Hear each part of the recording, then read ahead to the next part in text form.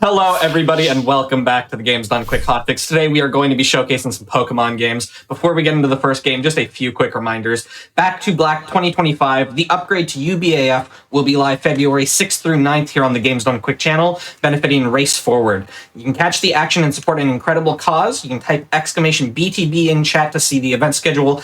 And if you want to find out more about the all-Black speedrunning community, type !BAF in Twitch chat. If your crafty prize submissions are open from now until February 1st. Also, if you would like to support the Games Done Quick Hotfix, you can check out the 2024 Season 4 shirt over at theyeti.com/GDQ. With all of that said, we have our first run here, which is going to be Let's Go Eevee. I will hand it over to our runner and commentary. Let everybody introduce themselves. All right, thanks, Serge. Hi, everyone. I'm Furist, and I do Pokemon speedruns pretty much exclusively on the Switch. I've sort of been focusing on Let's Go for the past couple of years, although I don't really run the categories that you'd normally expect a Let's Go runner to be running. I have a tendency to come up with a bit of silly categories, just such as this one, which is any percent NMS, no evolutions, and we'll explain in a sec what this actually is. But before we do that, I do have two commentators who have agreed to join me here. If you'd like to introduce yourselves. I would love to. Hi, my name's New Amber. I've been speedrunning Let's Go for 6 years now. You may have seen me commentating the GDQ Let's Go run. And yeah. And I'm Iron. I also mostly do... Actually, I would say mostly. In terms of main series, I pretty much exclusively do the Switch titles. I do play a lot of fan games as well. And I'm looking forward to this. I also like Furious. Don't like playing any percent. I like playing a lot of meme categories, so I'm looking forward to this. This is a category that he and I kind of cooked up together, so it's gonna be exciting. All right, so we're gonna get started. The timer is gonna start in roughly a minute. I'm gonna get in game. It takes roughly a minute to get in game. This is gonna be Let's Go Eevee. You can also run this on Pikachu. It's slightly different, and Iron will explain the differences as we go through. But basically this is, so the main category for Let's Go is any percent NMS. Don't worry too much about what NMS means. It means no mount skips. We could explain what that means later, but it's not really too relevant. What's relevant is the no evolutions part, which is a twist that we add to the category, which means that we are not allowed to register any evolutions in the run. And this has a lot of implications, especially for this particular run of Let's Go. And yeah. We're about to get started here. So in 3, 2, 1, go. Yeah, and just to explain no evolutions, so obviously it means like, oh, if you catch a Caterpie, for example, you can't evolve it into Metapod or Butterfree. But it also means that you cannot catch Metapod or Butterfree in the wild at all. So like, you literally cannot obtain any Pokemon that has a free evolution. So I think there's only about, like 60 or 70 Pokemon that you could like possibly obtain. I don't know if that number is right. It's right. We should explain actually why this is actually relevant, like in terms of catching. Because if you've watched a lot of Pokemon speedruns, most Pokemon speedruns actually don't catch many things. For Let's Go specifically, each gym in the game has a specific requirement, and there is one specific requirement, which is for Koga's gym, where you have to catch 50 Pokemon. This makes this speedrun actually quite unique, so even any percent is like pretty interesting from that perspective, because you have to catch 50, and you're not always going to catch the same 50. But the no evolution restriction makes this more interesting, you could argue, also more cursed, because you basically don't have a lot of options. You're going to have to catch a lot more things in general because you can't really evolve anything. And this also means that you're going to likely have to go to more areas in the game just because the areas that you would normally go to don't really have 50 options that are not, evolutions.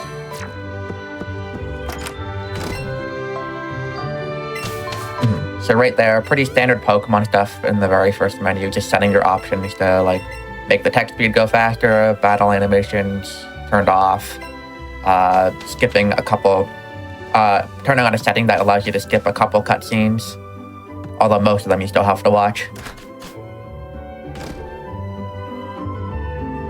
So someone already pointed out, so in 90%, the late game is generally going to be handled using Starmie. It's the main that we use.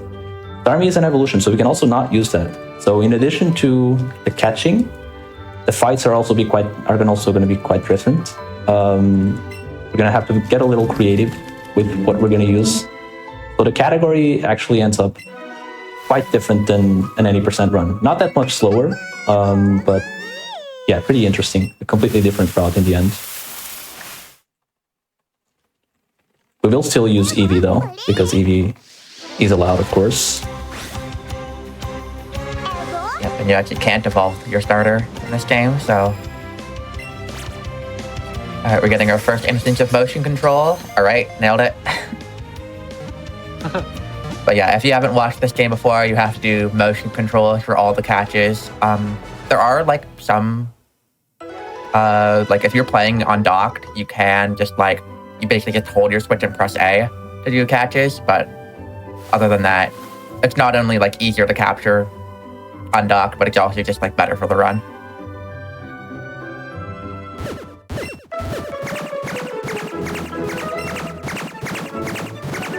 Yeah, and this Eevee, not only does it always have like perfect stats or perfect IVs if you know what those are, but also its base stats are boosted quite a bit, between like 10 and 30 points per stat. So basically the only variance we're going to have in our Eevee stats, at least at the very start, is going to be its nature. So I believe you're probably just going to take every nature fury, is that right?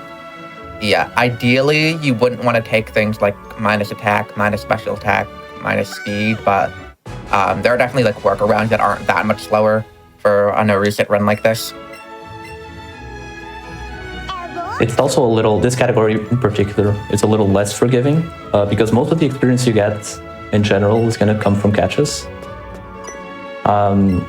Since we are catching more things, we're likely going to be a little over level compared to what we would normally be in a normal 90% run, which helps if you have a bad nature.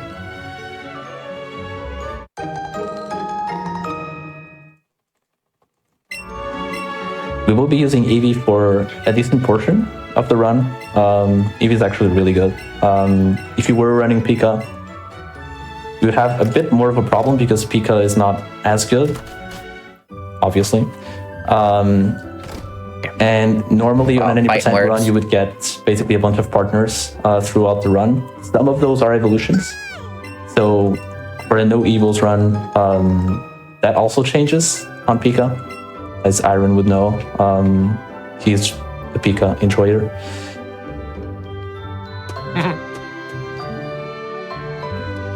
Yeah, that's mostly relevant in kind of like the mid-game rocket section. It's not the worst thing in the world. We'll talk about it a bit more when we get there. But Eevee can kind of handle a lot more things by itself versus Pikachu. Just made our way up right one. Don't really want to catch anything yet because the things you're going to catch here are like level 2 or level 3, and it's better to just kind of wait a little bit longer. And pretty soon we're going to be able to catch like those same Pokemon at like level 7 or level 9. So not really any point in catching them now unless they like happen to run into you or something.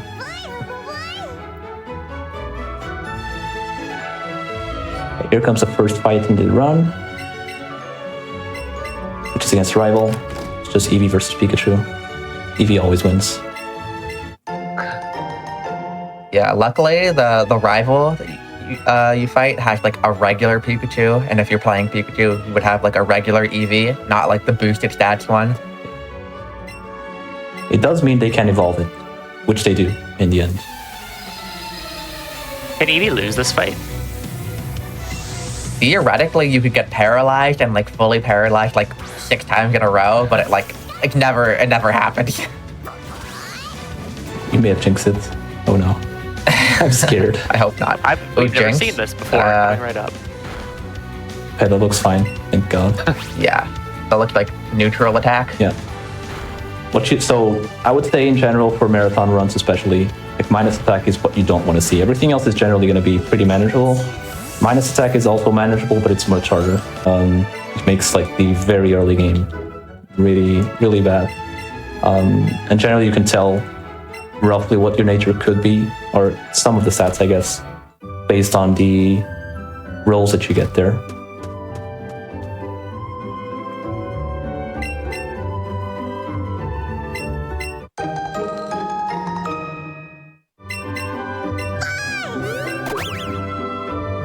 Are we gonna pet the Eevee? We will not. No. No. Ugh.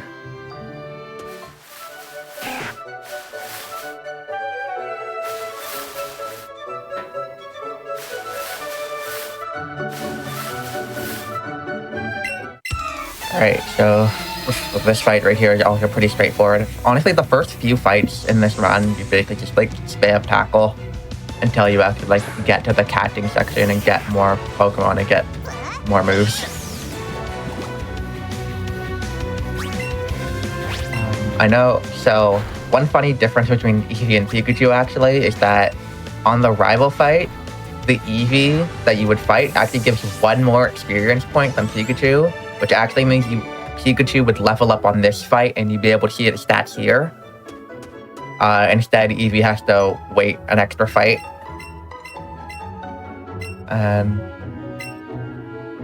Yeah, in this case, for Eevee, we're gonna level up on the next fight, which is gonna be in Forest.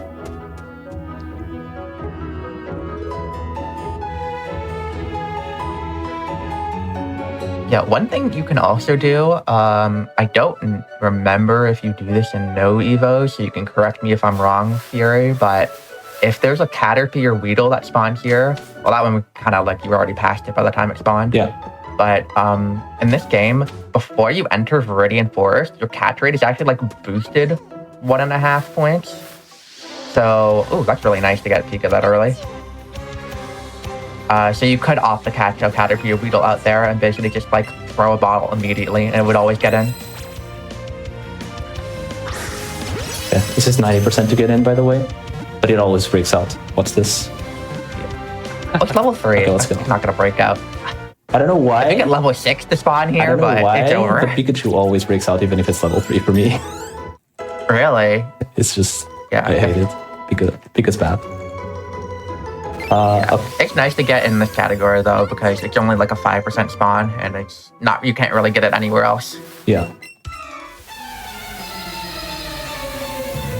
The downside is Furist is not going to see his stats until he learns Double Kick, I guess. So. Yeah. Unless I somehow level up in one of the other fights, but that's probably not going to happen. Yeah, that's doubtful from here. But it's not a big deal. I guess just... We'll figure it out eventually. Yeah, your stats really, like, you don't really have to know them for a while. Especially because I already know I don't have minus attack. Yeah, one thing to explain actually while we're just kind of going through these couple fights here is spamming tackle. So we already talked about the caught kind of marker you shoot at the top and why we need to get the 50. The planned number, basically, in typical Let's Go runs, you would have like kind of like what's known as a planned 50, which means is that like those are the 50 Pokemon you're probably going to get, and as you like, you know, if you see an extra thing, you add one. If you miss something, you subtract one.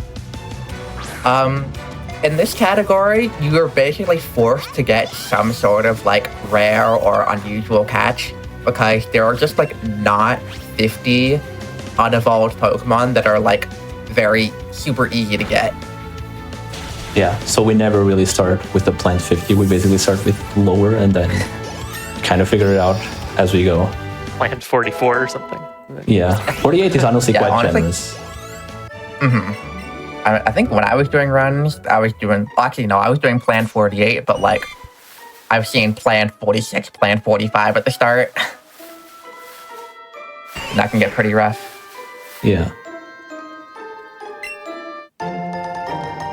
Also, really nice 2-controller strat on the Pidgey fight right there. So basically, in this game, you can do what's known as cheating, which is you and basically take a second Joy-Con, and it's supposed to be like a co-op thing, like, oh, you play together. But, you know, we use both controllers. And you can do 2v1 fights.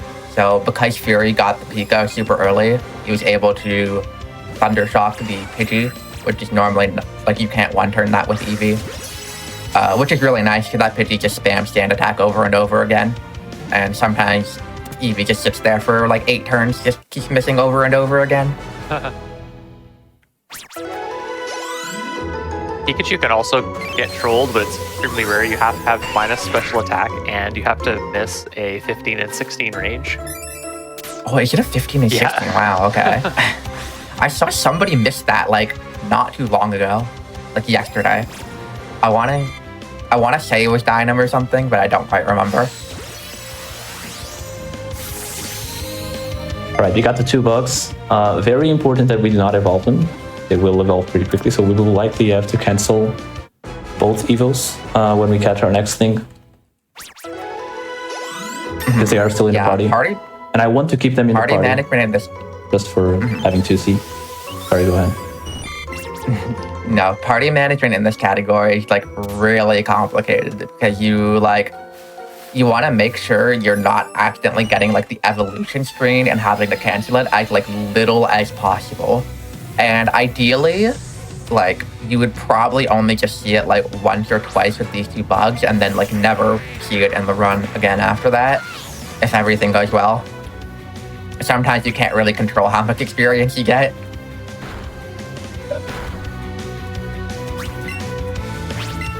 But yeah, we've got Pikachu, we've got Weedle, we've got Caterpie.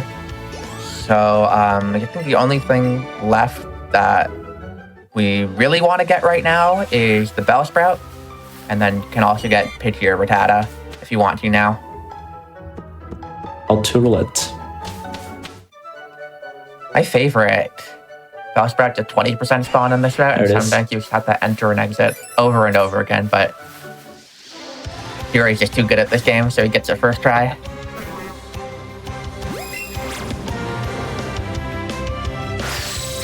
Okay, that is a weird one, but okay. That was unusual. Yeah, so every Pokemon in this game kind of has its own, like, attack cycles and its, like, likelihood to do, like, a little attack. And if it doesn't attack and you try to, like, catch it, it'll just, like, knock the ball away. Bellsprout is, like, super likely to do an attack, like, immediately. And for it to not do an attack on, like, multiple cycles is pretty unusual. Neutral Eevee. All right. Standard. I'm not gonna complain about that. All right, time to cancel evos. We generally want to avoid this, obviously. So we're probably going to try and not have things that can evolve very quickly in the party for most of the run. So I'm actually going to deposit. Yeah, he's going to box these. These things evolve really quickly. There was a rat that I might just get, to be honest. Just to get a little... There we get lower. And I guess I could get the PG. I already have 2 TL, so... Yep. One thing to note is that for a lot of like any % runs, you would normally want to wait for a lot of these catches until they are in a place where they spawn at a level that will give you an evolution like almost immediately, like 1 level or something like that. So for example, Pidgey on Route 17, for example, would evolve into Pidgeotto and Pidgeot in just 2 levels. But in this category, it's kind of the other way around. You want to probably catch things as early as possible. There it is. Oh, wow. So we're I feel just like you had a similar thing happen in your PV where a rat just kind of ran down there and it was hard to see. Okay, that's unfortunate. Yeah, catching a lot of things early is so nice too because Misty's gym requirement is having a level 15 Pokemon, which is honestly kind of a little bit tight if you don't catch like a lot of things. So it's nice to get the Pidgey and Rat now just for that experience. Yeah, luckily a lot of the things you catch before Misty in general are not going to be things that have evolved, like Kakuna. Sometimes you might catch a Kakuna or a Metapod, but most of the time, or even like, I guess you can't catch. I would catch Kakuna and Metapod. Yeah. Because it's funny. Yeah. It's also I very technically a often lot of try to do as experience. It's one thing to note, like, if you catch an evolution, it's actually quite a bit of experience. So in some cases, even at 90%, we would... Like, Eradicate, for example, is a very common choice to catch.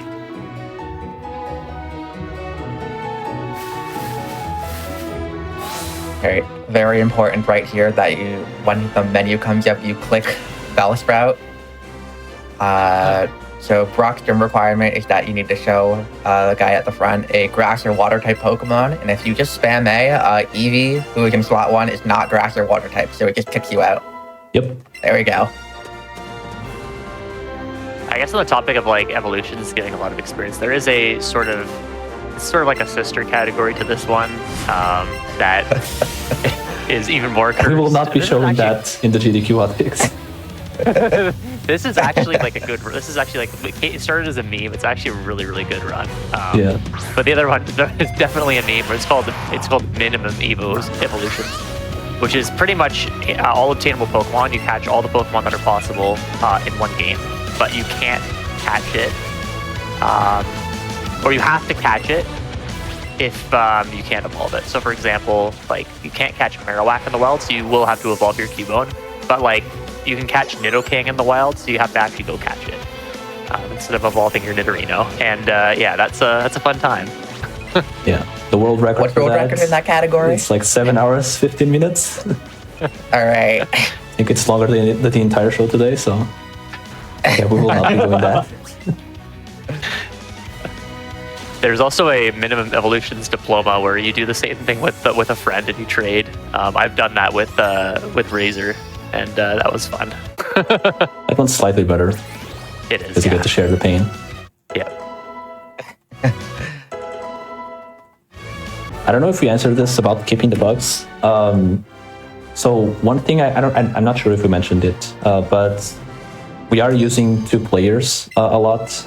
No, we're gonna use 2 players actually for fights. I think that one we mentioned, but for catching, it also makes the catches easier if you use 2 Pokeballs rather than just 1. And so we generally want to have 2 You need 2 Pokemon in your party to be able to do this. Which is why we kept the bugs for a bit until we caught something else, in this case the Bellsprout, and then we deposited those. So we didn't need to have this anymore. But yeah, when this game came out, it was actually banned to do 2-player. The Dark Ages. Yeah, there was a lot of breakouts. 2 players just makes things a lot more consistent. If you got like under 10 breakouts in one controller day, that was like good. That was the greatest run of your life. Yeah. All right, gonna do a bit of shopping here. Just get some Great Balls for better catching. We're gonna pick up some X items. These are basically items that like temporarily boost your stats in battle, and they're super powerful.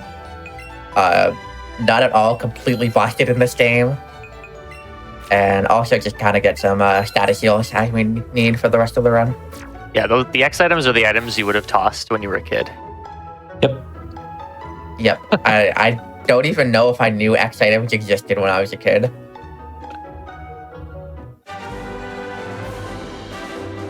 I remember like as a kid playing Gen 1, I'm like, this only happens for a battle. It's so useless. Like I'd rather just use a vitamin. The vitamins that wrong I cost like was. $1 million. Yeah. So the funny part is like even as an adult knowing how good they are after seeing speedruns, I still can't get into the habit of using them. I'm just like, nah, I'm not gonna buy them. I'm just gonna Yeah, I'm just gonna pointlessly grind my Pokemon for like 7 hours, just so I can get it to the right level so it doesn't need setup. They are really busted though. Like if you I feel like a lot of like adult Pokemon players kind of want like to keep their game a little bit more of a challenge. So if you want to do that, I would probably recommend avoiding X items because they're just so powerful and good. Yeah.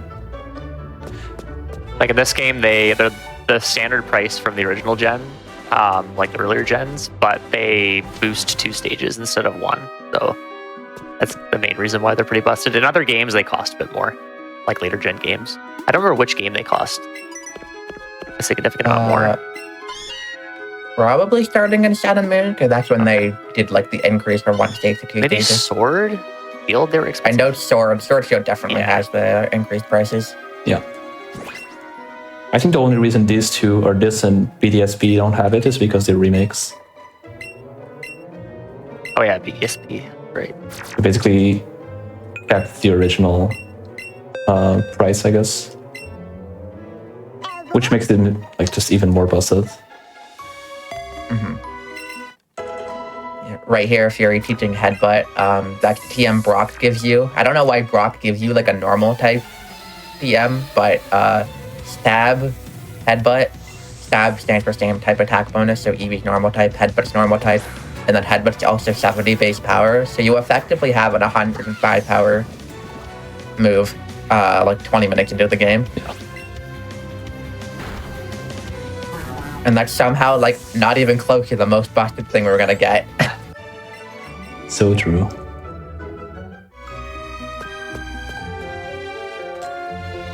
Alright, so now we're in Mount Moon. We have to catch a few things here. We should be catching a few things here. We also just got, I don't think we mentioned it, the Magikarp, which is actually the fastest catch you can get. I guess we didn't mention it, but you are allowed to get gift Pokemon, so you don't need to necessarily catch everything. Some Pokemon can be received as gifts, such as Magikarp. Magikarp is a very good one. You do spend $500, which sounds outrageous, but it's actually just fine. That's a bit of a rip-off gift, in my opinion, to pay for it. Okay. Yeah, Ooh. wow. All right. Lots of glowing I think things. 3 glowing Paras. now's a great time to talk about what a glowing encounter is. We saw like a billion right there. Yeah, sometimes when a Pokemon spawns, you're gonna have this like red or blue kind of like aura around it. So that's known as a glowing Pokemon. So that either means they're like large or small. And that also means when you catch them, they will usually give about 1.5 times experience, like that. There's a very rare chance, and there's no way to like know this until you do the catch, but there's a very rare chance you can just give 4 times experience instead. And we call that supersized Pokemon. And it's very funny when that happens and you have like a full party of Pokemon and they just all level up like 5 times.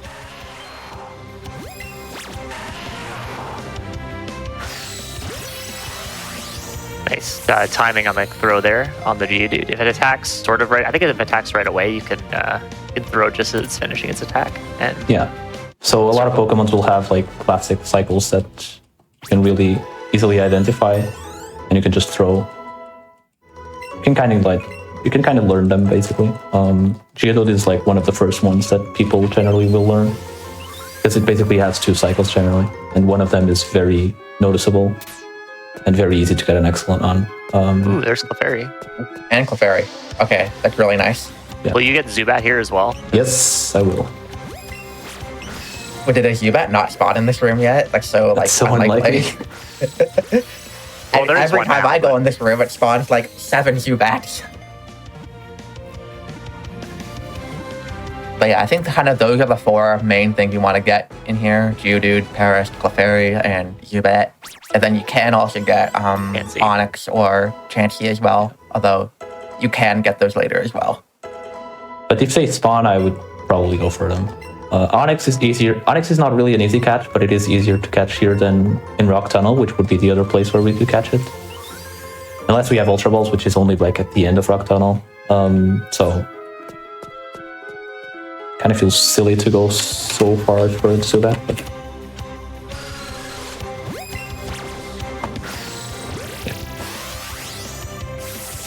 Zubat's a tricky one to hit the circle on. You're yeah, very luckily lucky to the hit it catch rate usually. is usually okay. Yep. But yeah, you would want to catch Zubat here instead of Rock Tunnel, for example, because in Rock Tunnel it evolves in 1 level. In a normal any percent run, you would normally do the other way around unless one spawns on top of you. I know another place you can get Zubat where it won't evolve immediately. Diglett's That is Cave. Oh, I was gonna say Pokemon Tower, but you know, that too. there's a lot of places you could find it. Yeah. Yeah. it's just so common in Mountain and Rock Tunnel that like Yeah. there's just no reason to get it anywhere else. Yeah. One thing that, because the last Pokemon Theorist caught is a Zubat, we're slightly more likely to see Zubat spawns from here on, unless he catches a Chansey or an Onix. It's called catch chaining, and we sometimes take advantage of that to. We want to catch more of one Pokemon because, for example, we can get a gift Pokemon later on. Then, for example, a Growlithe or the Meowth will allow you to get either Persian or Arcanine, depending on your version. You catch 5 of them. It's just easier to catch them all in a row because they're more likely to spawn. In addition, rare spawns, like the extremely rare special spawns, are more likely to spawn the more of another thing you catch. Which is something we won't see in this category, but it's used quite a bit in some of the more longer categories that catch a lot of Pokemon. Yeah, there's like a ton of research that has gone into like how spawning works in this game, how catch rates work in this game, and all of that. Kind of just the main one that kind of applies to this category is once you catch something, that thing is now more likely to spawn.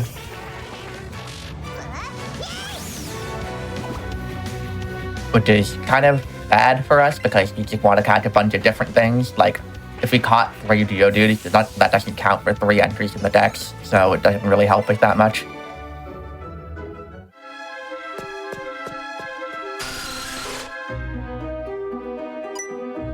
Yeah, generally speaking, the catch chain is not really gonna be a good thing for us, and aside from very specific scenarios in like certain categories, like all obtainable Pokemon where you have to get like all the Pokemon, you need like 3 Eevees, for example. In that case, it's useful. But yeah, other than that, it's generally gonna work against us.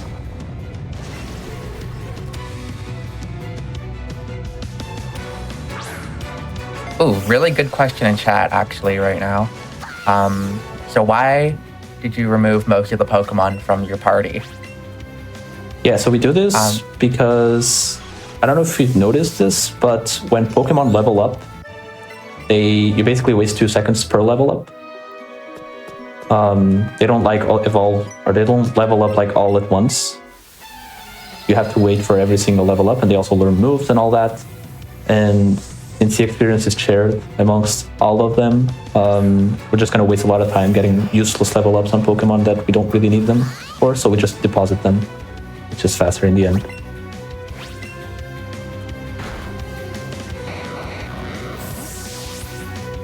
For certain cases later on for this category in specific, I may like include, or I may keep things in the party just because I don't want other things to go in the party when I catch them, for example, because they would evolve quickly. So I might be doing that a little bit later, but for now it's not too much of a deal.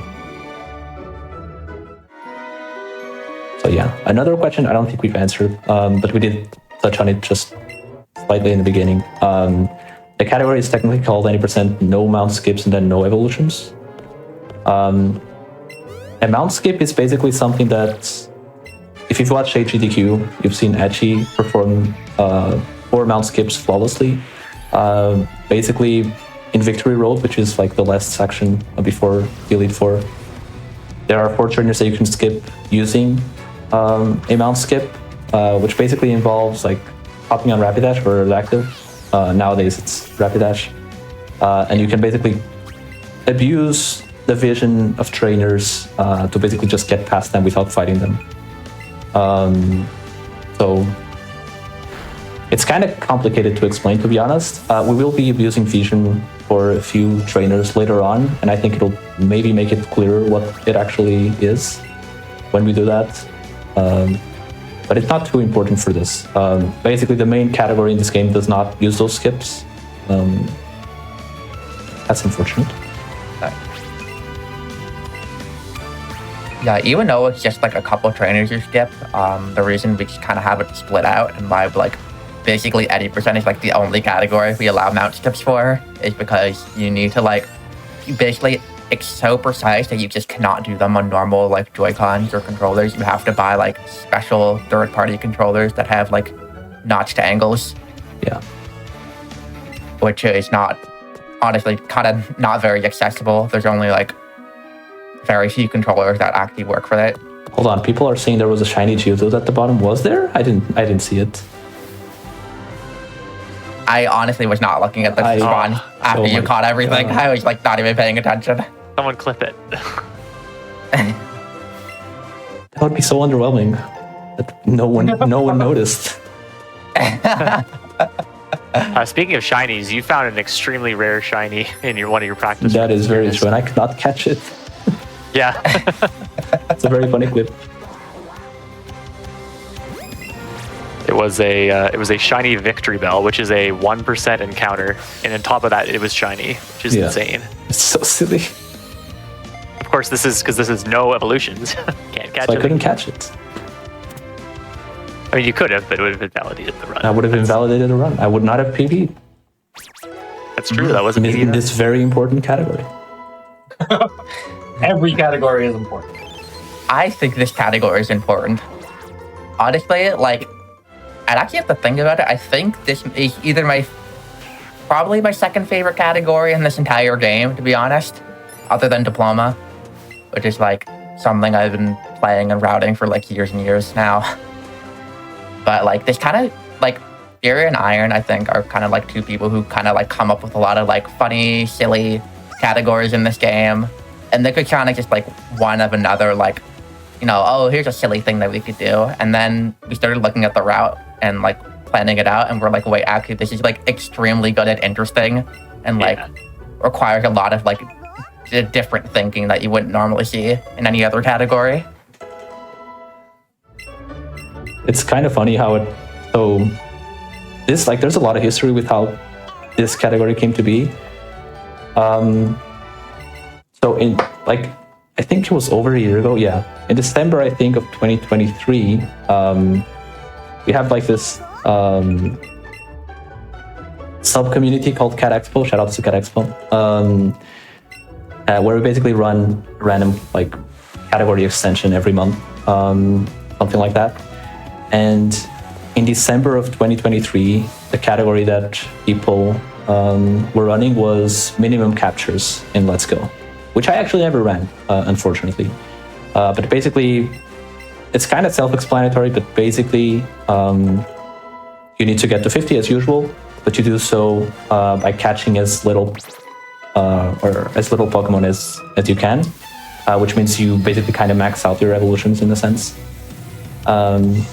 And then off of that, we basically came up with max catches, which was eventually renamed to Minivos, which was the category that Arun was explaining. It's kind of like AOP, where you catch 117 Pokemon and then evolve 18 or something. It's like crazy. And then off of that, we came up with this one.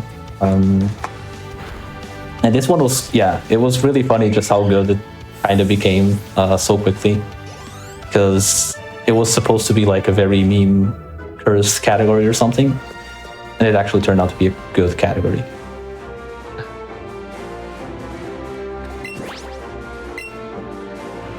While we were talking about all that, Fury taught his Eevee some very special moves here. So the 3 moves that he taught there, which can only be taught to your starter Eevee, are Buzzy Buzz, Bouncy Bubble, and Sizzly Slide, which are all 90 power and all have like secondary effects that are really powerful. Buzzy Buzz always paralyzes. Bouncy Bubble is basically kind of like Giga Drain, where you heal half the HP you deal, and then Sizzly Slide always burns. So we're actually going to be abusing the fact that Buzzy Buzz paralyzes like basically immediately right here. The Starmie is going to be a 2-shot after 1x special attack. And Starmie is faster, and Starmie is very powerful, so if you gave it 2 turns, it would basically just like destroy you. But we get hit once and then paralyze it, and then because it's paralyzed, we're faster on the second turn and we can just take it out. Classic. 30% of the time, every time. It always happens, especially after you menu before. Because menuing before Misty is not something you will always do. But you're always concerned that this time you're going to menu before Misty and then you're going to get burned, which forces you to do another menu. It's fine. It's definitely worse in Pika, because in Pika you don't have burn heals, I think. Although in Pika you would usually one-shot anyway.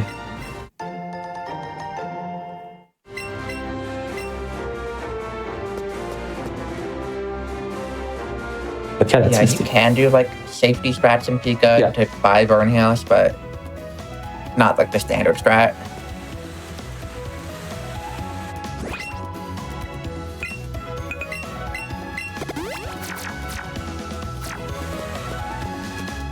So about no evils, it's actually pretty funny. When I came up with it, I remember this quite vividly. I mentioned it in the Discord. We have like a Let's Go race / tournament Discord where we basically discuss all of this. I came up with it, and like I mentioned it in the Discord, and I had to like go out for like a few hours. And when I came back, I had like a discussion with like 10 different people, like on how they would approach the category. And we basically had like a rough route. And then Iron and I basically ran the category that night for the first time. Mostly unrouted. We basically like we had a rough idea of what we wanted to do. But it was mostly, we didn't really do any calcs or anything like that. And then eventually after that, we actually routed it a bit properly. Yeah, how long did that first race take? Like 4 hours or something? No, it was actually sub 4. It was Three- like 3.5? Was it 3:50 3.5? something. Okay. Yeah. It was not Yeah, that I bad. kind of only started running this like kind of after it was actually routed. Yeah. I'm not usually a participant in like the meme categories in this game, but I dabble a little bit. And once I saw this one, I was like, no, this is a good category. This is not as cursed as like some of the other ideas. Yeah. I'll do it. And it did help with a lot of the routing as well. Yeah, I think the original route used like Zapdos for some stuff, which is a fair bit of a detour to actually get. Yeah. But it's a really strong Pokemon, so it was like, yeah, we'll just use that. And then, yeah, once we started properly routing, it was like, yeah, it's probably too much of a detour. We can figure it out with other things.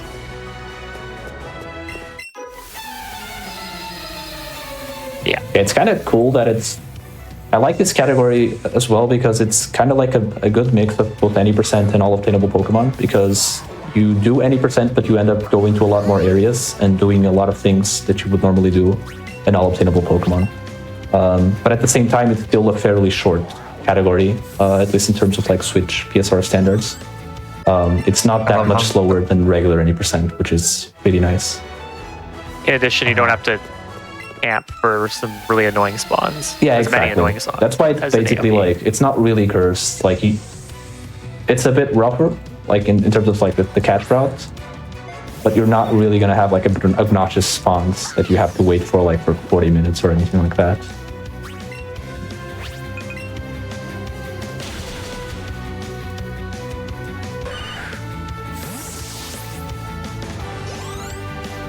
Yeah, it's only about like 20-25 minutes slower than typical any percent, and it's like so different. Yeah. Yeah, it's funny that like 3.5 hours, that's like a relatively short run in Pokemon, you know? Yeah. Every Pokemon game is just like so long these days.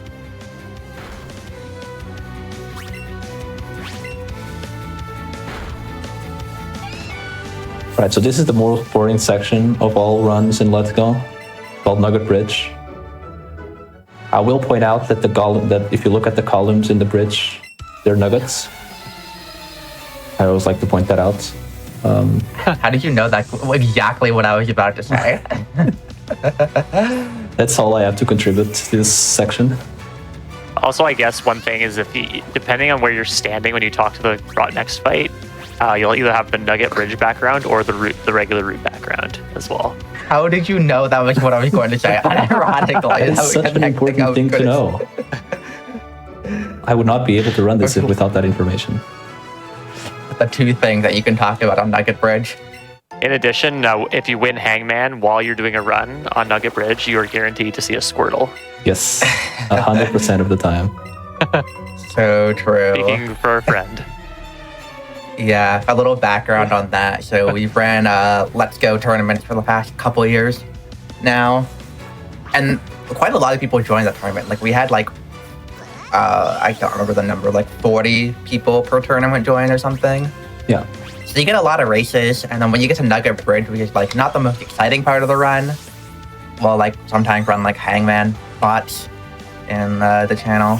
So a lot of the time, even the runners like doing the race will just like start typing in guesses and stuff. And Ian got a pretty sick win on one race. And yeah, and then Squirtle on Route 25 is like extremely rare. Like I've been running this game for 6 years. I've maybe seen Squirtle spawn there like 2 or 3 times ever. Yeah. And in a lot of categories, actually, it's technically not that useful. For this one, it's very useful. Yeah, exactly. Like for this category, it's like one of the best categories to get a Squirtle right there. I hate that I'm going so... Okay, it's fine. Now it's better because there's a Meowth.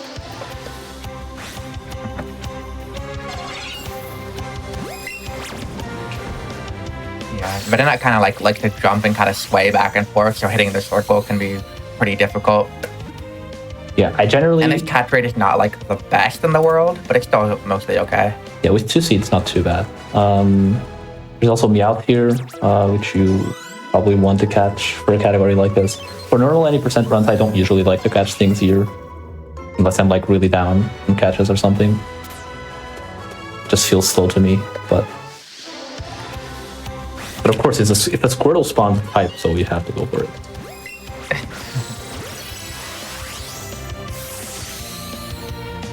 Meowth is a real Squirtle here, so true.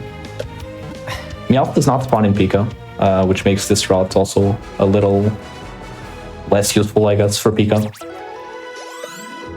Yeah, pretty much it's only that a Nat in Pika. Yeah. There are other things that spawn here, but like you wouldn't really catch a Pidgey here or a Bellsprout, or I guess Oddish is what you would find in Pika, but yeah. Because by that point you already have it. So coming up right here, we're going to kind of abuse the vision in this game. You would think that, like, if you haven't played this game, you would think that, like, those trainers would have totally seen Fury right there. But for some reason, trainer vision is, like, an unbelievably thin line that comes, like, out of their forehead, basically. So if you kind of just never stand in those lines, you just don't have to fight them. You can just kind of weave around. And that'll happen, like, quite a bit throughout the run. There's at least like probably like 4 instances I can think of at least. Yeah, probably more. And the mount skips that we were talking about basically abuse this as well. It's just a very thin line. You can kind of like teleport through it, if that makes sense, with a mount, because it's so fast. Yeah, you basically like move faster in one frame than the vision, like the thickness of their vision. Yeah. So you basically just on one side of one frame and on the other side on the other frame.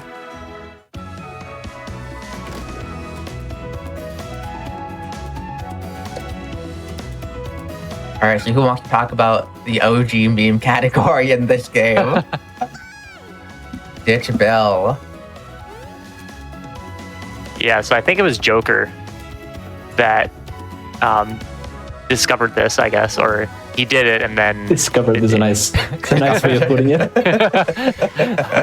You're supposed to, once Bill goes into his machine, you're supposed to go up to his PC and rescue him.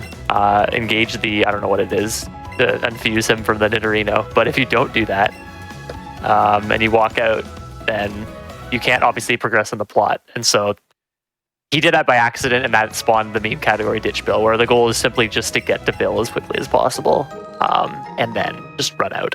And I believe it takes quite a while for you to notice. Yeah, you have to get back to Cerulean City before you would know if you like accidentally did that. Yeah. And it's just so slow to go all the way back because you don't have a ride, and you have to go back through Nugget Bridge and pass all the trainers again. It's just, not worth it. No Squirtles. Dang. The Squirtle on the way back is usually a bit of a curse, because you can't really get to it in time.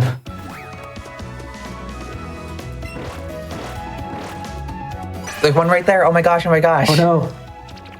It's running away. Go after it. So fun fact, you can actually get that Squirtle later.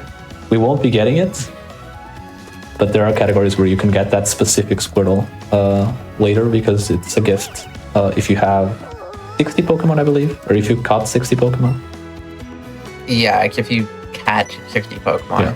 This game's like really weird with where like some catch requirements are based off of like the number of dex entries that you have in your Pokedex, and some catch requirements are based off like the number of like physical Pokemon you have caught. Yeah. So the Squirtle one is based off the number of like physical Pokemon you caught, but like entering Koga's gym is based off of the dex entries. So it can get a little bit confusing.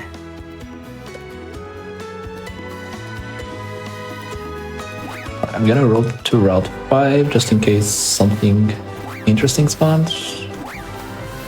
Nothing, just rats. That's cool. No Abra this time. Yeah, I've been getting a lot of Abras recently, which is really nice. Abra is kind of a bonus. For a really nice one to get. Yeah, Abra's not like too uncommon, but it's like uncommon enough that you can't really like plan for it without just like sitting there Yeah. for a bit. Yeah, on the Pika side, like maybe not for this category, but for like the longer categories, to get the Persian ride, you have to catch 5 Growliths, and I've been able to just get most of my Growliths on Route 5. It's pretty lucky because you don't have a lure up as well, so but that's a good place to catch them as well if you're you don't want to camp on Route 6 because it can be a bit trolly there. I don't think we've talked about lures yet, but basically Gary's been using this item called a lure, which is kind of like the opposite of a repel. Basically makes Pokemon more likely to spawn. As well, they also spawn at 1 level higher than the typical maximum level in that area. So it's really nice to just like use lures, not only like get things a little bit easier, but also get more experience from them.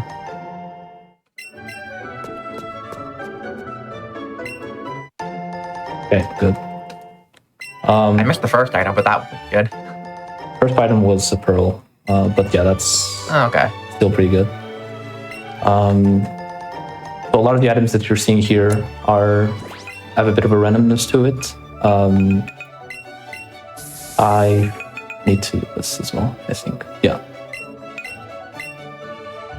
Yeah, so in the first and the third spot that we checked, there are like 4 different items you can get, and they all sell for different values.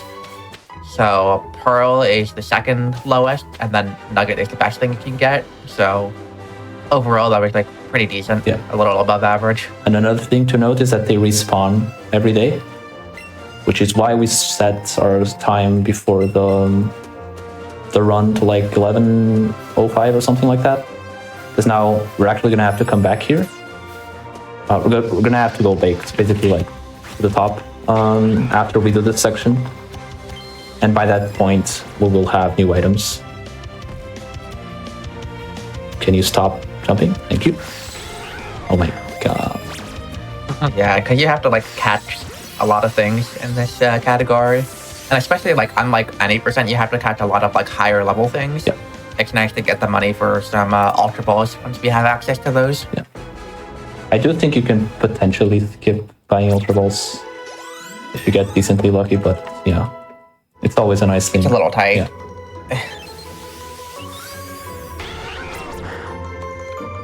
So we got Vulpix. We would ideally like to see Jigglypuff as well, and Abra, of course.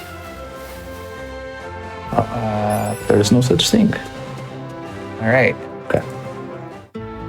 Nice. I always want to explain that, but then I feel like if I explain it, I will mess it up. Yeah, that's like Fury made it look pretty easy. You just like walked in between those 2 trainers. The like amount of room you have to like walk between them is like pretty tight, actually. So that was really well done. But Fury's gonna have to do the second time on the way back up as well after he leaves Vermilion.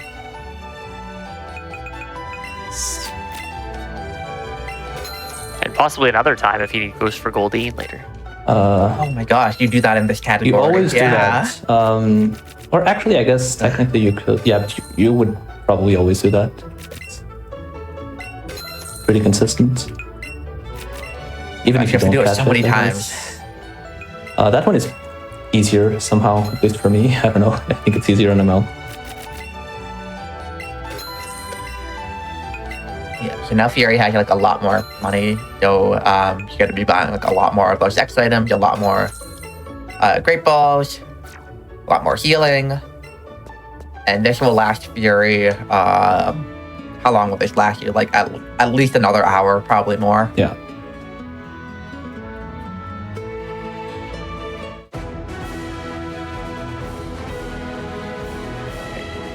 So this is kind of like I would say our first like real detour in this category. Where are the So in Pokemon? normal, like, wow, there's nothing here. brutes. In normal, any percent or no mount skips, you basically wouldn't kind of go to any of these extra areas, but we need the extra catches. So we're going to be looking for Drowsy. Would be nice to get Mr. Mime, maybe, but it's not like the end of the world if you don't get it. And then right after Fury, we'll go into Diglett's cave and grab a Diglett real quick. So here's actually an instance where I will probably be trying to actually go into Diglett's cave first, because right now I'm on a Drowsy chain, which means Mr. Mime is not very likely to appear.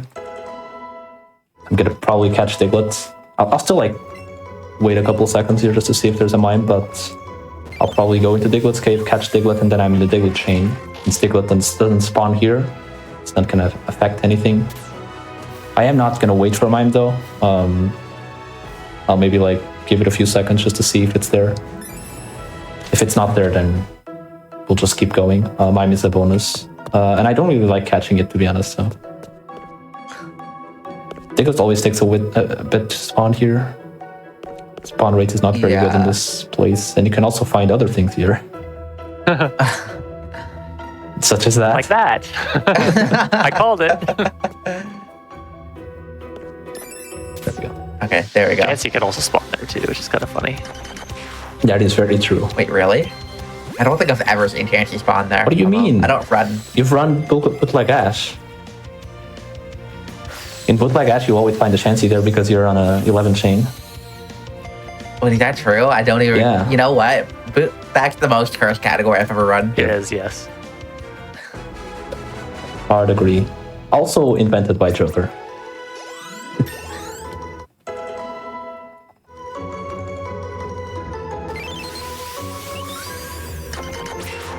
Right, Diglett and Drowsy are actually not too bad to keep in the party as well, because they take a while to evolve. So I'll probably be keeping them for a bit. Just so I don't get other things that can evolve immediately in the party. Yeah. And, Kind of the next big catching section is in Route 10, and like a lot of the things you can catch in Route 10 evolve pretty quickly. So if those don't go into the party, that would be really nice. Yeah. So we're gonna skip Mime. It's not a big deal. I hate catching it anyway. It's probably one of the worst, if not the worst catch for me at least. Because it's really hard to hit the circle, and it has a really bad catch rate, and you're always gonna be on Great Balls here when you get... So it's not ideal. If you had Ultras, then it would be much better. Yeah. Theoretically, we do come back to Vermilion eventually, and like if Fury was like really low on Pokemon, you could consider just going over and trying to grind for Mime, but Oh, I got the perfect not really worth it right Let's now. go. Wait, did you get turnless? Yeah. I got it. I also got it on my last run. It's kind of crazy. Oh my I God, had you're never so gotten it good. until I think one of the runs with it at GDQ. That was the first time, and now I've got it like 3 times. Kind of crazy. Yeah. To explain turnless, this is like does not matter. This saves like maybe half a second, but it's like something we talk about so much in the Let's Go community. It's pretty hype. Yeah, in that cutscene, if you like enter the cutscene at like the perfect angle, like usually your character will turn toward like the person that's talking to them, but if you enter at like the perfect angle, like you won't do the turns, and it saves like less than a second, and it's like the most important thing ever for Let's Go runners.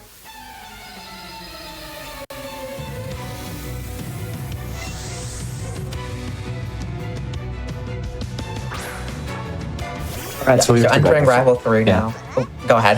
This rival fight is pretty straightforward, especially in this category, because you're going to be over level. Like I'm level 20 here. It's not really something you would normally see on runs. This Pidgeotto can be tough to outspeed, So you need to be usually at least level 18 or 19 to be able to outspeed it, and you want to outspeed it because it has sand attack.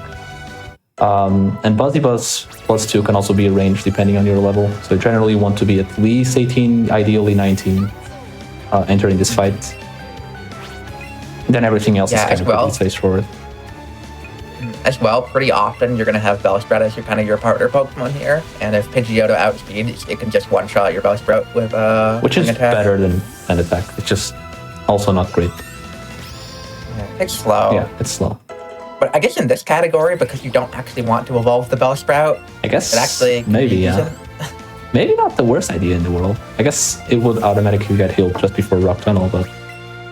Yeah.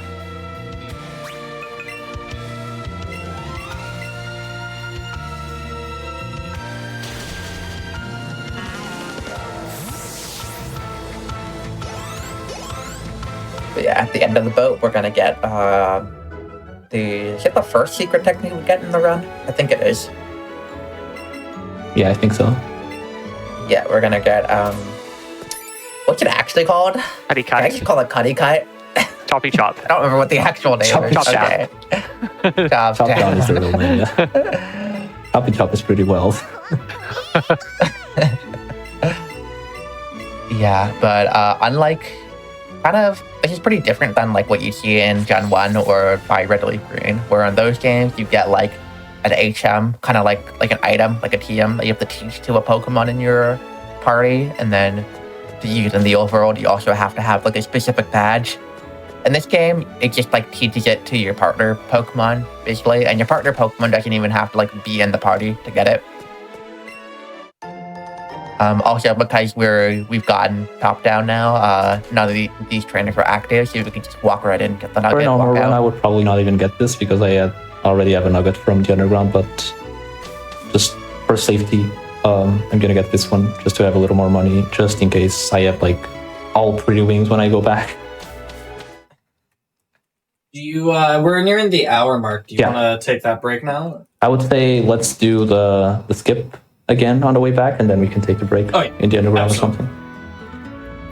So now is when we're going to do the skip, and now that I'm talking about the skip, I'm going to miss it, aren't I? It's supposed to be easier. Most runners find it easier to do it on the way up because you can line up with the tiles. Yeah, you have like a lot more room to like line up and not lose time. On the upside, if I do miss it, then it proves that it is a skip, and that because we could just be messing around, and these are not actual trainers.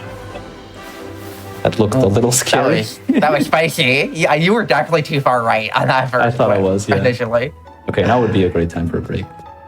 So I can count them as well. So in 3, 2, 1. Perfect. Yeah, so during these longer runs, we like to take breaks every hour or so, just so everybody can get up, stretch, get some water, anything y'all need to do. Just a quick reminder before we go to that break, you can join the official GDQ Discord and add the Hotfix role, where you can keep tabs on upcoming events, talk with staff, and more. You can use !Discord in Twitch chat for more information. We're going to take a quick break and be back with more Pokemon in just a little bit, everyone.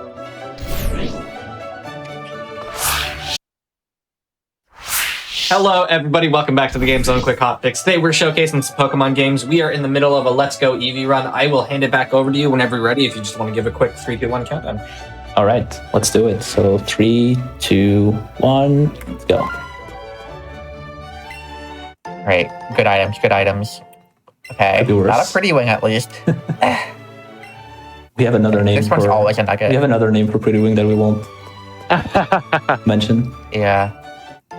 Okay, Big Pearl is much better. Okay. This is a repel that I always like to get for some reason, but... Oh. I don't think I knew that was a repel. Okay. I actually... So, I usually get it on my AOP runs because I usually waste like all my repels finding mine. And then I just get that one. True. If we see something here, we could potentially go back for it, but nothing relevant. No. Really, the only thing we really missed was Jigglypuff on that route, on Route 6, but we can get it later. I will probably just reset for it later. Yeah, it's pretty likely, so you probably won't have to stay for long, if at all. Yeah. Yeah, if it's on the route that I'm thinking of, you can also get an Abra there as well. Yeah. Mm-hmm. And also another very rare spawn, which you can technically get as a gift, but Furious loves to catch this Pokemon as well. I don't know if I love Porygon. it, because the last time I ran this category for the marathon, I waited like 2 minutes trying to catch that thing. Fair enough. And I lost the race against you because of it. Oh, was that the that was The PSRM one. Oh, okay, yeah. That was this. Oh, I thought it was the Minivos race, but no. No. We've done so many of these runs. I think I may have caught it on Mini Evos as well. I don't remember.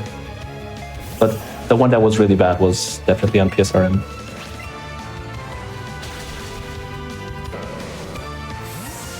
Yeah. This route's kind of you basically just go through these 2 fights, abuse the special moves that Eevee has to take out everything pretty quickly. On like lower levels, the Sandshrew coming up is like can be annoying because you don't always one-shot it, and it has like Dig and Fury Swipes and Sand Attack, which are all pretty slow. I think you're high enough level where that shouldn't ever happen. Yeah.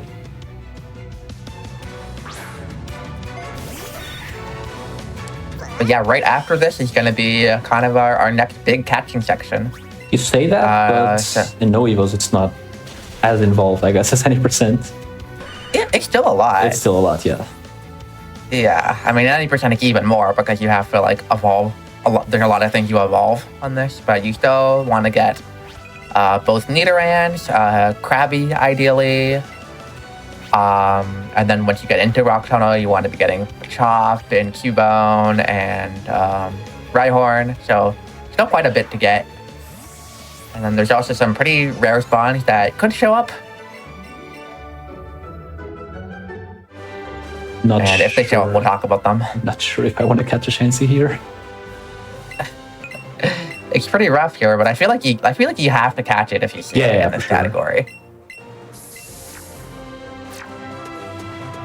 But yeah, I don't remember how many Pokemon games this applies to, if any, other than Let's Go. But in this game, like the level of the Pokemon affects the catch rate like a fair bit.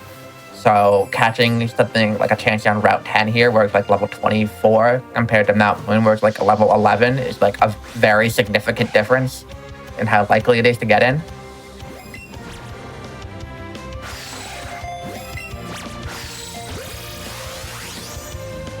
So this is another instance of us trying to play around the catch chaining. I waited, so there are 4 potential slots for Pokemon to spawn here. So we generally wait for all 4 of them to spawn before we start catching things, just so we don't get a chainable Pokemon before all slots are used up. Oh yeah, also Spearow. I did not say that, but yes, that's important too. Yeah, I generally would like to catch Spearow earlier because here it would evolve in 1 level. But it didn't spawn earlier, so... Yeah, what's your party looking like right now? I have a couple things that I'm gonna need to pull out, but... Okay. That's fine. I would say, actually... I might just deposit now because I'm gonna get Krabby. Yeah. And then I should be able to... And I still need Nidoran Male, but... I'll just do this now. And yes, you can cancel evolutions. And you are required to do it if one pops up in this. One thing that's important is you need to make sure you cancel them pretty quickly. Like if you wait.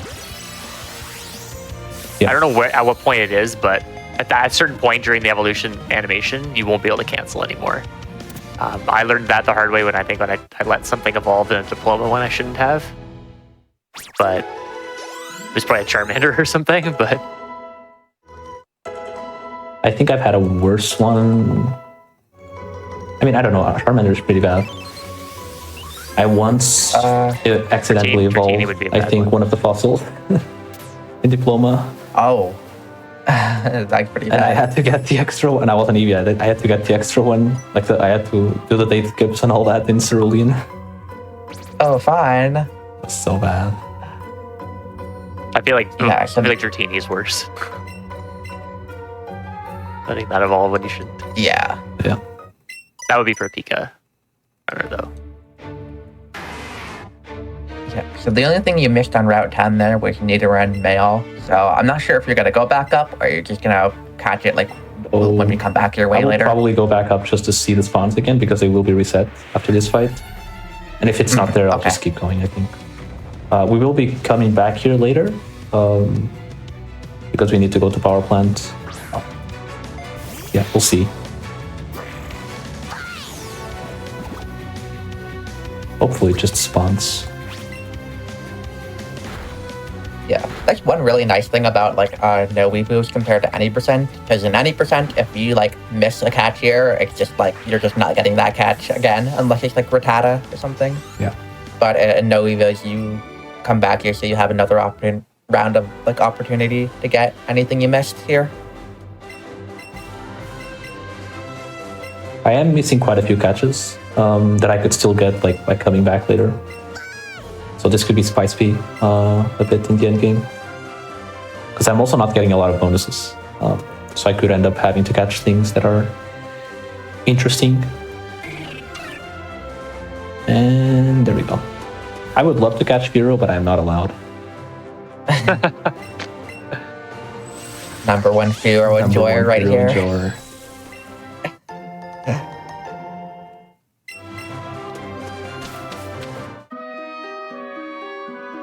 Alright, so now it's rock tunnel time. Right. There are several things that we would like to catch here. A little less than, I guess, normal any percent, because in normal any percent we'd also get like Zubat, for example, because it evolves immediately. We would also get Graveler, which is an evolution, can't catch here. But we're still going to catch a few things. The most important one would be Rhyhorn, which we will be using as a ride Pokemon. It's the first ride Pokemon we'll be using. Yeah, so there's no bike in this game, but instead there's certain Pokemon that you can ride. Some of them are like really slow to ride, and some of them are actually fast. Yeah. Rhyhorn's kind of like the second highest tier, I would say.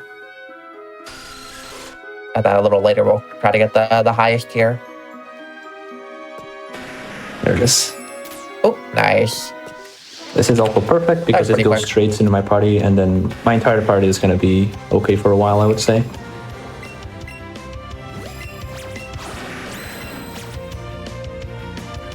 Yeah, Rhyhorn's also really nice because it's kind of like the only thing we're able to get in this category that's like not super rare, that gives a good amount of experience. Normally in any percent, the other big experience cat here would be Graveler. Can't get that, so really important that we can get a bit off of Rhyhorn. I know another really nice experience bump you can get in here. I would love to see it. I have not caught it in a long time. It has killed many an AOP run. Kills all my AOP runs. Okay. I need to ride the thing. I can do it after this. Okay, weird. That was a very calm Cubone today. Yep. Sometimes Cubone just like keeps jumping back and forth over and over again, and you can never throw at the right time.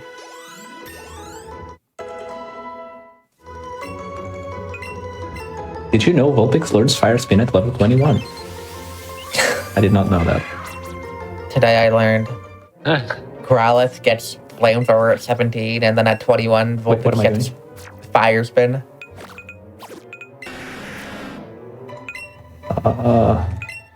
Might as well do this now.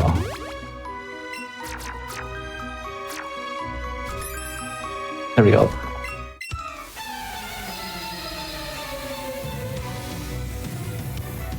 Yeah, in a lot of these categories you end up learning about random moves that Pokemon learn because it keeps them in your party for so long.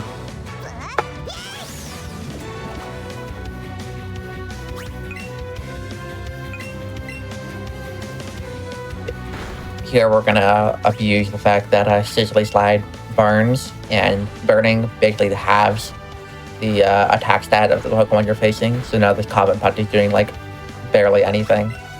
It is pretty slow though. Takes 4 times. Could also headbutt and go for a flinch She's slightly faster, but it's also scarier because then not burn. Yeah, there's a lot of the fights in this game have like several different strategies depending on your stats. Whoops. A lot of the time, like your HP matters Yeah. to you. What partner, like Pokemon you actually have obtained matters as well. So There are some fights that If have you're running like, the- really niche strats involving other Pokemon that you may have caught or not. mm-hmm. That's a Machop. Is that Machop? Yeah. I was literally just thinking in my head, like, wow, it's kind of unfortunate we didn't get Machop yet. And Yeah. There it is. Good.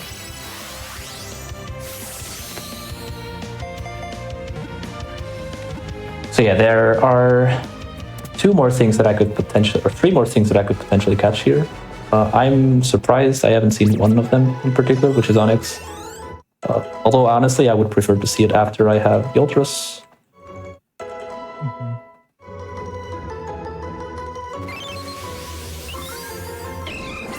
But yeah, the other two things would be Charmander, which is the rare spawn in a wait, because I wasn't sure.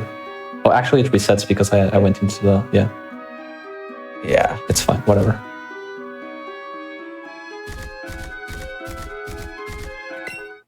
So Charmander is something that you could find here, it's the rare spawn. And the other thing that you could find here is Kangaskhan, which is a 1%.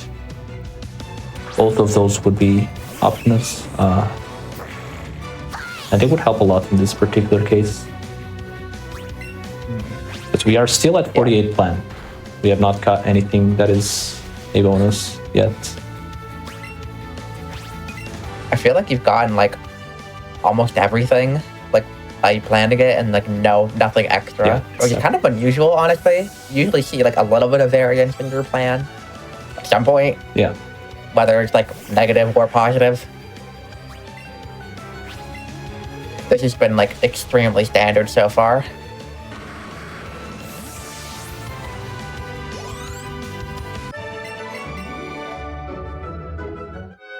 And yeah, after the next fight, like trainers in this game will give you like kind of like little rewards sometimes, and this trainer right here will give you 5 Ultra Balls, which is the earliest spot in the run we get Ultras.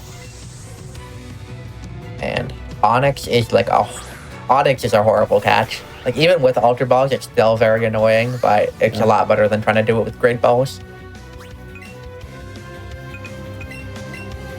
I'm actually wondering if I would even actually go for Ultra Balls. So I want to keep those Ultra Balls for like other things that we have later. So I might just try and do Greats or something. We'll see. I mean, It's not going to spawn anyway. yeah. I feel like I'd rather, like, especially for a no reset round, I'd rather just switch to, like, double Greats for Route 17 or something. Yeah, that's what I'm going to do, And for we sure. But the thing that I'm worried about is later. Because at that point, you still don't have Ultras.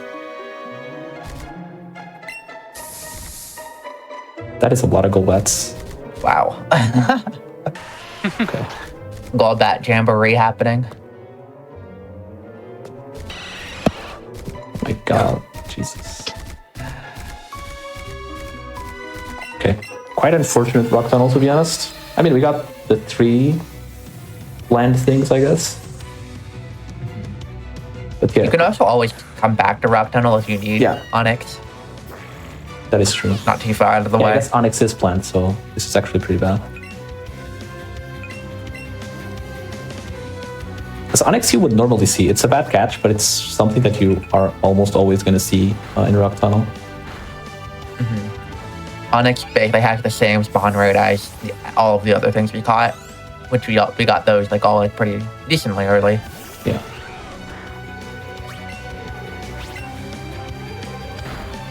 Yeah, Onyx is something you're usually running into when you don't want to because it's so huge, or you're just repelling to get it out of your way. That's very weird that we haven't seen one yet. This is pretty scuffed though, because since I'm not getting any bonuses, I am under leveled. Yeah. And we are going to get the puff on Yeah, route I definitely wait for 7 puff. or 8. It might be worth it to wait for Abra Abra as well. Yeah, Abra, I don't know if I wait for it because I have lost like a really good True, AP run yeah. once to like 10-minute Abra, so I probably Even don't when you're wait for it. camping the yeah. guardhouse, that's crazy. Yeah, It's only like 4%, but still. I will catch Porygon, I think, if I see it. Yes, let's go. I hope. I'm hoping and praying. That route has a lot of really interesting encounters that you can see are the evolved version of the fire Pokemon you catch on Route 6, either Ninetales or Arcanine. And then you can also see Kadabra. So it's a nice Chansey spot. can also spawn on the one with the metronome girl. Yeah, Yeah, I think so. Oh yeah, that route. I could probably Should go be in there Chansey. just to see if there's anything. But yeah, level 25 is technically what you want to have at least coming out of Rock Tunnel. But it's like the bare minimum that you would want to have. Yeah, I say average, like at least an 80% average, you're coming out at like 27 here. You're just barely hitting 26 is not ideal. Not the end of the world, but definitely make it work. But it's a little bit annoying.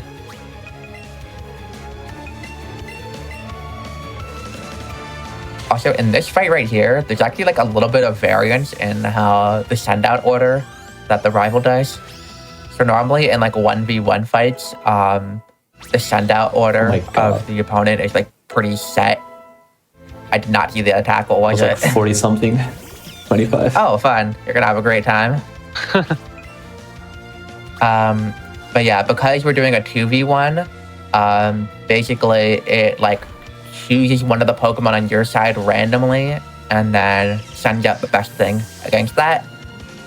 And so depending on after a Pidgeotto finish, whether it kind of targets the Eevee or targets the Rhyhorn, it can send out different things.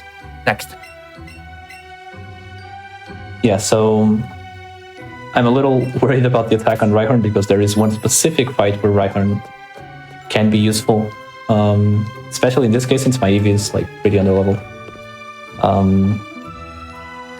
But yeah, it wasn't ideal attack, so hopefully we get maybe a few Pokemon to catch so that it gets a bit like a couple levels and then it doesn't matter. blowing things. Yeah, that would be good. You are already level 25 on it, which is good, yeah. pretty important. Yeah. Getting 26, I think, would be pretty useful, I guess, for that fight, but we'll see.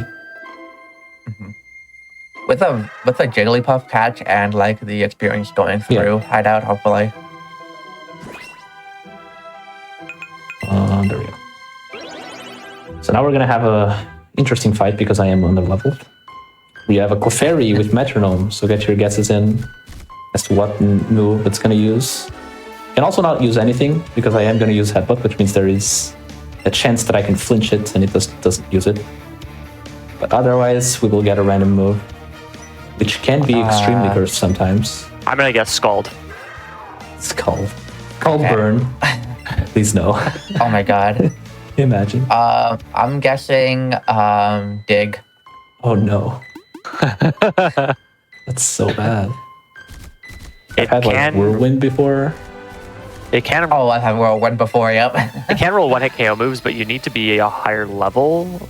I think- It needs to be a higher level in order to hit. Use no I think. guillotine. Yeah, I think you are under leveled compared to the Clefairy here, right? Is it Like they're that 26 low. now? Yeah. Oh no, you're 26. 26. If it's the same level, I think they can still hit you with one hit KO moves. Yeah. Explosion. Ah, flinched. Oh, we All get the flinched. flinch. Right. Honestly, I feel like my flinch rate on this Clefairy is like 80%. I feel like I flinch it so often. Yeah, so for on the Pikachu side, normally on any percent you have a Nidoking. If you're really unlucky and you don't have a Nidoking, then you have to kind of do the same thing as what Eevee does here with Headbutt. But Nidoking has Poison Jab and you can just one shot. But obviously with mini Evos, or no Evos, you have to kind of use your starter there. I don't remember what we do, and I do have my notes. I should be reading them. For the Pikachu side, I believe it's just Headbutt, and then either Zippy Zap or Headbutt turn 2, depending on how high level you are. I don't say zippy zap times 2, but I'm sure with a good attack, you might be able to headbutt. Yeah, Zippy Zap times 2 is what I remember, but I'm not a Pika player. So we got Jigglypuff. Jigglypuff is one of those catches that you want to throw your balls immediately. Can you like... Oh my god. Okay. At Habra. Oh, that's really good. I don't know what Yeah, the vision is on the vision. trainer. I think you were fine. Not that good. I think you probably would have been fine, but better to play it safe. So Abra, you always want to throw into Napberry. You can gamer throw it and just get it while it's moving. That's a really good throw. Oh, that was a really nice throw. These slightly off-center throws are the worst. I hate those. Yeah. It's like throwing like really far to the side is pretty easy, and throwing when it's like centered is really easy. But getting like in between the two is very Especially annoying. if it's just off-center, yeah. Yeah, this fixes my experience. Your party, I think, it looks good through Hideout. I'm not sure whether things are going to start evolving. I think you're probably fine. Yeah. Probably fine. Okay, that guy there, he has a... Is that the guy who has a Rhyhorn? Yep. That Who only has has... Horn Drill. Yeah. There has definitely been people that have died to that. There's a Seeking. I think on the trainers on the top right has a Seeking. That has Horn Drill as well. Yeah, not a fun time. You're going to see Fierce is also going to pick up an X accuracy here. This is an item we're not using very often in Let's Go in general, but it's going to come in handy later. Just very handy to have one. Yeah, for one There's specific fight where you have to hit like 4 rock slides. Yeah. There's a hint of what we might be using later. Yeah. You can try to guess what it is. On my actual first run, I didn't use an X accuracy, I just did it. Not only that, I think I didn't use an X attack even. I think I just flinched them like 2 or 3 times. And it just worked out.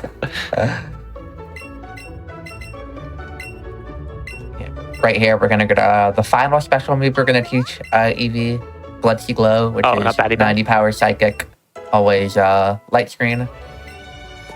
We're not teaching Batty Bad. Very sad. The really weird thing about Batty Bad is you think that so Glitzy Glow, it puts up a light screen when you use it, and you think Batty Bad would put up a reflect, but it doesn't. It still also puts up light screen, which is very odd because I think Umbreon is more physically inclined. Is that true? Oh my gosh. I've only run did one run of one category that uses Batty Bad. This is the only person in this call who does not run Eevee, so just saying. The only category you ever... Okay, no, that's not true. The only category I've run that you use Batty Bad is when you're using Eevee starter alt main, which means that you never switch to a different main Pokemon. Like you just use your starter the entire game. Yeah. I haven't had Double Edge here. Or I've been having Double Edge pretty much every time lately here. Yeah, you're a bit short. Really, I guess this probably works. Maybe. We'll see. Yeah, this should work. Oh yeah, especially if you crit. Oh, that's nice a really good crit. Yeah, critical hits can come in handy. They do 50% more damage in later generations. In earlier gens, it was, well, in Gen 1, it was based on your level, but so eventually, I think the higher level you were, it got up to double. But early on, like when it's low level, it's like 1.6 times. Gen 1's really weird. But like in Gen 2 onwards, it was, I think I'd like to say up to Gen 5, it was double. And then Gen 6, I think, is when it became 50%. Yeah, I'd believe that. Yeah, Gen 1 is very funny too, because not only the crit rate is based off of the Pokemon's base speed. Yep. So if you're a really fast Pokemon, you get to have a 20% crit rate. Yeah, that combined with moves that have a high crit chance, like guaranteed crits, like Persian Slash is guaranteed to crit in Gen 1. Luckily, it's not guaranteed to crit in this game. We will be seeing a Persian shortly.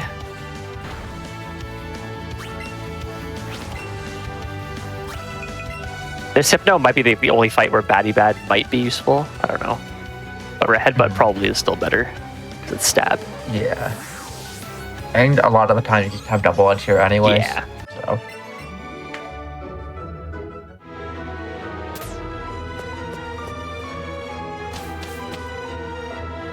But we keep the 2C here. She's a little awkward. 2C. I love having the 2C out and seeing all Pokemon fall. Because the 2C is not affected at all by the things.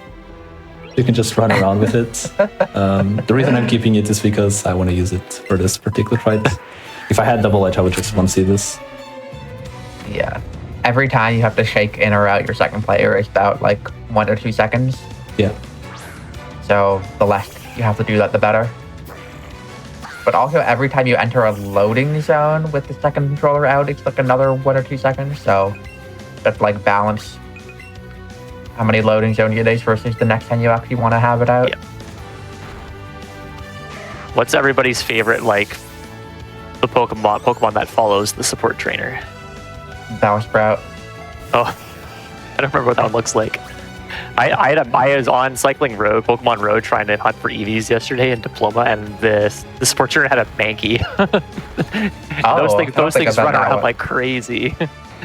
Like if you run around with the support trainer, the Mankey like goes turbo speed. Kind of like what it does when it's in the wild. But 26 Rhyhorn, 50 attack. I think that's okay. 50? Oh, like not that bad. I'll go for the drill runs, I guess. Just in time for the fight where it matters. Special attack. Actually, no. There's one more. There's one more fight after. But yeah, I'm gonna be 28 for the fight though.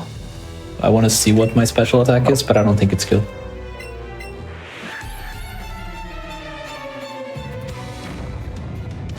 This fight you generally can 1C. I would just rather 2C because it's safer. Because this Grimer has minimize. Is a move that I am very likely to see in general. Yeah. Not in this fight, I feel like surprisingly. I actually don't see it very often, but yeah.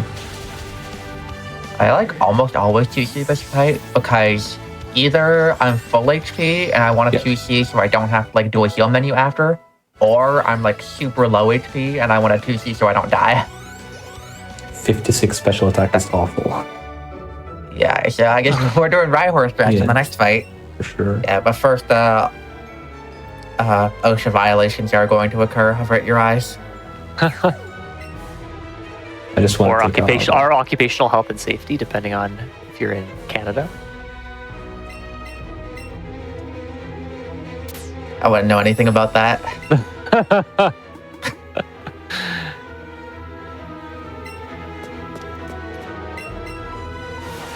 Yeah, don't do this at home, kids. I've stood on rolling chairs more times than I'd like to admit. As a kid or as an adult? Both. I'm like super like Stacy about standing on just standard chairs at this point. Getting injured all the time. When I was a kid, I climbed up on counters all the time. I still do that. I'm tall enough now that I don't have to do that, so I probably still would do it if I was like short. That is right here was the only point in the entire. I think maybe it's the entire game that you control your actual starter Pokemon for a little bit. Yeah, I think so. Kind of strange that it only happens once, and it's just think about the amount of trouble they went to like implement that just for like a 30-second section. Very funny thing. The very first time I ever saw anyone play Let's Go, I clicked on someone's stream and they were doing that section where you like control your starter, and I clicked it and I'm like, wow, this game's really weird. And then I just and then I turned off the stream. You're like, this is Mystery Dungeon. Yep. All right, we're finally gonna do the fight. This fight sucks, and it's gonna suck even worse, like My Rhyhorn is just really bad. I am really worried. Am I full health? I don't Level remember. 26. I think so. I think you are, but I'm not sure. Almost on the Rhyhorn. Probably not worth healing that. Wait, okay, whatever. Classic. You donate to It something. doesn't matter. It doesn't matter how much you play this game. At some point, you are going to do that again. Is the 2C still out after the fight? It is. It has to be, It right? should be, unless everything dies. But yeah. Yeah, because you. Yes. I don't know if you will be 2C'ing on Archer. I don't remember if Eevee does that. But you definitely I do on am. Pika. Yeah, you do. 1C Archer is horrible. I would never recommend anybody do that. Yeah, for these Jesse James fights, like most fights where you have to do like the 2v1, you need to like summon the second trainer. Yep. But for Jesse James fights, ooh, nice one Good. shot. You're always forced to deal with 2v2 anyway, so like summoning the second controller just doesn't matter. This is the big one. This one is not very likely, I think, but Yeah. But it doesn't This really attack, matter. but- Okay, that's ooh, nice. That was really good. that's really weird Right. considering the Rhyhorn I have. Locked in.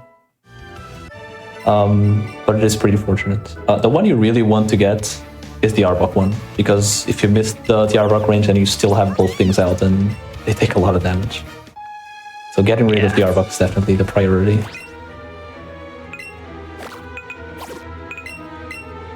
It also just works out the Arbok's a little more frail, so you can Whoops. often just knock it out with +2. Yeah. It's like pretty likely to die to a +2 drill run, but the +4 drill run on Weezing is like, depending on your attack, it's not very likely. I guess we haven't really talked about what Pika does here. I guess Pika That's can your do area. kind of this. Pika can kind of do the same thing.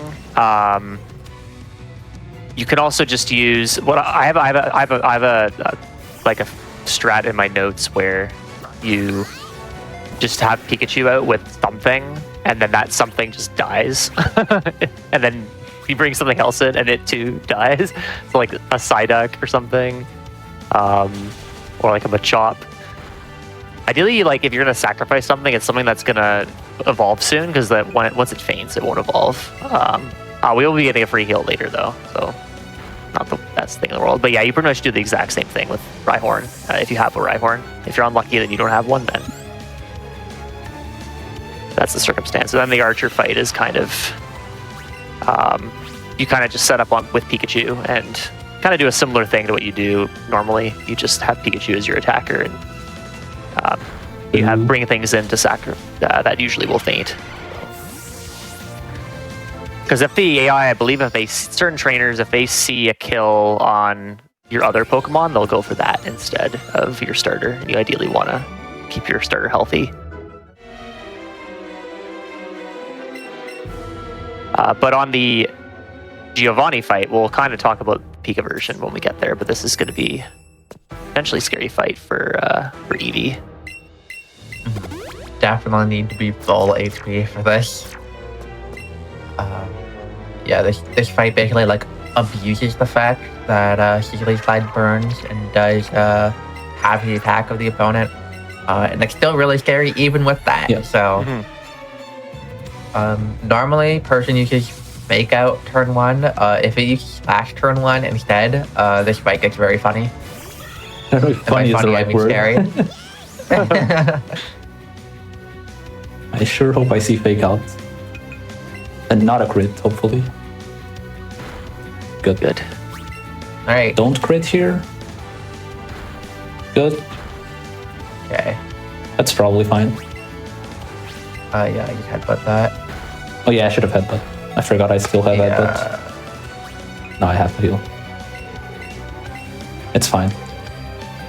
Yeah, the burn. I thing would forgot, take because it out. usually you would have double edge. Oh, yeah, and yeah, then you true. can. You definitely should not double edge that. There is actually a set that uses double edge on this, but it's extremely risky. And then we have a nice, delicious, bouncy bubble Yeah. for this Rhyhorn. Yum yum, all that HP. Which can be a range if you have really bad special attack as well. Okay, you missed the 2-shot with Sigley Slide and 2 burn takes at level 29. Yep. Where did all your AVs go? I don't know. I think my Eevee was Yeah. relatively fast. Oh, I okay. outsped one of the Raticates like earlier. Oh, okay.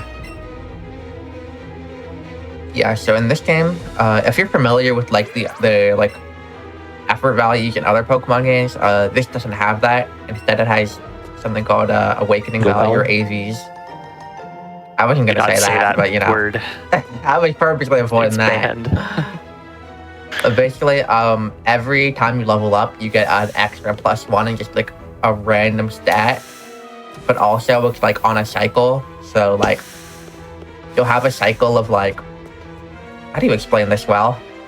So if you get like a special attack AV at level 5, then you'll also get a special attack at level like 15 and 25 and 35. It's on like a 10 level cycle where you keep getting the same AVs.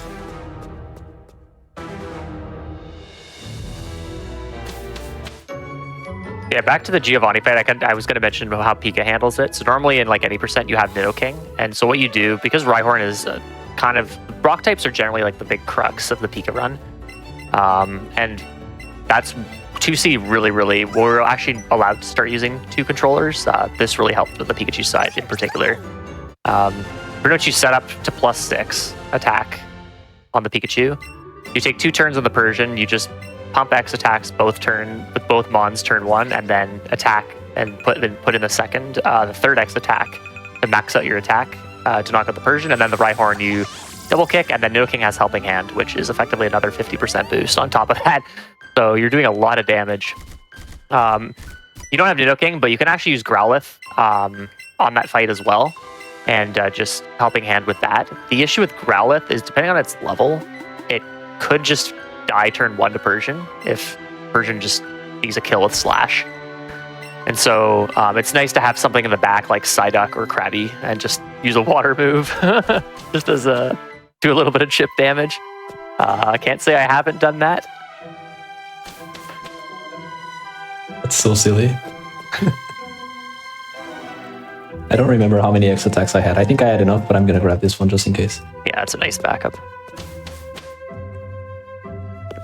All right, Pokemon Tower. We're gonna try to be try to get a Ghastly here. It's pretty likely we see one. It's very likely it's very possible we will not. But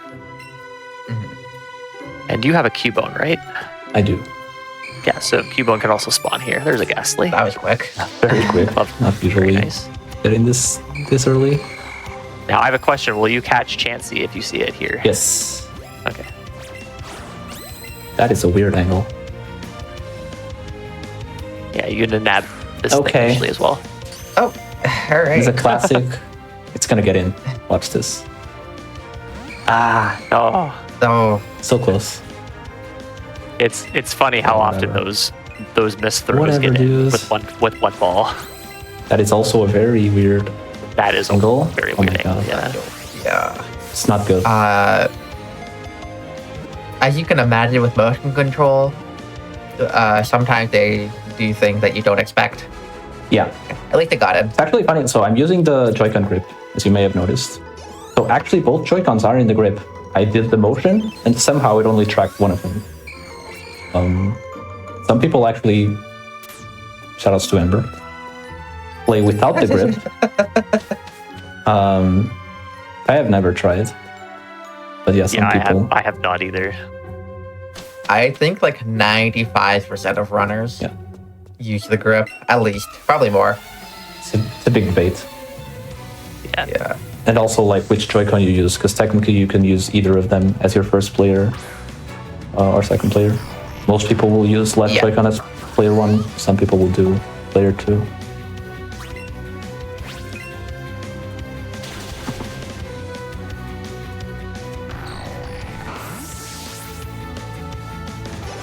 But yeah, that was pretty much all we had to catch here, unless there is a Chansey.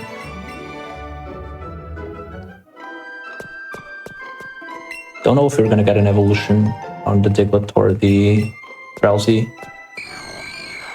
before we have to deposit, but we'll see. Are they already level 25? I don't remember. I know I saw one of them hit 24 in Hideout during like Jesse James, I think. I usually deposit them like in Rock Tunnel because I usually have more catches by then. Yeah. But it's fine. You always cancel evos.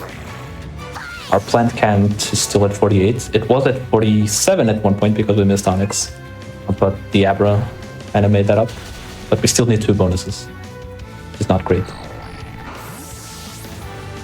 Was there a Chansey? Or just asking... Yeah, Chansey can spawn here. It is the rare spawn. Chansey can spawn, and more there's probably a faster list of places Chansey cannot spawn than places Chansey can spawn. Exactly. It's like, it can't spawn in like Viridian Forest, Rock Tunnel, Route 7, Seafoam. And a couple floors of the Victory Road doesn't spawn. A couple of Victory Road floors. Route 25. Can't spawn there. And spawn in the sky. Which should be pretty self-explanatory, but yeah. or in the water. Or in the water. Pokemon 152, Flying Chansey.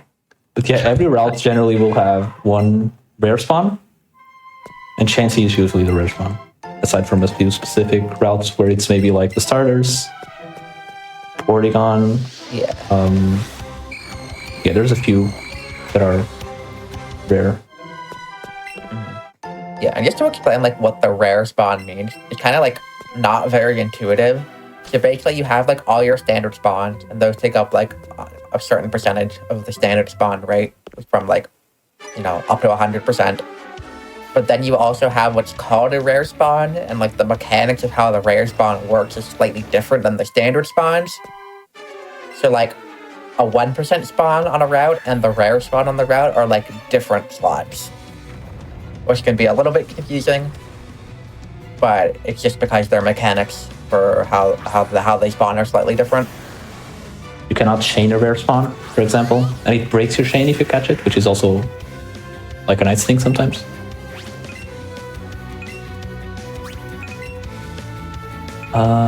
Nope. Yeah. So this is Jesse James. Basically the same fight as Hideout, except harder. Don't. Okay.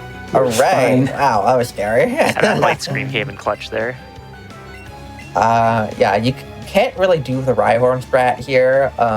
Like, theoretically you could attempt it, but wow, they're just only targeting Eevee here. I am getting unlucky, according to the notes. The Rangers are like way worse on this fight because they're a bit higher level, and as well, the Weezing has Dark Pulse, which he does not only can flinch your Rhyhorn, but does a lot of damage as well. So it's just like not really ever worth it. I've had my Eevee die here so much. I think all my tourney races had my Eevee die here. And I made it to like the semifinals or something, so it's like 5 races or something.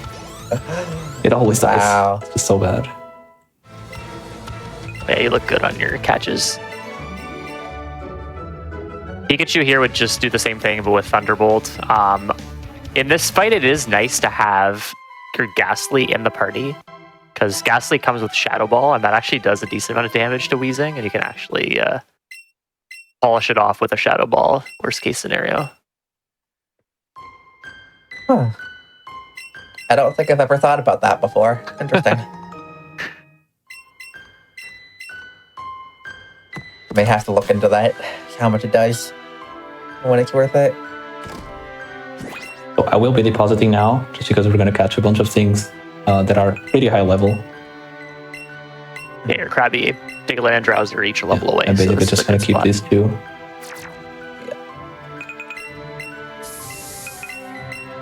It is unfortunate that those things will also evolve pretty quickly, but it's fine. We can cancel evolutions if needed. It's also not that many things that actually will evolve, because we already caught, for example, Psyduck earlier.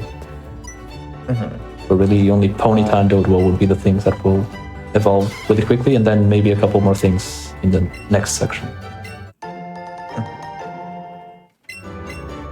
Chansey can also spawn here. Eevee can also spawn, but obviously we're playing Let's Go Eevee. It was the first thing I saw last run. It was Eevee.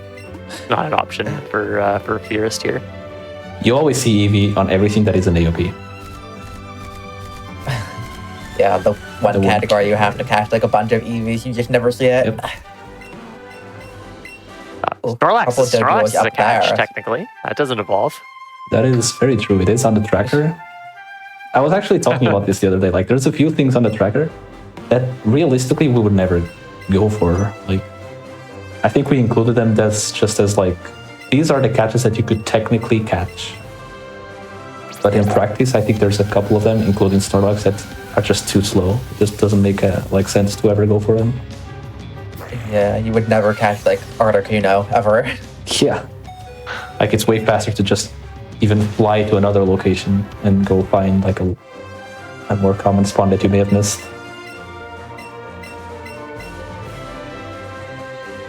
I'm not gonna go for the Dodo here.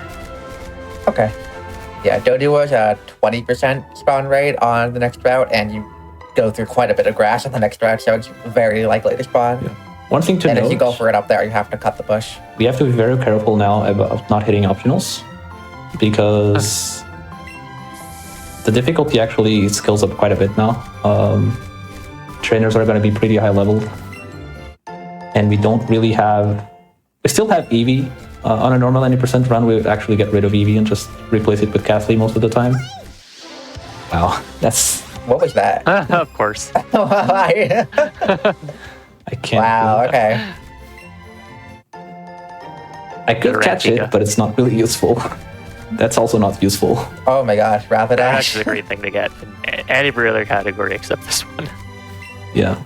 That's another thing worth I don't mentioning. love it at So any percent, this but- is the time where in any percent you would be replacing your right Pokemon with Rapidash. You would catch, ideally you would catch Ponyta and then evolve it, or candy it, like, to get the evolution. Okay, this Oh, is there we go.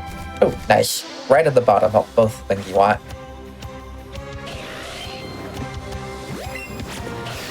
Boo.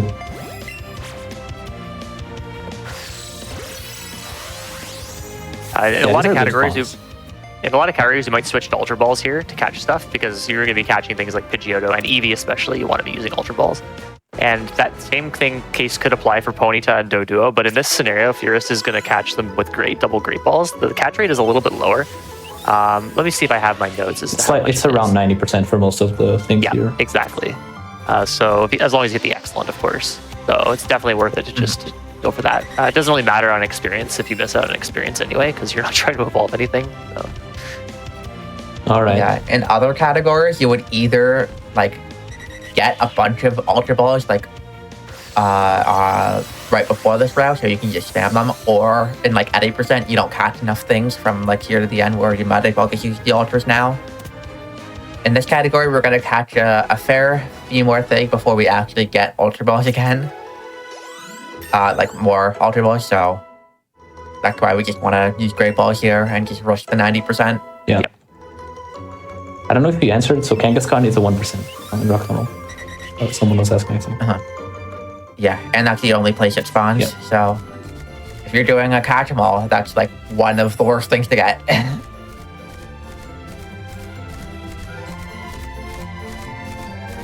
Yeah, for catch 'em all, there's generally three things. Kangaskhan is usually the first like major run killer, and then there's If you're Dratini, which is not a 1%, but it's almost like it is because it spawns in a really weird spot, so it's almost like a 1%. And then there's Pincers left Scyther, depending on the version. And we will not be catching any of those ideally. We could technically get Dratini.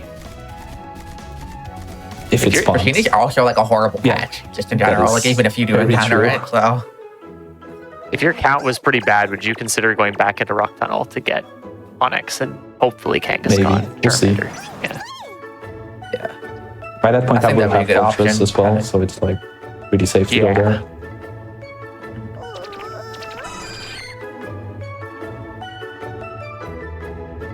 And I still missed, I missed quite a few things already. So we'll see. I probably will go back for Ekans and then Nidoran, maybe Onyx. We'll see. Yeah, Magmar's planned. could get like something like Ditto, for example, would help. Yeah, that's what I was thinking. Like 10% on bottom floor mansion. Yeah, like Ditto and Shanty, for example, the two, or Tangela, or Victor Bell. Oh, Tangela is a bonus? Yeah. Cannot catch Victor Bell. Yeah, we're gonna get E-Skim. That's the only one I remember its actual name. But it's usually a split name. No, I've never called it that before. Swimming Swim. But yeah, it's at this point, I believe that we're going to kind of deviate take a sharp right turn away from the any percent route and go somewhere that we don't normally go. Yeah. And I am going to be pretty careful here because there is a very good chance that you can hit optionals in this section. Because I am not very familiar with the route. You don't really go here unless you're playing generally pick a side diploma, basically. Yeah. Yeah. Which I've never done. I've only done Eevee side diploma, so my experience with this route is basically no Eagles. And on 2 of those runs, I hit an optional, I think. So. Yeah, in any percent, at this point, you would fly to Palatine and just go straight down to Cinnabar. But here, we're going to be heading over to Seafoam Islands. And in most categories, you go to Seafoam. I did not know that. I didn't know that I guess technically I probably should have got it. It might be higher level here, I'm not sure. Yeah, I don't know. Like it could be like max if you 45 go all the way up here, you don't hit any of the trainers. Yeah, you're safe. Yeah, you're safe. That's what I kind of learned last time I did this. Yeah, that's basically what I do. In most categories, when you go to Seafoam, you go in post-game, where at that point, like after you beat the champion, there are a couple ride Pokemon that you can just like fly through the sky with. So there she is. That's Lord, right? That is Lord, yeah. Oh my god, level, that was but, yeah. instant. Wow. Yeah, All right. Yeah, nice. Yeah, it's 3 level. I can say normally Jinx is a required catch because we're actually going to use it for fights. And normally it's like one of the things you have to like sit around and wait for. Yep. Ooh, nice throw. I wasn't sure if I was going to make it. Yeah, very good. That was extremely good. Yeah, this is one of the reasons you want to keep the Ultra Balls for later. Just because this is something that you definitely want to catch. And it can be annoying. You have Shelter planned, right? Yes. Oh yeah, you have to go to Ice Beam anyway, so you have to go down. I mean, Shelter is a bit of a detour at this point. I usually have Shelter planned because I usually take a while to find Jinx, so I just keep going down until Jinx there's a lot everywhere. of Jinx. Wow. That's like the most Jinx I've waited a long time for Jinx. Total. I am going to switch back to Grades. Yeah, good call. Makes sense. You know what? Yeah, if you're gonna jump around so much, might as well. Yeah. This thing's also like kind of in the high 80s without a berry, so. There we go. All right, nice. Yeah, I think if you were on like a higher catch count, you could consider skipping Shelter here. Just you have to go a little bit out of the way to get it, but Yeah. from here, I feel like it kind of you don't have enough thing that you can skip it. Yeah, exactly. Oh, I think I got the desummon on. You got it? Yeah, I got it. Ooh, nice. And Slowpoke? Yeah. Nice. Yeah, so there is I guess it's a glitch where if you desummon or your second player on the exact same frame that you hit a loading zone, you won't lose like the second and a half to like watch it despawn. It is a frame perfect motion control though, so I mean, like people don't really go for it. And if you like miss it late, you just lose time instead. So Exactly. So I am gonna have to cancel some evos here.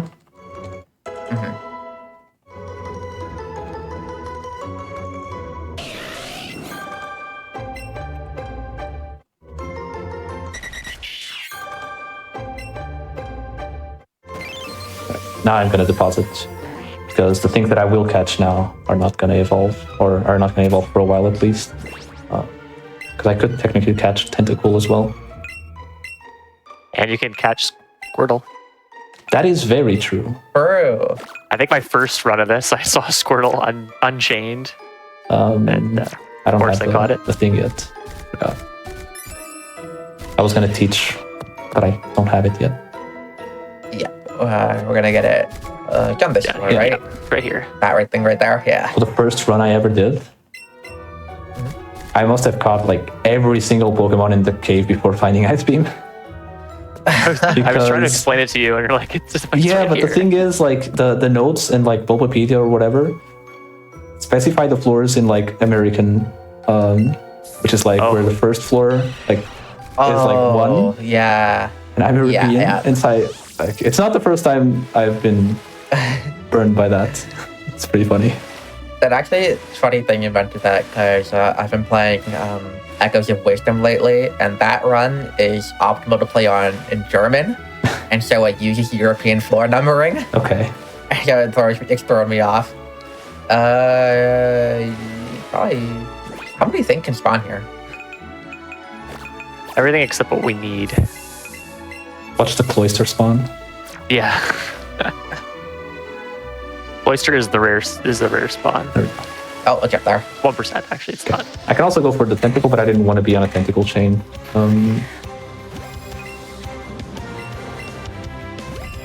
Yeah, Shelter is nice because it doesn't evolve without a water stone, so you can just keep it in your party.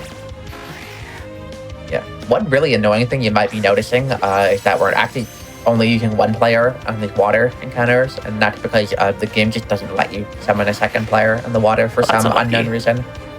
Which is kind of the main reason we've been wanting to save our Ultra Balls, because we're going to have to do a fair bit of water catches. Yeah. And we only have 13 total Ultra Balls for I might get the extra ones in Power mention, plant. just oh yeah, there are the ones from How the far? bootleg Ash category. I forgot those exist, to be honest. Just to be safe. But yeah, for a no reset, that's probably a good idea. Yeah, I am gonna get tentacle now. Might as well.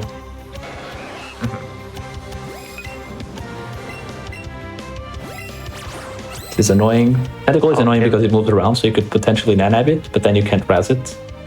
So I'm just gonna have to wait here. And it's being annoying. Wow. Usually it stops pretty This is why quickly and then, Pikachu like, sucks, attack. by the way, because in Pikachu, this is a plant catch. How was that on an excellent? That's like the most common phrase you'll hear in the Let's Go stream. How is that not an That excellent? felt like it should have been an excellent, but that's okay. Got it. I thought it was. I was surprised. One Okay. question I don't think I saw earlier is what did you sing? Mild. Which nature? Oh, mild. Okay. Which is something that's also different than I Weird. guess what you do or what you've been We doing. were debating. I don't know what do I have in my notes. I was kind of between rash and mild personally. Yeah. Let me see what I have in mind. I'm pretty sure Amber did rash. Mine's Yeah, We still did say mild, rash. I know, in our first run. I don't remember if you changed Iron, but yeah. Yeah, I think mild is correct. My notes still say rash. Yeah. Okay. So to explain the synchronize, kind of when we talked to Glitzy Glow, there's another person we talked to where you just tell them like your favorite and least favorite flower colors or something, and then it basically makes it so all the Pokemon you encountered for the rest of that day will be the same nature. So I Fury synced mild, which is plus special attack minus defense. I personally like syncing Rash, which is plus special attack again, but minus special defense. There are definitely pros and cons to each, and we can bring them up as they come up. Yeah. I guess we didn't really discuss like why we picked Jinx. Jinx is a pretty good Pokemon aside from one particular thing, which is that it has no defense at all. Everything else is like pretty good.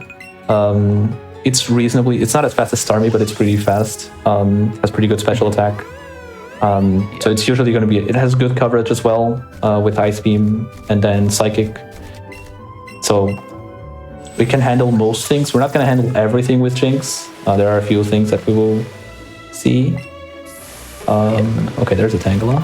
Ooh, Tangela, nice. This is a good Good bonus. bonus. This is where I saw the shiny Victory Ball last time. By the way. I'm a little scared with the glowing Tangela that Tentacruel is going to get like a ton of experience, but we'll see. Tentacle's got the slow growth curve, so Could have maybe done double Tangela is Ultras. a lot of EXP though, It so you is, can never yeah. know. Yeah. Okay, not first ball anyway, so yeah, if you catch a Pokemon on the first ball you throw, you get an extra like 1.5 times experience. So now this will give a little less experience, which is honestly probably a good thing in this scenario, but I could have gone. yeah, I'm waiting for the attack because I said Iron. Fury waiting for the attack because you didn't want to waste those Ultra Balls. Yeah, that's the main reason, because I think I probably could have gone there like immediately after missing but I really don't want to be wasting all these Ultra Balls, because there are still a few things that are going to be hard to catch that I'm going to need to catch before I buy Ultra Balls. Especially if I want to fix my catch count Yeah. anytime soon. So one really nice thing actually about that Tangela catch that's not obvious is that the last thing we had caught before Tangela was the Tentacool. And so if we didn't catch anything else, that actually would have meant Tentacools would have spawned more often, which means Starries would have spawned less often. But getting the Tangela in between basically resets the catch chain. Now we can get... It didn't trigger the motion. I feel like it's worth with one C controller, like 1C catches. I have a tendency for them to not trigger when it's 1C, but it's fine. So that's Staryu. Fun fact, this would be the Pokemon that we would use on a normal 90% run. We would evolve it to Starmie. We would actually get, I guess this is useless. There is a water stone there that you would normally get, then use it. You're gonna get the Stardust. They're on that island on the left.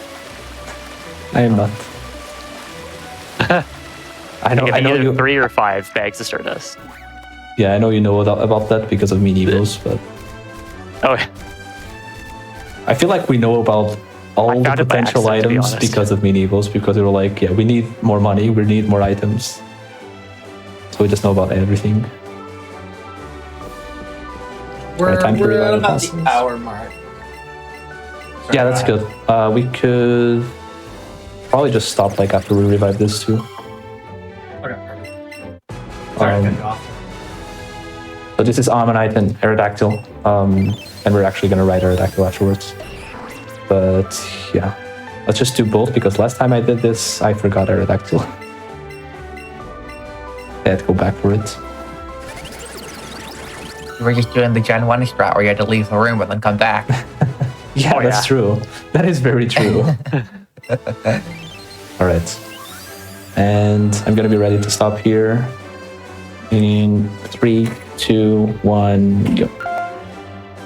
Awesome. There we go. So yeah, during these longer breaks, everybody, we like to take breaks every hour. So everybody get up, stretch, get some water, anything y'all need to do. Just a quick reminder before we go to the break. GDQ's next all-women in Feb speedrunning event, Frost Fatales 2025, is going to be live from March 9th through 16th, benefiting the National Women's Loss Hunter. You can visit gamesdonequick.com/fanfatales for more information on the event, or you can use !FF in Twitch chat to check out the schedule. With that said, we're going to take a quick break. We're back in just a few minutes with more of Let's Go.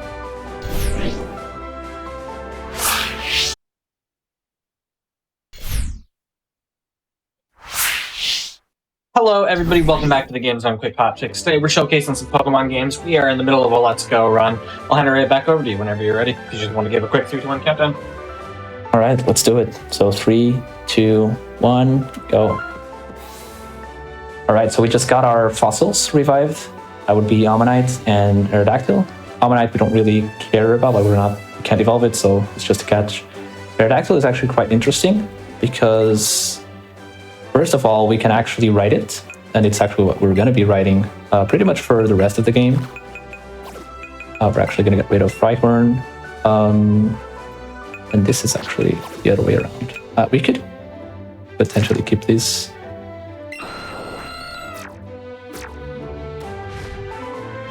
You could get Magmar first. Yeah, and then I think when the you idea have would be to- get Magmar first, and then Yeah. 1% Ditto?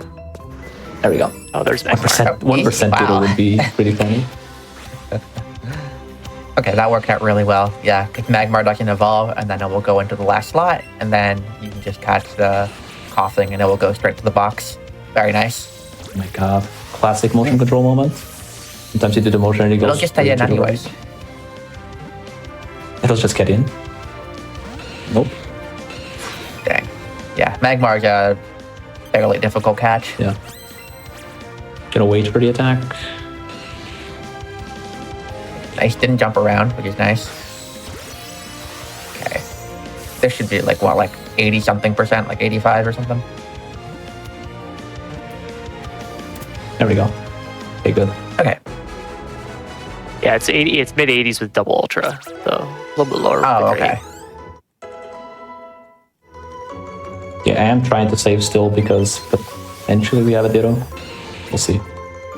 Yeah, it's good that Magmar goes into party now. I can get this coughing without having to worry about it, like evolving or anything like that. I am going to do double grades here, which is actually pretty reasonable for coughing. It's not the worst thing.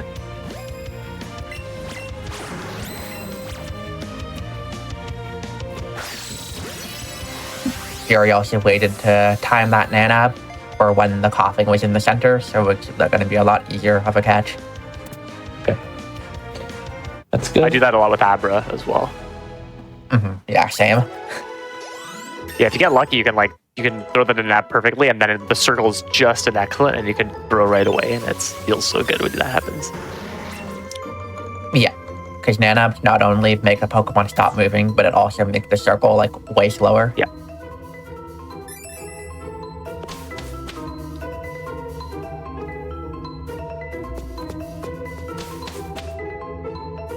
I want to say that's the first Raticate I've seen in the entire run. Which is Yeah, you could be right, actually. I don't think I've seen remember one seeing today, before. and it's actually pretty common to see it. Not that it would catch it. You can't, but pretty interesting. Alright, watch the 1% Ditto while I get the Ultra Balls. How many Ultra Balls is this? Just 3. 3, okay. But it's... yeah. I have seen people catch Ditto with Pokeballs. It's not a good time, though. Ditto is even worse than Magmar, so Yeah. definitely don't want to be doing that. Yep. Yeah, so we're at our planned 49 right now. So we have a few options for getting that to that 50. We could see Ditto in Mansion here. It's a 1% on most of the floor, but it's a 10% on the bottom floor, so not the worst thing you can get. We can also just go back into Rock Tunnel and either get Onyx, which is probably the most likely thing you still have to get, or rarely you could get Kangaskhan or Charmander to spawn in there as well. So. Yeah.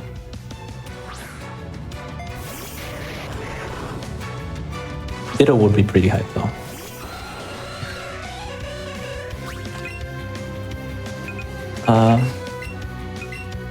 Alright, so this is where we actually start using Jinx. This is actually pretty much the same fight that we do with Starmie. Starmie also has Psychic. This one is slightly safer here because Jinx has better Spadef. So the Electro doesn't do nearly as much. And it's not weak to... Yeah, and it's not weak, of course. Yeah.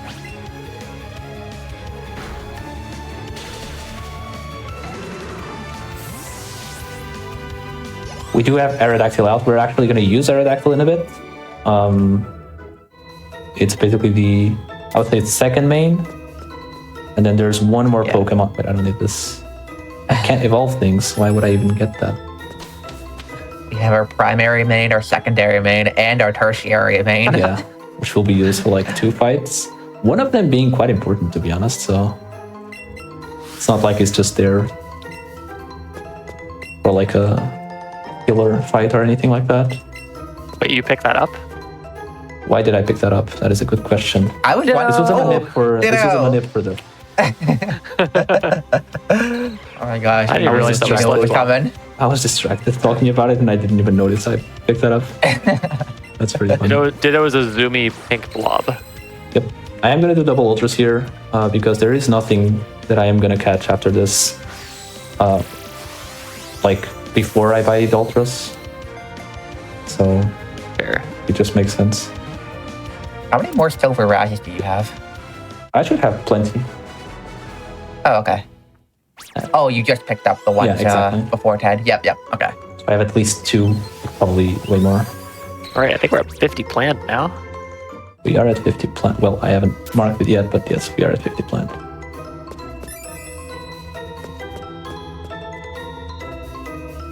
It's not the best 50 plant because there's still a couple of things that I'm gonna probably have to wait just a few seconds for, probably. Yeah, you still need better end mail as Like well. Ekans and neither end mail could potentially be a little annoying, but it shouldn't take too long. It's definitely not like they're a rare spawn or anything like that. It's just there's a lot of other things that can also spawn where they spawn.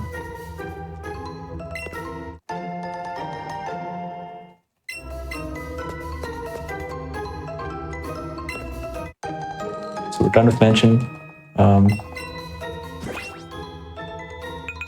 Oops. Still haven't seen the Chansey.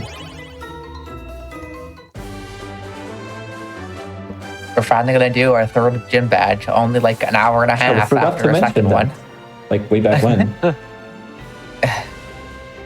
I think we did consider trying to get Erica's badge early, but I cannot find the Duana tracker. Oh, there it is. Ditto. Not a bonus for some reason on my... Oh. Pretty sure this fight is fine, but I'm gonna save. Yeah, I think you need to get like Yeah, crit multiple times or something like that for this to be like not winnable. yep. But also, I don't think we've saved the entire run yet. Yeah, so probably nice just to have that a good safety. idea to do it. It is worth noting that like we haven't really done too many runs between like all of us. So there's always a chance that there is something that we haven't really considered. yeah. So it's better to be on the safe side and just save every now and then for a few of these fights. But generally speaking, I think the route looks pretty good from what I've seen. Yeah, definitely a lot more like solid of a route than a lot of the other like meme categories.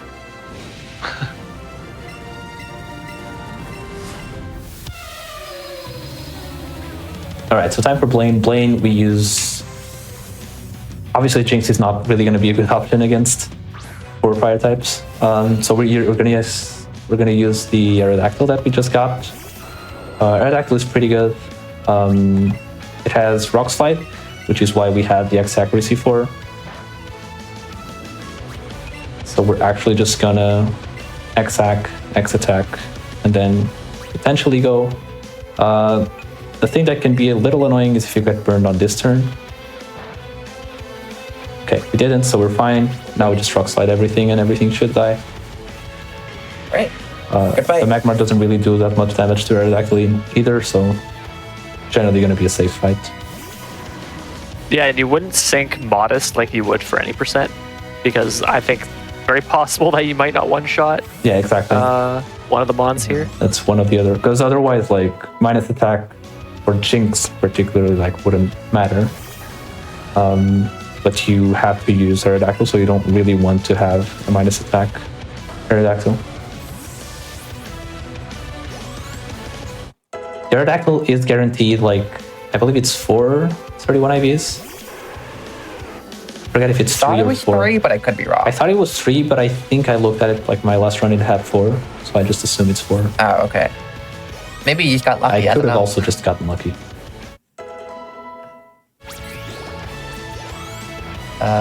That looked like good attack to me. They were attacked from what I remember. I don't remember, to be honest. I don't remember if it actually matters in this category. Yeah, I know you just They have to also be like run- a specific level by the time you get to Victory Road or something, which should generally always happen anyway, so. Yeah, there's another, not that much of a meme category, but it's like a category extension called Baton Pass, where basically the goal of that is basically you have to use a different evolutionary line for every gym leader and Elite Four fight. And on that one, your Aerodactyl stats like matter a fair bit.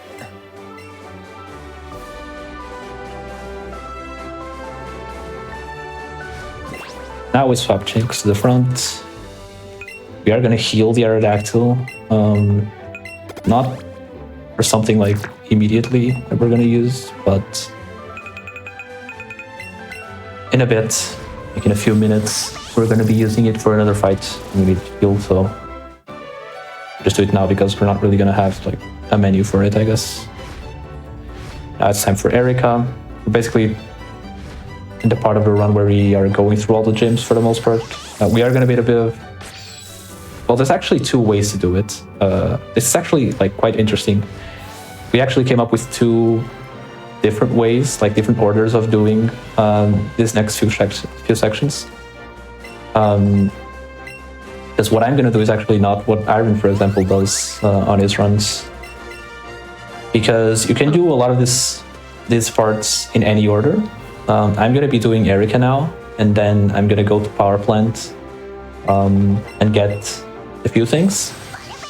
Iron, for example, I believe goes straight to Silphco and does Silphco first, and then heads to Power Plant later.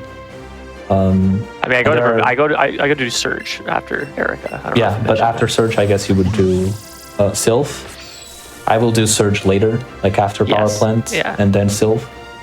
The reason for this is that there is a specific strat on Sabrina that we can use a Pokemon in Power Plant for, which makes it 100% safe, as opposed to the strat that Iron has, which can potentially have a bit of a problem if you have a bad Aerodactyl. The upside to Iron's strat is that he has a Master Ball because he will be doing Silphco, which means he can use the Master Ball later in the Power Plant to catch something.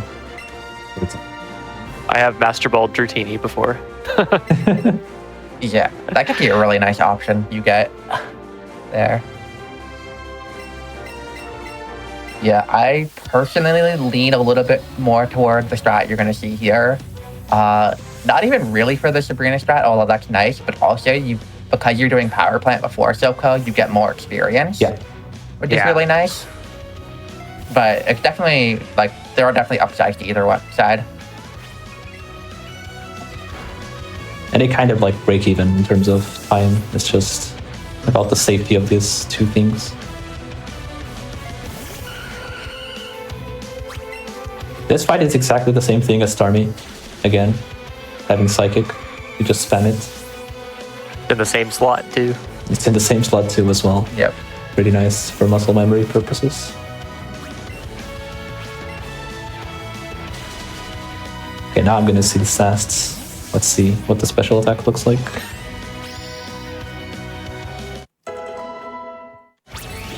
That looks okay. Pretty good, actually.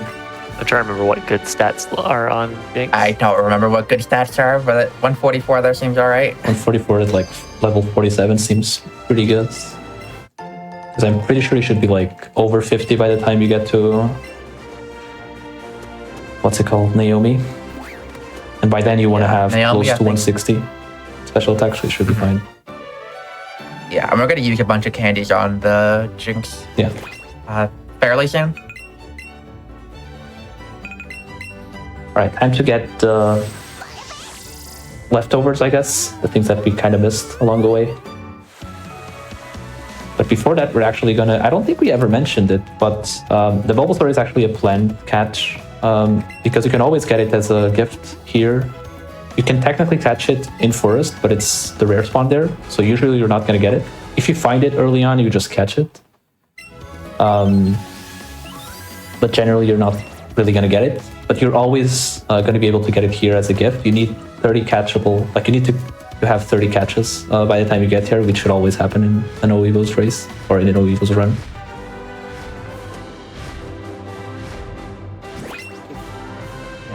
Now it's time for Ekans. This is something we were kind of hoping to get earlier, like when we were here the first time. Didn't get it. It's a 20% spawn and it showed up pretty quickly, so that's nice.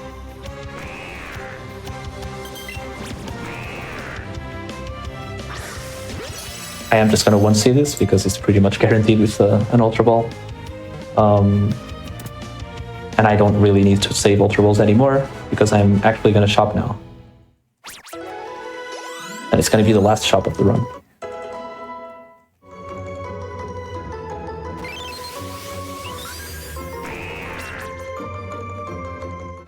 Yeah, you shop in a little bit different spot. I do surge and then Yeah, drop. because you do, There. because you have to do like Sylph or whatever. Yeah. So you just end up. Yeah. I think this shop is technically faster because like it's on the way to like the thing. It's like the same, I think. I guess it's almost the same. Yeah, I don't know. We're gonna sell the extra items that we got. Then we're gonna buy a bunch of things. You got like one of everything.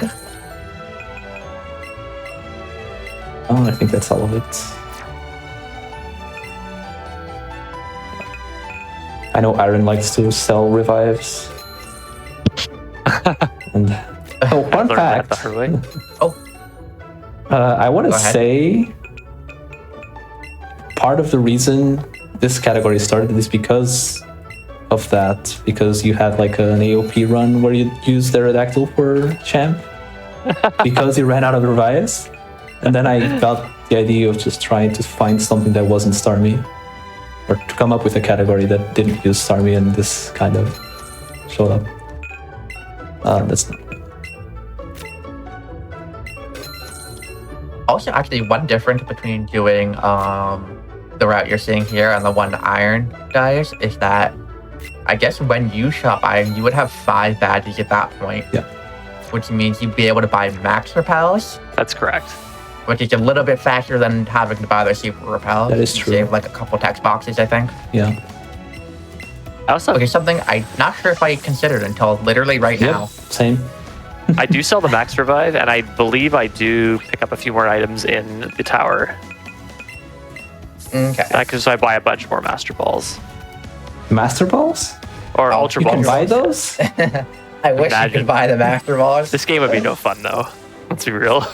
We're just gonna do the like Coliseum Imagine. glitch and we just like use the same master ball over and over again. This game would just be entirely reliant on spawn luck. It is. It is reliant on spawn luck. It's just not entirely reliant on it, I guess. Yeah. Yeah. It's more reliant on spawn luck than like the actual Yeah. casting part, I feel like. That is true. Okay, There's that's the perfect. red. Oh, mail. instant Nito mail. Nice. Perfect. I guess you don't need to go into Rock Tunnel. Yeah, not anymore because we got the Ditto in Mansion. Yeah. So now it should be pretty much set. We have 44 caught. There's 2 Pokemon that are going to be gifts that we're going to get later. One that we will get on the way to Sylph, and then the rest are going to be in Power Plant here.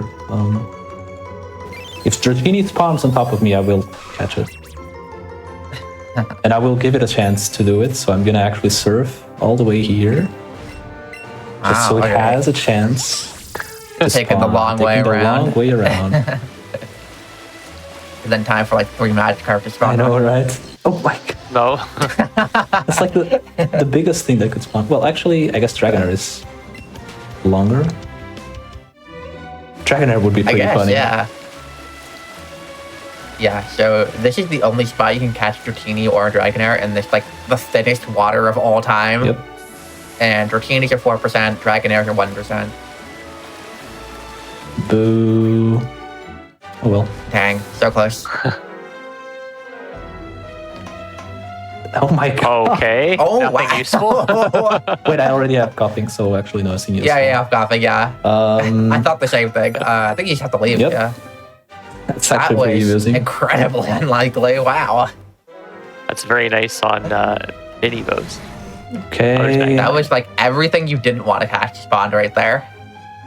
Oh, you're just waiting for Buzz. I was just Yeah. seeing to see. Okay, there we go. Ooh. Nice. I kind of like this Wait. because then you could potentially get a free level on Buzz and not have to candy it. That's the main reason I like to do it first, just in case. You can always use a candy, it's just... I will say Supersize Electabuzz goes very hard here. Just save so many candies on Jinx. Yep, and Aerodactyl. Unfortunately, it would get me a bunch of levels on the other things, though. Okay. Oh, it broke out. Well, if it is Great, well, supersized, it's not break going to out be instead. any good anymore. Yeah, it's a high. was an 80s excellent? chance. Okay. With an Nice. excellent. I disagree with that one, to be honest. I don't think that should have been an excellent. Okay. Thank you, game. Okay. That makes up for all the other ones I missed. Okay, now I bring in Electabuzz. I will only switch Electabuzz for the others because I still don't want the other things to join my party. And Electabuzz is our tertiary main. Yep. Yeah, we use it at least 2 fights, sometimes more, depending on how you want to play. If this was supersized. Magnemite's really annoying. And the nab is, that's a really bad spot now. That Oh my horrible God. shot, yeah. It's like okay catch rate, so we might just get it anyways, but Yeah, it's guaranteed with a nice. Yeah. There we go. So, oh yeah, so one thing to note, yeah, so a lot of like the baby Pokemon like Smoochum or Elected or Bug don't exist in that game, so we can just catch Jynx and Electabuzz. I believe we have Magmar. wondered some time ago, like, what an actual run would look like if we prevented ourselves from catching stuff like Electabuzz just I because don't it want to has- think about I don't know that. if it's possible. It's probably possible, I guess, but it would be pretty bad. And yeah. And you could always just use your starter the entire time. Like, What theoretically. I'm worried about is just the not. actual catches, though. Like, just finding 50. There's a lot of pre-evolutions. one more thing we're looking for here. There we go. There it is. Oh, there it is. Perfect. Oh, I should have. Whatever.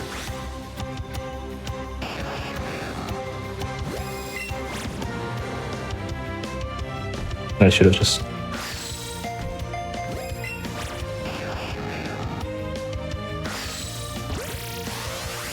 Whatever. Yeah, we don't really have. We only have one more catch after this, and it's not here. So Yeah. One more physical thing you have to catch other than to gift Pokemon. the catches were pretty bad, so it's Oh, yeah. ultimately probably not going to matter in terms of the Electabuzz. Like, it's probably not going to get the level, but it's fine.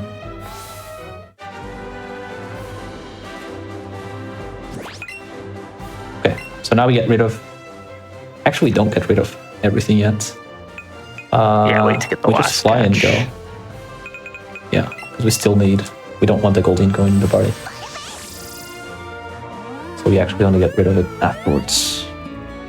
There's the Squirtle, by the way, that I talked about. It's the same Squirtle that you see in Cerulean. The exact same one.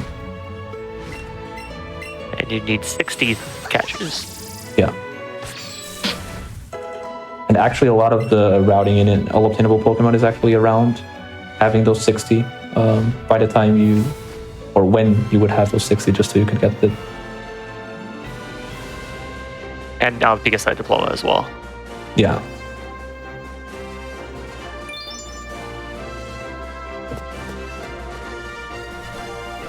All right, this is a pretty difficult puzzle. Okay, got one. Okay. Sorry, lucky.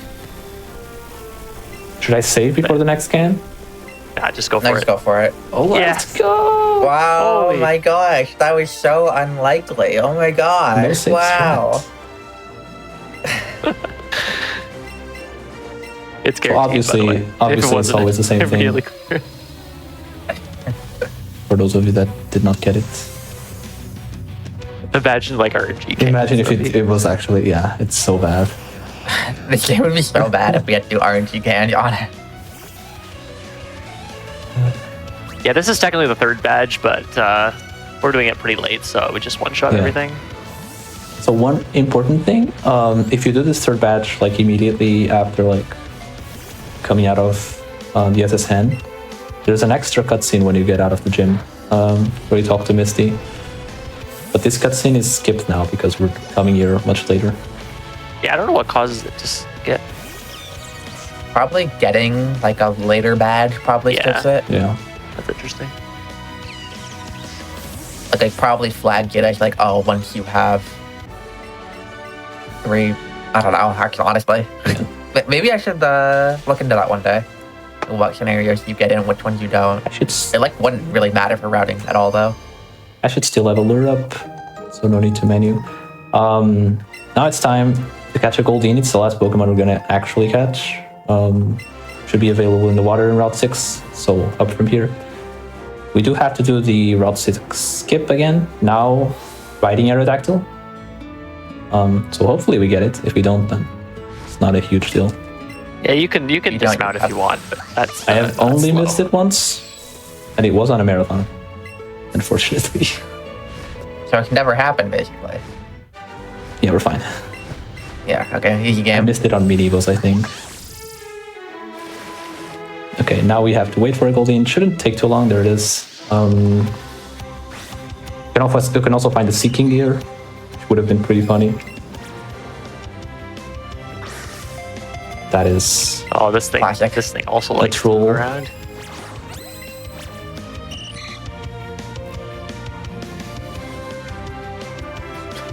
I never realized how long Goldeen I know, was. right? Oh my gosh. So when I was figuring out, I was like, are you going to stop ever? There we go. And yeah, that should be all the catches. We still have 2 more Pokemon, but those will be gifts that we will get after Silph.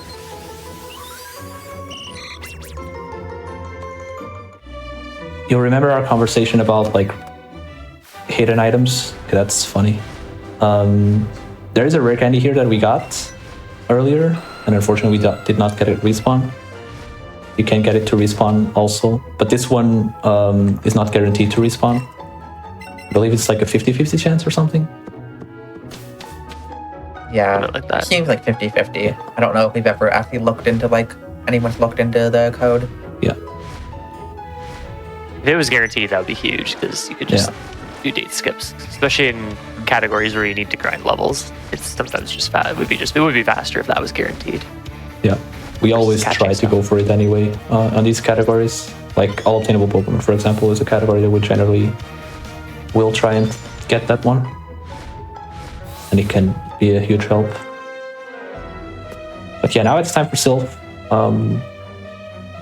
Silph is a bit different, but there are a few fights that are more or less the same as with Starmie because we still have Psychic. It's just the defense is going to make one particular fight really bad, but we have a bit of a backup for it, so let's see how this goes. This first fight is definitely different because we can just Ice Beam both things and Rock Slide as well, the Charizard.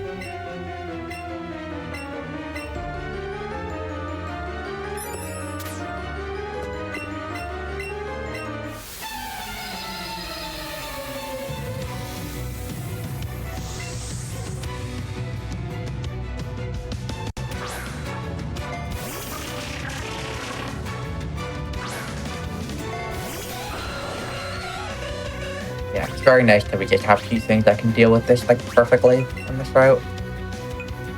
Oops.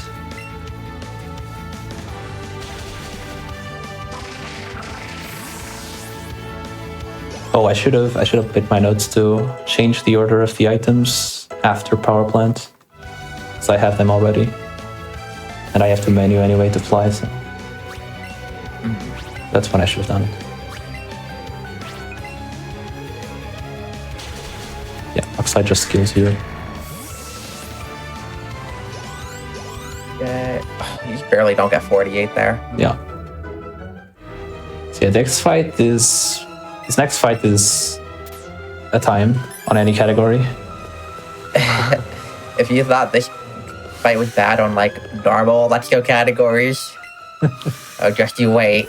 You're using something with, like, 2 defense Yep. And you have an Electro on this fight. that has Self-Destruct, and then everything else is like... You have Eradicate, that has a lot of physical moves. Super effective Sucker Punch. Yep. You have a Wheezing with Flamethrower, which is not good news. Gold that with Crunch. Yeah. So honestly, half the time you just, like, die with Jinx and you just use Aerodactyl to clean up. Yeah. This is one of the fights where, like, the difference between, like, really bad defense and, like, higher end defense relatively for Jinx can matter. And it is one of the reasons I like using Rash compared to Miles, but, like, Jinx's defense is so bad sometimes it just doesn't matter. That doesn't look too bad. That was okay. For level 47, that was alright. 44 defense. Lower defense than level. 44% seems high for Jinx. Yep. Let me actually check that. It's not super high, but it's not extremely low. The first ever run I did, I had minimum defense, which was very silly. So actually, the motivation behind picking Mile, it was actually like the first nature we ever picked. So we still live a Sucker Punch, which is extremely huge. So we can get rid of the Weezing early. And now it should be pretty straightforward, even if Jinx dies. Jinx will die here most likely because we are going to get Sucker Punch or Quick Attack, unless it does decide to target the Cubone. But actually, Mile was the first. Probably won't. Yeah. Okay. The first nature we used was okay. Headbutt is unfortunate. I want to say Rock Slide kills both. I'm not sure if it kills Eradicate, but like this plus a Cubone hit would probably be fine. And it already used Focus Energy, so. Yeah. Could also miss Rock Slide, which is bad. Yeah. I think Rock Slide can kill if you have really good attack. But that makes sense. That was a pretty good fight actually for Archer. No complaints there. There are definitely times where you just like die immediately to Sucker Punch, and then like you have to deal with the Weezing with Aerodactyl, which is not very good. Yeah. There are cases where the Cubone also dies, and then Raichu comes out or something. It's pretty funny. But I was gonna mention, so Mild was the first nature we ever used, and our motivation back then was like, Jinx defense is so bad that it couldn't possibly get any worse, so we'll just use Mild, which is minus defense. And that was basically the main motivation. Like, it's always gonna suck anyway, so we're like, just keep minus defense and try and have something in the other stats. It does matter in a few fights though, just such as that one. The Giovanni fight is one that comes to mind as well, where it can be useful to not have minus defense, I guess. Yeah. But it is useful to have minus defense later, for example, for Lance. It's a fight I can remember being a little that's worse. the main one where Rash kind of suffers a little bit. Yeah.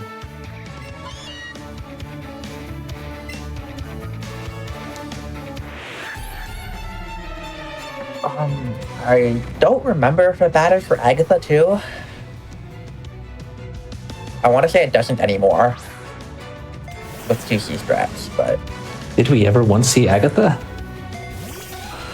I feel like I considered it at one point and then tried to look into it, and it was just so bad that I was like, no, I can't do it. It looks awful. Like, I think theoretically, like on Mild, you can live a Shadow Ball or something like that. Flinch here would be nice. Nice. Wow, really nice.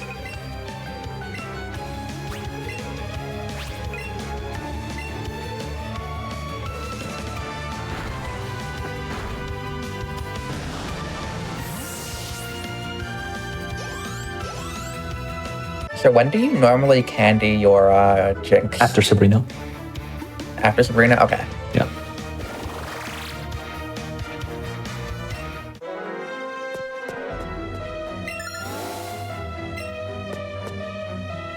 I could candy it like anytime, I guess. I haven't really looked into like, because the experience you're gonna have on the Jinx is also not always gonna be the same. Because you catch a lot of things after the Jinx. I tend to just candy it immediately once I hit 48, but okay. It doesn't really matter that much at this point. Especially because I would have to do an extra menu now to do it, so. Yeah. You also might just hit 49 after Sabrina. I'm not positive though. So forgot I need to do this. It's a little low. This fight is scary if you do 1C, and potentially be pretty bad.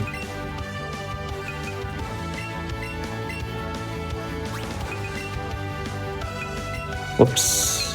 I really need to change the order of those things. They need to be +2 to kill everything. Slash turn 1 is extremely annoying, but it's fine because I can heal. Glad you 2C'd this. That's basically why you 2C, to be honest. Because you can't outspeed it.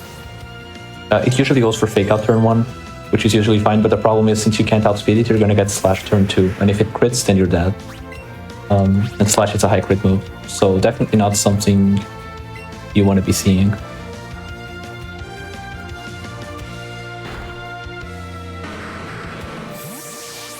Let's Go Johto would be awesome. It's Go never gonna Johto is like happen, my dream game. but I would love it. A new game in with this style would be awesome.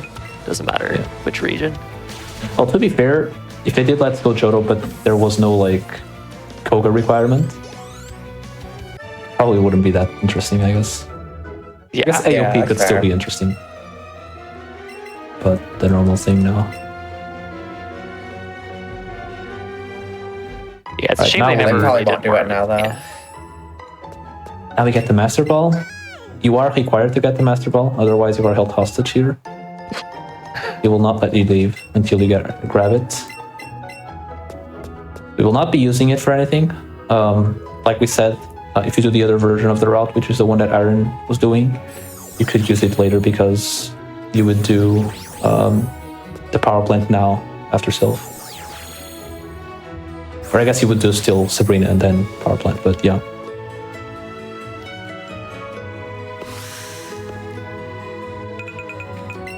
Let's go and We're gonna all get our, water catches. That gifts would be now. great. They would have to put 2C there. I honestly am kind of convinced that 2C was like a very last minute addition in this game. Because it implemented very like strangely. Yeah. And there's like honestly most of the glitches in this game have to do with like 2C stuff. Definitely. And it's also like, it's a bit inconsistent, for example, in the sky as well.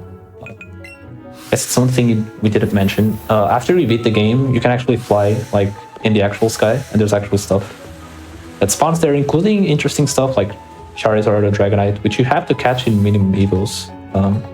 Was one of the main drawbacks that category. And actually in the sky, you are allowed to 2C as long as you are over land. You are not allowed to do it if you are over water. It's extremely silly. Yeah, I assume it's because of the background or something. But I think if you're over water, the background is like the water one. I don't know, it's weird. Or I guess you would have to have a place for the second player to actually spawn in, and you can't have them both in the water. So maybe that's the reason. There's space on the surfboard. Yeah. I saw you like tilt your controller toward the saffron mart and then turn back. That's where you would normally and do like- the last shop in 80%. Mm-hmm.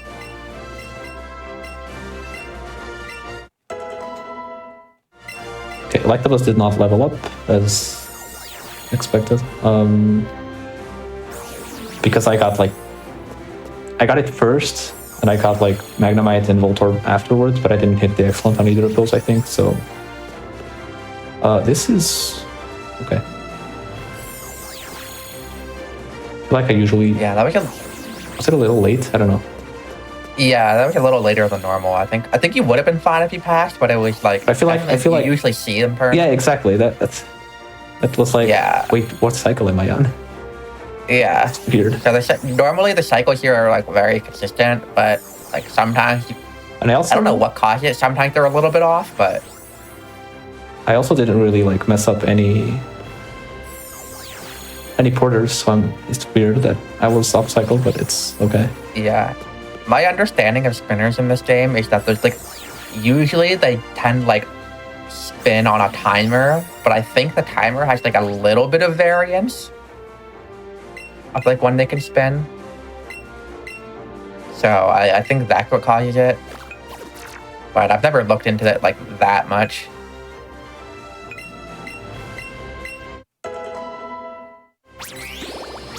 Getting 44 here is really important, so we actually get Thunderbolt. You can technically teach it via TM, but the level helps.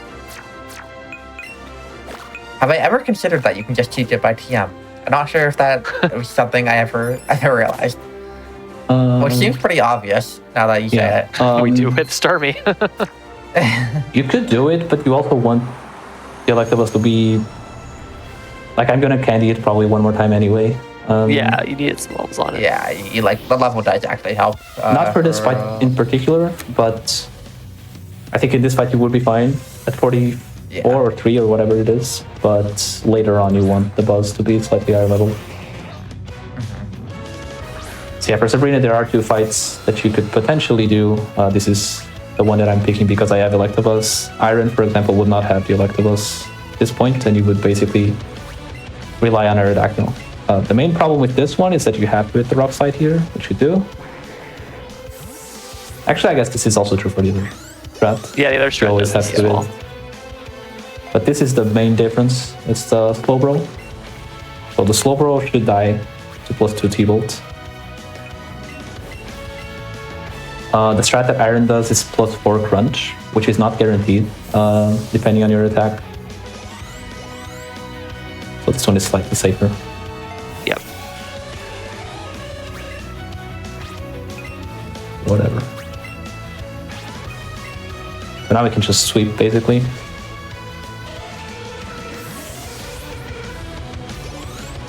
Yeah, the only difference is literally just the Slowbro. Yeah, everything else is pretty much the same.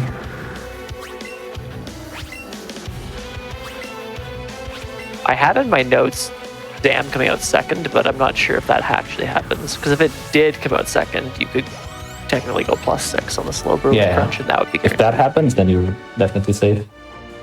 I think it's not. I assume it has to do with like send out order Yeah. differences when I you guess. have different Pokemon out Yeah. in TC. I assume that like Aerodactyl is probably worse against Slowbro, so if it targets that, it'll just send out Slowbro second. You wouldn't even need to go to +6. You probably could just use something with your second player. No, I'm Although candy. Jinx doesn't have good moves for Slowbro specifically, so it might still be fine though.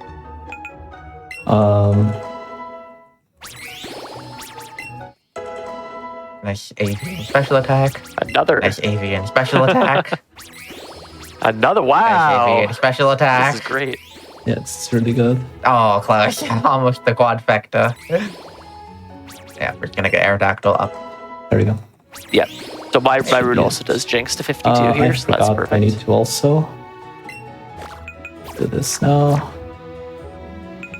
And now we do.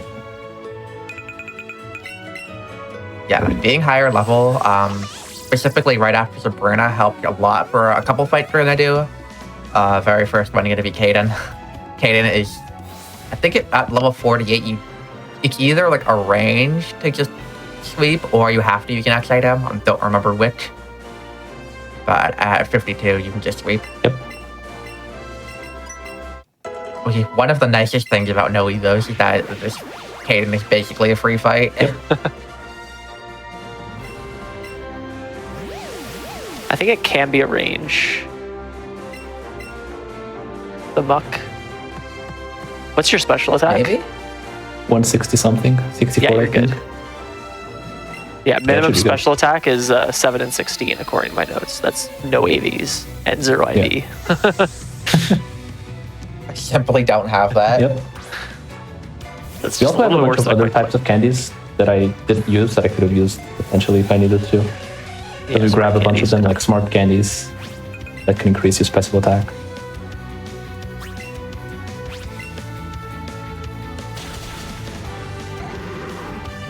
Yeah, this Muck has minimize. So Yeah, this Muck is minimized and it seems to use it pretty much every time. Every time I'm using Starmie. And with Starmie you have the +2. So you're always going to give it a turn to potentially minimize. And then this turns into a 24 something turn fight. this gym, the signature move of this gym is Protect. Yep. Not a poison type move.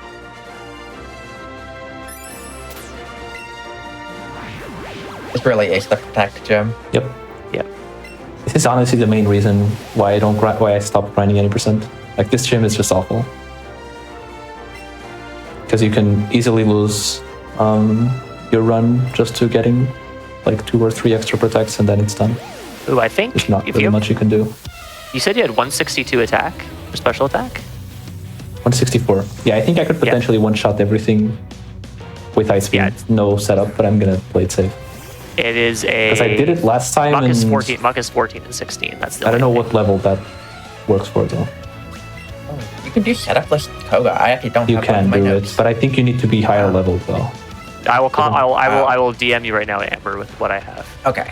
Thank you. But with level 52, 14, and 16, it's guaranteed with 167 and up. Okay, that's not quite what I 14 have. 14 and 16 with 164 to 166, which is what yours has. Because I tried it last time and it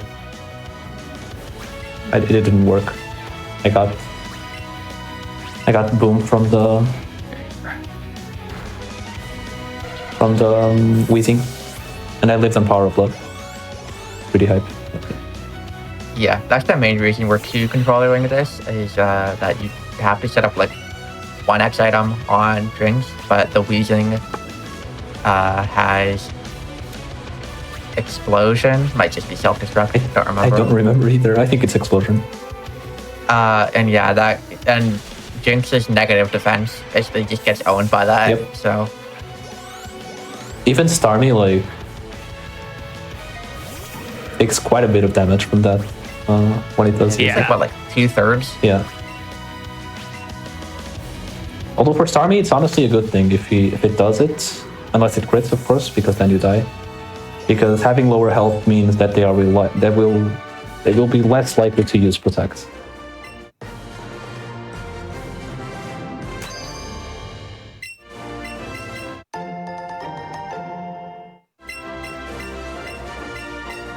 By the way, I am on PB pace for some reason. Although technically this is not a valid run, because we did breaks.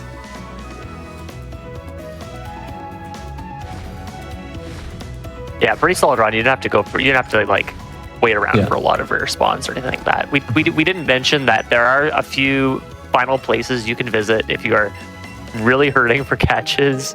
Route 15, which is east of Fuchsia, you can get Venonat if you didn't get it earlier. You can get Tauros, and you can also get Scyther or Pinsir, depending which version you're playing. Scyther, Pinsir, very rare. Yep. Tauros, you can even wait a long time for that too, so that's not a great place to go. And then you can go south of Lavender to the water. You can catch Krabby if you didn't see it already, Horsey in the water, Farfetch'd in the grass, which also can be a little bit of a pain. And if you really, really need to catch something, you can catch the Snorlax there. Oops. But I don't think I've ever had to go to either of those places. I've usually been able to get my 50 in the areas you do. I think I did Pretty Tauros unlikely. once.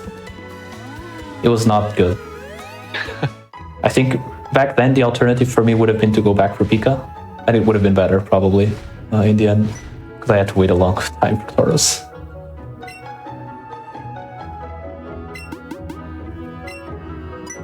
Yeah, this gym is a little bit easier with Jinx as well.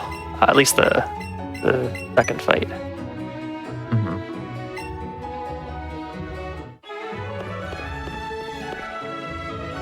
First, we have like a bunch of cutscenes where like Oak and Blue talk or whatever. I don't know. I don't read it. Oak tells a joke. Oak told a joke that like doesn't make sense. I feel like. I don't know if the joke is that it doesn't make sense. I don't understand what it is.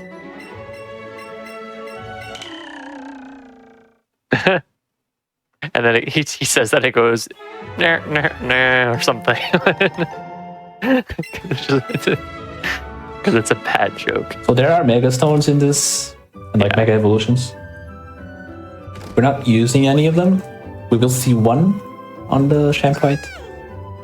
But we're not actually gonna use those, but they are available in the game. I believe Mega there are alt Evolution. mains that use it.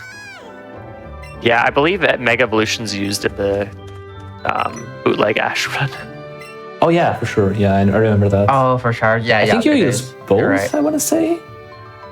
I think for some of them you use like because Charizard has Yeah, two. for Charizard, yeah. I think you use both if I remember correctly. I don't remember, so I'm not gonna claim any. All I remember is that on one of the, I think it was the Agatha fight, Joker's notes said Fire Blast 5 times. And the alternative was to Mega Evolution. I was like, yeah, I'm gonna have Mega Evolution. Not doing Fire Blast 5 times. Hey, you did rock slide a bunch of times on Blaine the first That time is you true. did this, which is only a little more accurate.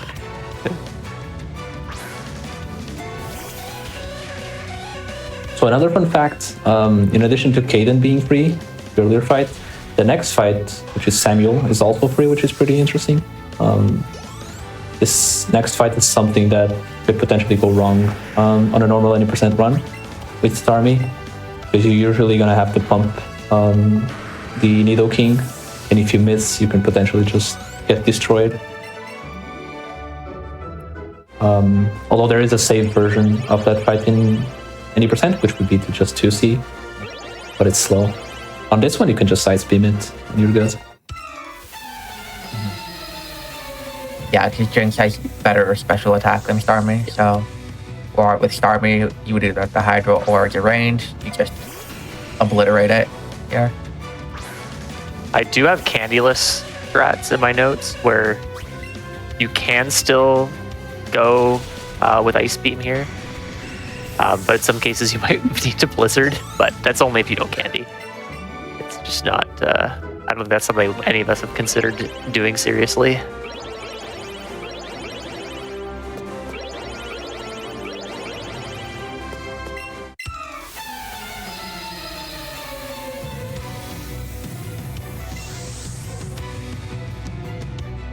Yep, so this fight's like pretty easy in literally every category.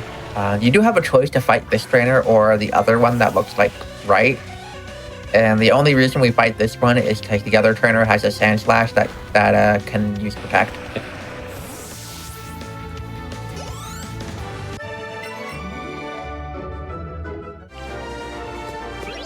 Sometimes people will accidentally talk to the other one. I've actually never done Yeah, that I've never before. done it before. I'm surprised I haven't, I've because seen it, I think, in the tournament. So I will say for this fight, because this first turn is going to be a little scary.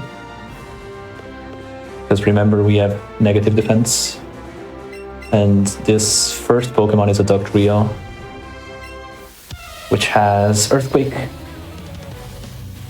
and If it Sucker crits, Punch. we're dead. If it does not crit, I believe, for the most part, we should be okay.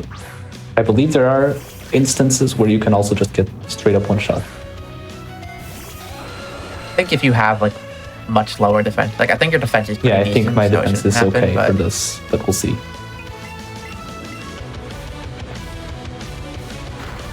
Yeah, that looks very yeah. good actually. Oh yeah. Not even red HP. Yeah. And that's it, that's the fight pretty much. Yeah. This is technically another benefit of Rash, because if you have really bad defense, you can just get one shot, but it's pretty unlikely.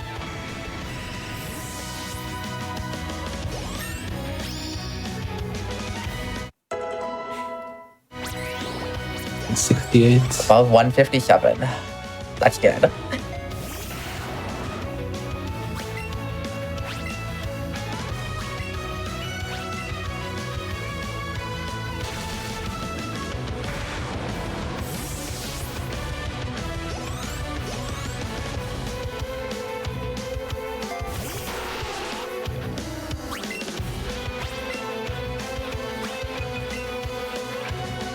Oops, And usually move I selection. forgot Oh, you have yours this there, yeah. part. I can do it afterwards.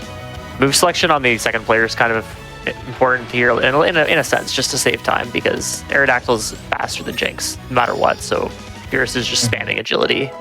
You don't want to be using an attack, because that's just lower to deal chip damage. But if Jinx did somehow outspeed the Aerodactyl, I don't think is even possible. The Aerodactyl would just use move slot 1, which is just as fast as using agility. Yeah. And that's all the gyms. Now we just have to do rival and then the end game. There's 6 fights left. Actually, no, there's more. No, in there's a Victory few. Road. We're not going to do mouse games. Not today. Yeah, We could do them. Give her a Daxel. Which is supposed YOLO to be them. easier. Yeah, YOLO, just YOLO them. Dawson. We shouldn't have put no mouse I mean, the skips run is in invalid the category anyway name. already. Because we have True. That's a good point. pauses. So, could go for them. I could go for like Dawson skip. I've hit Dawson skip a couple times. I don't think I would go for Was the that other the ones. repel text box? Yeah, I think I canceled it. So Oh, you got the menu anyway Yeah. for the other things, so it doesn't matter. All right, this rival fight, I have 3 different versions of the fight, each with a different level of risk. I don't think I didn't even put the other risk scratch in my notes. I just have like the safe one. You remember that Fierce earlier bought, I think he bought an X accuracy. yeah, And I did. think that was for this fight specifically. Yeah. And we may or may not use it. We'll see. Yep. Depends on, because we are outfed by the Pidgeot. If the Pidgeot goes for Sand Attack, we attack. It also if not, depends then on we which don't need mon it hits with Sand Attack. If it hits That the is other probably mon not. Sand Attack, then it And it's always kind of hard to see which one it hit because it's so fast. That's true.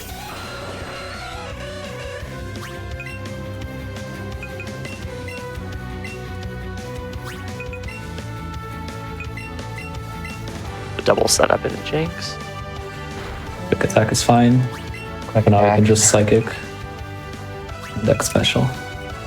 We need to be +4 for the Raichu. And the Raichu in this category specifically can come out second, as opposed to the normal any % where it would always come out later. And it didn't in this case, but it could have, so yeah. I do really love how Jinx's defense is so bad that Pidgeot favors using quick attack over air slash. Yep. Like half the power. It is pretty funny.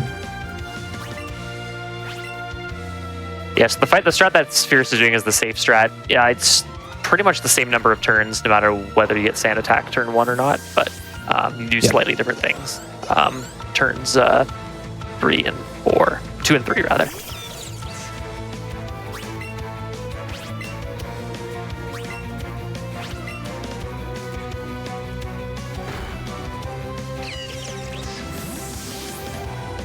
Yeah, that should be good. Now it's time for bad checks and then the victory road.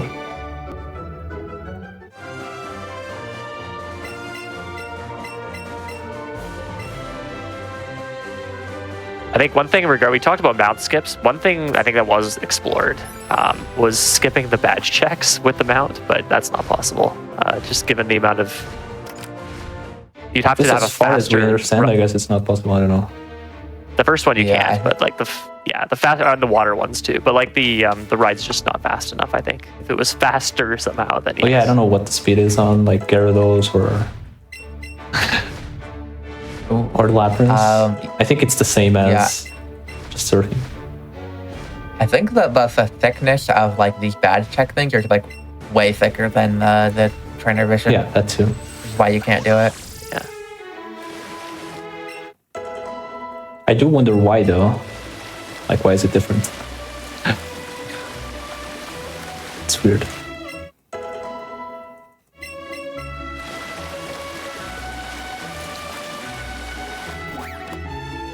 Yeah, this is looking like 326 space at the moment, which is really good Oh, okay. and way underestimate. Yeah, I think your last 2 runs you did for practice were both sub 330, Yeah. right? It's pretty consistent unless you get like really cringed on, which can happen in this category. So better to be safe. And this way, Head Bob has a bit more time to get through the curse that is BDSP.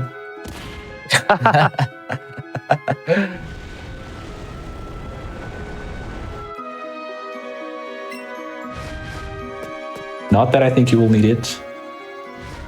He is the world record holder, after all. True. World record in the AGDQ practice room. I was literally sitting right next to him. That was pretty hyped. This fight is very funny if you have bad special attack, because you need 157 special attack to +2 just guaranteed one shot. It's Kangaskhan. Yeah. And if you don't have that, you have a few options. You can just opt to go for the range. Jinx does come with Blizzard, and so you can opt to use that, which I would never recommend to anyone do that, but it's an option. In my notes, my notes say to use Blizzard when the chance of hitting Blizzard is greater than the chance of hitting the psychic range. Yeah, that's what I have too. And then theoretically also you can just like start the fight with just Aerodactyl, do a little bit of chip damage, and then bring in Jinx. But that is very slow to do. Yeah. Yeah. Another thing to mention is that, and this is, I'm not like, still not super convinced, that Kangaskhan also has Sucker Punch. And Sucker Punch actually kills from full, the Jinx. But it doesn't usually go for it. I'm not really sure. Like, we kind of just do this because we know that it's generally not going to go for it. But it could go for it and then it just dead. I assume it's just probably because it reads that Crunch does more or something. Maybe my assumption, but Yeah. I'm not positive. Yeah, I don't know. I know some people have gotten like Sucker Punch from like on the Starmie strat. And it's usually the same people that get Faint. I think. I think their game is just different. True. This is a fight where it's very nice to have Aerodactyl as your secondary. Because Yeah. we just, we're fighting Hypno and Slowbro, which both get destroyed by Crunch. Shoutouts to Amber, who actually routed this fight.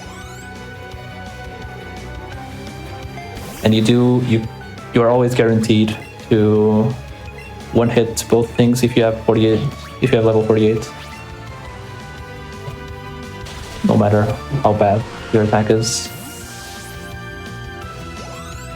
I don't remember what we were doing before. I think we just used Zapdos and then Yeah. probably. What- That's what I would Maybe guess. Electabuzz, I don't know. Because I think Amber routed this before we even did a second run, so. Yeah, For a that different sounds right. route, I think, yeah.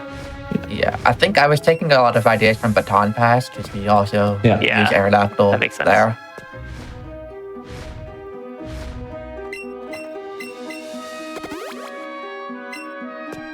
Right, coming up is There's also the Caroline fight is, I think, was Baton Pass inspired. Yeah, that one, I think so. I don't remember. I think we've had, like, for Caroline, I think we had, like, 3 or 4 different strats at some point. Yeah, I don't actually know which one you're doing right now. I think it's whatever you're doing, probably. Okay, yeah, the one we came up with eventually was like 100% safe, I'm pretty sure. But there's strats you can do that are like faster, but you risk just like missing Rock Slide, you're missing ranges. I do like Psychic Crunch on the Arcanine, and then Ice Beam Rock Slide on Golbat. Oh, okay. I have a That's slightly different than what I have written, but I probably like the same idea. come Oh on. my god, that was bad. Nice. I'm usually My- okay with Alexa. My strat for Caroline is really dependent on Jinx's speed. The Arcanine hits pretty hard, and so if I'm slower than the Arcanine, Aerodactyl is the battler, and then if if Jinx is faster, Jinx just handles everything. Oh wait, never mind. I lied.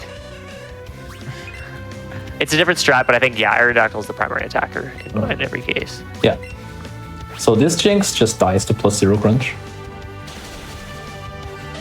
Yeah, you set up into Jinx, and And then I just Psychic Crunch and then Ice Beam Rock Slide, basically. Oh, okay. Nope. Ice Beam Crunch should be fine on the Golbat. Yeah, but if you're it a doesn't plus matter 2. in terms of like PP, I don't know. I don't remember. Okay, I was faster. I forgot about that, yeah. It's still fine. slower. I can just bring in bars and then hit the Rock There are, Slide. Big Rock Slide? Yeah. and there Anti are Rock robotics in my Slide. bag. Did I miss Crunch or wait? Jinx was slower. Yeah, Maybe but slower, that's why. I'm pretty sure I used Aerodactyl. Oh wait, never mind. Yeah, it's fine. I should probably just heal this now, actually. Yeah, max revive is nice.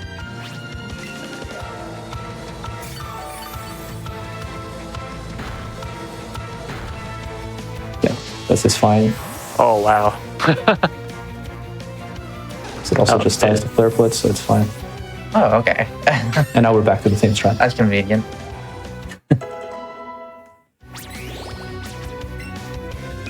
Yeah, I guess I forgot about the speed. Yeah, Ice Beam Rock Slide here. Actually, Yeah, I think I buy an extra X accuracy and just like rock slide stuff here. Maybe Yeah. crunch is fine. could potentially be a strat. I am not +2 here though, but it's fine. Okay, easy. I'm pretty sure Ice Beam also kills at +2. Yeah, not but a- there's like probably at least 4 or 5 different things you can do on this fight Yeah, that are like similar. I like, want to say I think huge I safety think my bounce. plan. Now that I think about it, I think my plan was to just use like the quick candies to overcome that because I think it's usually okay with quick candies to get to the speed threshold. Yeah, I think so. I don't think your speed needs to be that high. 119 is what you need. Yeah, which is honestly like pretty close. I want to say what I have. But yeah, Any mount skip going we for will try. All right, I'm excited. It's not gonna happen. It'll happen, I believe. So this is just to show if you've watched the Etchy run on GDQ, this is just to show you that it's actually like these trainers actually have vision. And they will fight you. Because if you've watched that run, you might be thinking that it's just that easy. It's not that easy. Yeah, there we go. Close. I don't think I've ever hit it actually. I have somehow hit it on like 2 separate all obtainable Pokemon PBs. They just built different, I guess. Did you get one on your 505?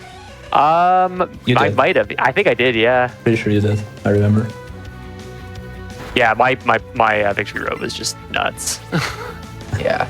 Your AOP PV is really good. Yeah. Yeah. I don't know how I got that time.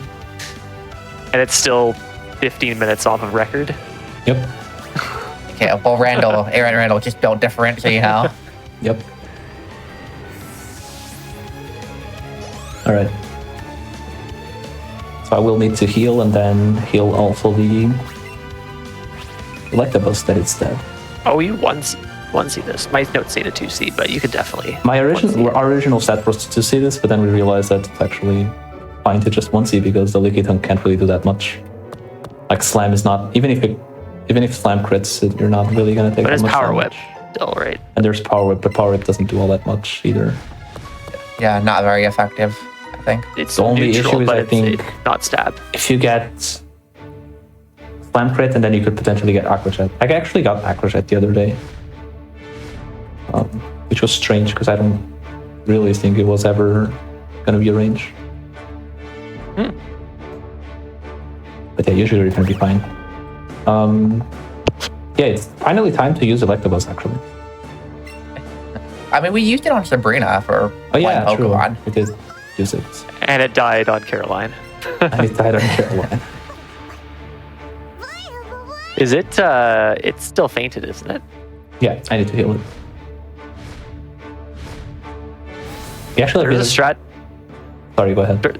Yeah, there's a strat that Amber provided where you have a Grimer. If you don't have Electabuzz, you have a Grimer just, I think, to bait out certain things on this fight. But Yeah, Like- I think we figured out it's like not worth it because like Electabuzz helps with a couple other things like the Sabrina fight, and it can help on. You have to do a little bit of a different strategy on Champ as well without Electabuzz. Yeah.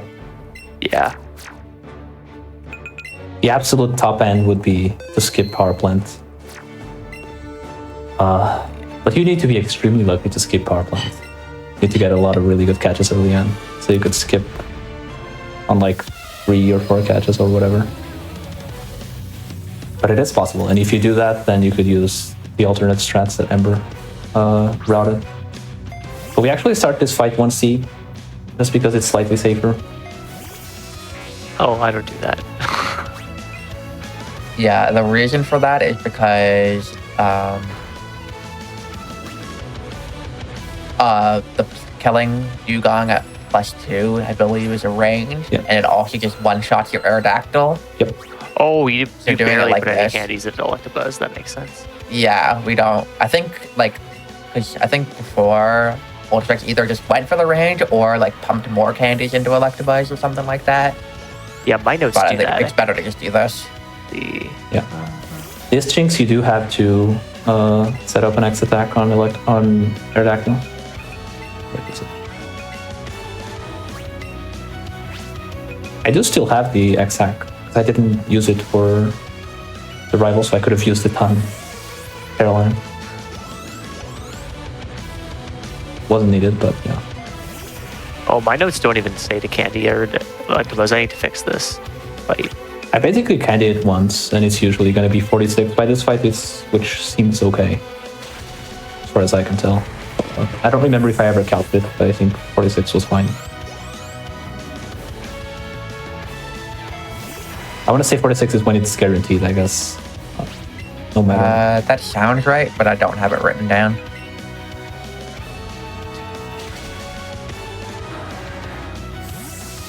But yeah, we will use Electabuzz for champ as well, which is why we are also healing it now.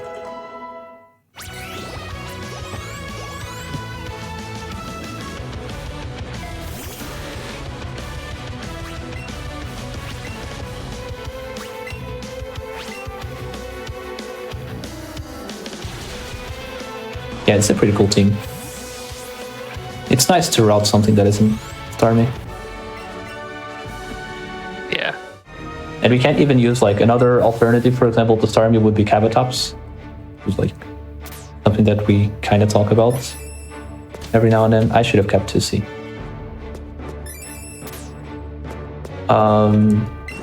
I almost talked to him without changing this. That would have been an interesting. That would have been an interesting fight. Interesting fight. Yeah. But yeah, Cavatops is also an evolution. So Bruno This fight is pretty pretty much free. similar to Giovanni, where you basically just do 2C so that you can actually live a turn. I mean, you don't even get hit here. It's just you need +2 to... You need to be +2, which means you would not... I'm pretty sure like Earthquake just kills you. Oh, yeah. So you just have to do 2C, because otherwise you wouldn't need to. Because for everything else, it's like it's pretty straightforward. You outspeed everything anyway.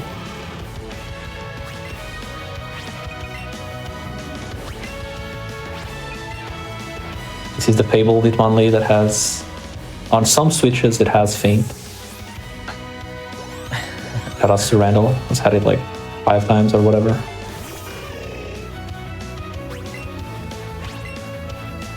Which is a priority move. And sometimes in 90% you can be like really low health going into the Hitmonlee, and even then it generally won't use it.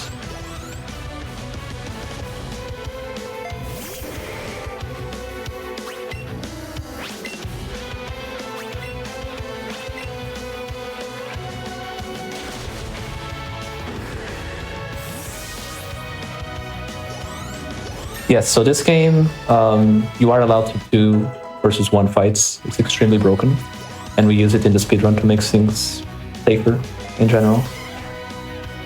Yeah. One thing, like, you might be wondering why we don't just like 2v1 like every single fight in the game if we can do this. The reason is that it's actually quite slow to do this. Yeah. So we only want to do it if we have to, or if we can save like a lot of turns by doing it. Yeah. It's nice because like other Pokemon games, you will see this in BDSP for sure. Where it's like you do a lot of setup, and if you just gotta get crit once, you can just die. Yep. But Let's Go has like a pretty nice safety net. Yep. Yeah, this fight, I think what we'll see coming out second might be different. We ideally want to see Weezing, which is effectively what we see in any percent. Yeah. But Gengar can sometimes come out second, and it may get a little bit interesting. See what we get here. So this Arbok will just one-shot with Crunch, so cannot set up on it. Did we get... There's the Gengar. Gengar. Okay, Gengar outspeeds, and so we need to outspeed. We're not gonna... We actually don't outspeed this turn. First we Expedef. Oh yeah, Expedef This is Gengar. That's fair. Okay. This is I fine don't know what actually. Whoa. It's actually pretty good. I don't think I've seen it do that before. in I've any seen of it burn the Jinx, not the Aerodactyl. Oh, okay. And now we Psychic. Yeah. And X speed. Yeah. And now Normally we it just tries to Shadow Ball the Jinx, and then because we use the X special defense, we won't actually die to it. Oh, the Golbat still went before the Jinx there. Oh yeah, because you haven't X speeded yet. Yeah, that's why I usually just X speed on the Gengar, because then the Golbat's attacking with physical moves, so it will do a little more damage. That's to the the wrong Jinx.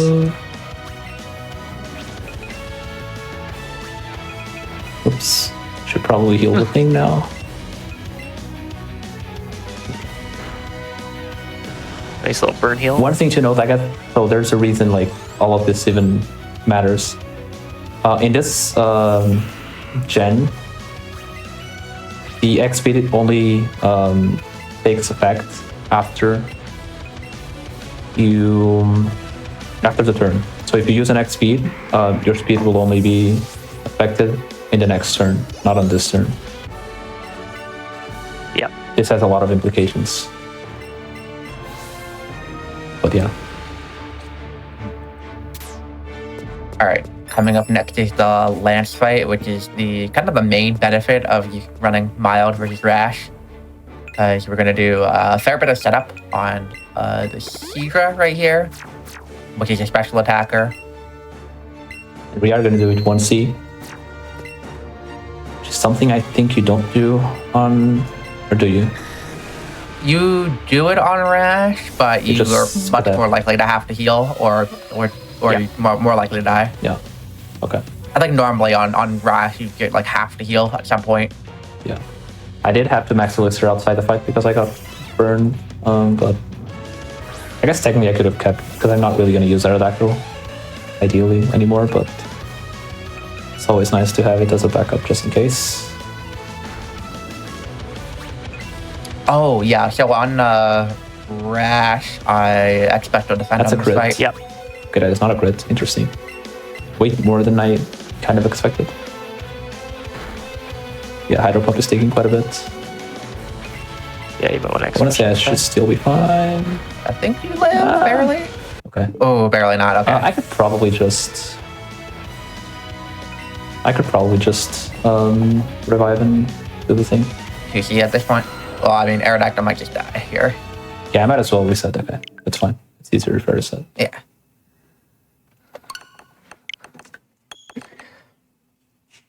Probably Might have, pretty might bad. have lower special Yeah, we defense probably have then? pretty bad That did- Spadef. Hydro Pump is taking quite a bit. It's not a huge deal though. Yeah, Like I was gonna say that he what it normally looks like when you're trying to run rash. Yeah, it's probably pretty bad Spadef. Yeah, Hydro Pump's a very scary move for this route because Yeah. Jinx is... It's also not guaranteed to go resistant? for like Hydro Pump. Like it has a lot of moves, so you could potentially just use any of the others. And you don't really have to do that much setup, so you don't even have to tank that many moves in general. So just got a little unlucky that we got spammed with Hydro Pump. Yeah, you need two special Lance is defense. two wins, 0 losses so far on GDQ this month. Yeah, Lance is a time. Really doesn't like GDQ. Gonna do the same strat and then hope. Okay, whatever it is. I probably have an extra Spadef though, so I could I think you probably do, yeah. that. Maybe that's what I do if I have one. I do. Pretty sure I don't use it anywhere, so.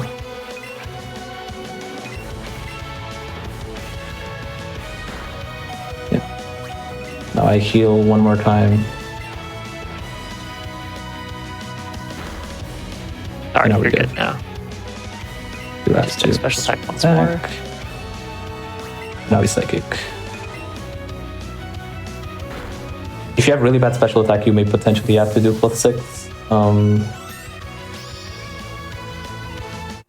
But in this case, it shouldn't really be a problem. Oh yeah. Oh, that is horrible special defense. Yep, Your special That is like minimum pretty Yeah, much. your probably special pretty- attack is really probably good too. minimum. So. I don't think I've ever taken that much damage from plants, because it was basically doing half.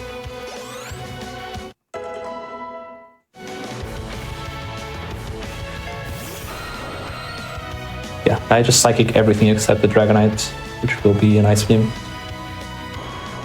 And that should be it. Starmie would normally go to +6 every time you need it. And even at +6, you need good special Yeah. attack to always one-shot Dragonite. You don't use a nice move on Starmie. Yeah. Theoretically, you could pick up Blizzard because the TM's in Victory Road, like very close to where you are. That is very true. It's not worth it. I've looked into it so many times and it's not worth it. Alright, that's Lance. So we only got Champ left.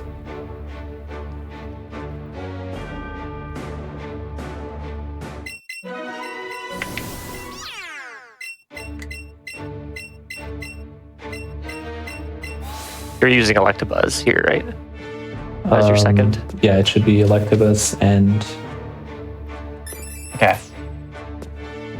Because you can't do Aerodactyl and yeah. a couple options here. The very first time we ran this, Champ was a time. Because it was the one fight that we kind of didn't really... I think we had an idea of what we wanted to do, and then it kind of backfired, I think, on the send-out order or something. And then we just kind of had to improvise everything on the fly, and it somehow worked. And I think we used Aerodactyl back then. I think the problem was we just didn't really expect, like, I think Rapidash or something to come out, like, right after or something. Yeah. Or was it Raichu? I don't know. I don't remember, but yeah. I have Rapidash second in my notes, so yeah. It was weird. So on this one, we're just going to X-Speed and X-Special, and then we'll Ice Beam and Hyper Potion. Ideally, we don't get one shot. Yeah, basically the idea is you want to set up your Jinx as much as you need to for the rest of the fight, and then afterwards you start setting up Electabuzz enough to be able to deal with Slowbro. That's kind of the only thing Jinx really can't deal with on this fight. Yeah, it's fine. Heat Wave, classic. You are very likely to see Heat Wave on this one in particular. It's not. It's sometimes you do see it on 90% as well, which is pretty interesting. Very rare. But it's very rare. Yeah. But on this category, it happens way more often. It's kind of unfortunate if it burns you.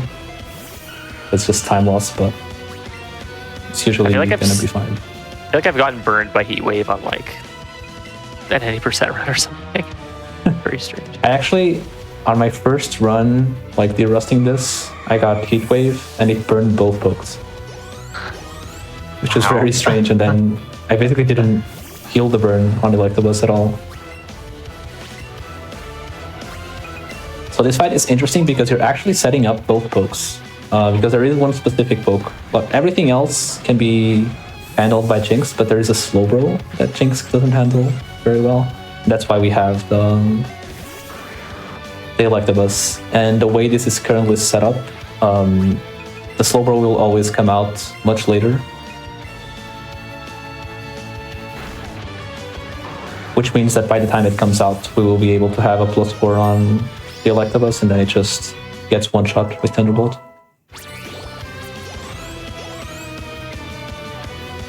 Yeah, Raichu.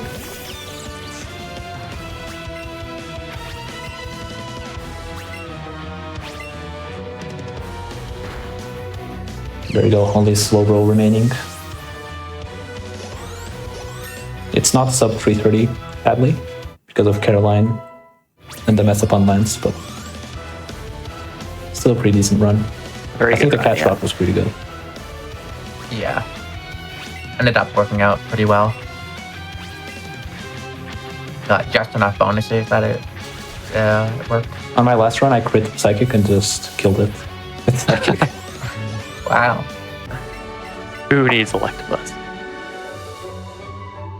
And there you have Crit, it. and then you don't even... 90% completed without any evolutions. GG. It's a little more cursed, but it's pretty fun. GGs. Pretty fun route. And it's not like it's 330. It's like 30 minutes off what an 80% run would be, so it's not that much slower. So still And you get to go to like a lot more areas Yeah. in this category. pretty good showcase, I think, of the game as like a speed game. Because you get to see as well like parts of AOP, for example. Yeah. Yeah, I really like you have a team of 3 at the Yeah. end too that you kind of like swap back and forth for That too. different fights. Yeah. It really showcases like the thinking of like how we have to route out certain fights and what our options are. And time's in about to general. come up on the fade out after the Hall of Fame, but I will call it. And time. GG. GG. GG. Yeah. I guess a couple of shout outs before I sign off. Obviously, thank you to Amber and to Iron for joining me here on comms. These are the 2 main people that I believe Randall has also done a run of No Evos, but we basically, the 3 of us have basically routed this category. Iron and I were the original runners that did this for the first time, and then Amber sort of joined and helped us route most of this. And Amber currently has the record for this, which is like a 320 something. Yeah. The 320 like 30 or something like that. Yeah, and it could definitely like be improved, I'm sure. So yeah, really cool run. I really like to showcase this particular run. It's very different than any percent, but it's still a really good showcase of the game in general, because it's a good mix of any percent and also AOP, and it's kind of silly, which is also fun. If you are interested in like at all in Let's Go, if this looks interesting to you, we have a Switch PSR Discord that you could join. There's a lot of resources there. We also have a Let's Go race/tournament Discord. We've had a couple of tournaments in the last couple of years of regular any percent, and this Discord is actually where most of these silly meme ideas end up being created, and where we actually race a lot. The Let's Go community is actually pretty active, so there's a lot of people there that would not only help you, but also like race you and run things with you and help you understand all of this. So yeah, feel free to check that out. And that's it. I guess you can find me at twitch.tv/Furist. I don't stream too much these days. I've been more involved in like organizing Pokemon speedrunning events for the past year or so. But I do stream occasionally, especially these silly categories. And Iron usually joins me, and there's all these cursed ideas, so it's a fun time. If you'd like to check that out. And where can they find you two? I'll go first. You can find me at, I barely stream as well, but you can find me at twitch.tv/new_Amber. I also do want to give 2 very quick shout outs. First, to the Cat Expo server. If you like silly Pokemon running, especially on Switch games, that's a community where we do like a new kind of silly category every single month. Great community, nice, great group of people.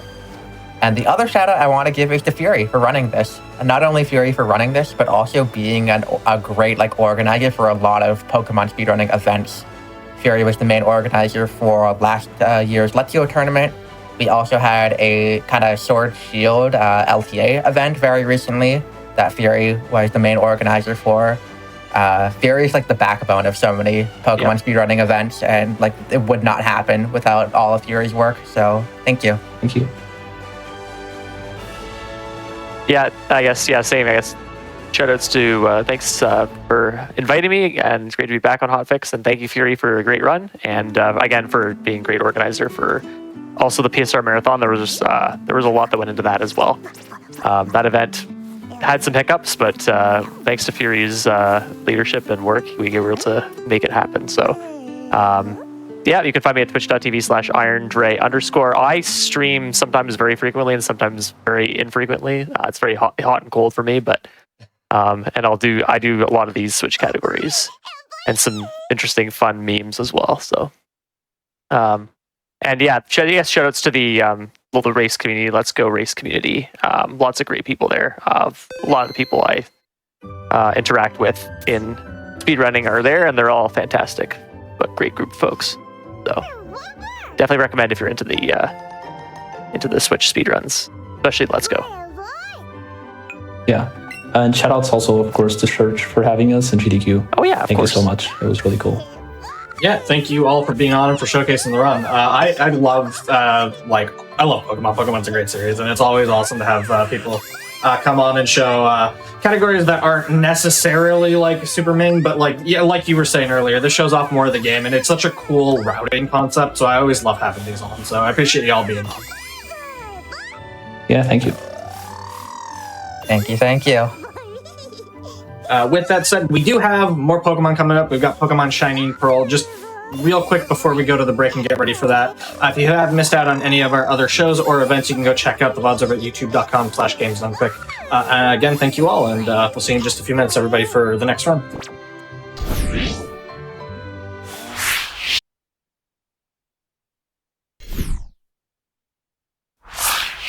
Hello, everybody, and welcome back to the Games Done Quick Hotfix. Today, we're showcasing some Pokemon games. Before we get into our second run of the day, just a quick reminder for you. Your subs, Prime Gaming subs, gift subs, and bitch cheered on the GDQ Twitch channel do help support the Games Done Quick Hotfix. So if you like watching any of these specials where we showcase a bunch of different games in a series, if you like any of our regular content like Speedruns from the Crypt or Express Lane, it all helps us put on these shows. So if you consider subscribing to the channel, you'll get access to emotes, as well as you'll be able to chat with our other subscribers during our replays. With all that said, we've got Pokemon Shining Pearl here. I'll hand it over to our runner and commentator. Let everybody introduce themselves. Thank you, Sarge. I am Headbob. I'll be playing Shining Pearl glitchless for you today. And I think I'll just get started, and then we can have everyone introduce themselves as we do the fun little intro. So we'll say 3, 2, 1, go. So commentary, if you want to say hi. Well, I was going to say that you also forgot to introduce yourself as the world record holder of Shining Pearl, Headbob. That seems unimportant. Yeah. Well, if that's unimportant, then I won't mention that I have the Brilliant Diamond record. I'm T-Pat. I have, against my best wishes, have also been running this game recently. But yeah. Against my best wishes. And my name is Dynam. The last time that I fully ran this category was 2 years ago, I think. Something along those lines. Yeah, it's a good time. We're gonna have a good time here today. We're gonna have a great time. Except Definitely. unironically, because we have The game is hard. we have the options here right now. We're gonna set our options, and I'll explain what's going on. Yep. Fast tags, There in battle a style set.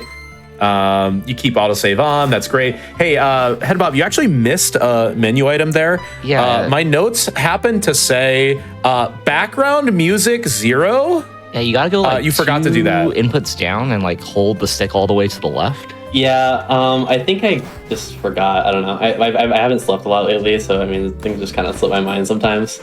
But yeah, so the reason why I didn't do that, in case you believe that terrible acting, was that background music, while it saves 10 minutes, around 10 minutes, which is crazy. Whoever found that, crazy.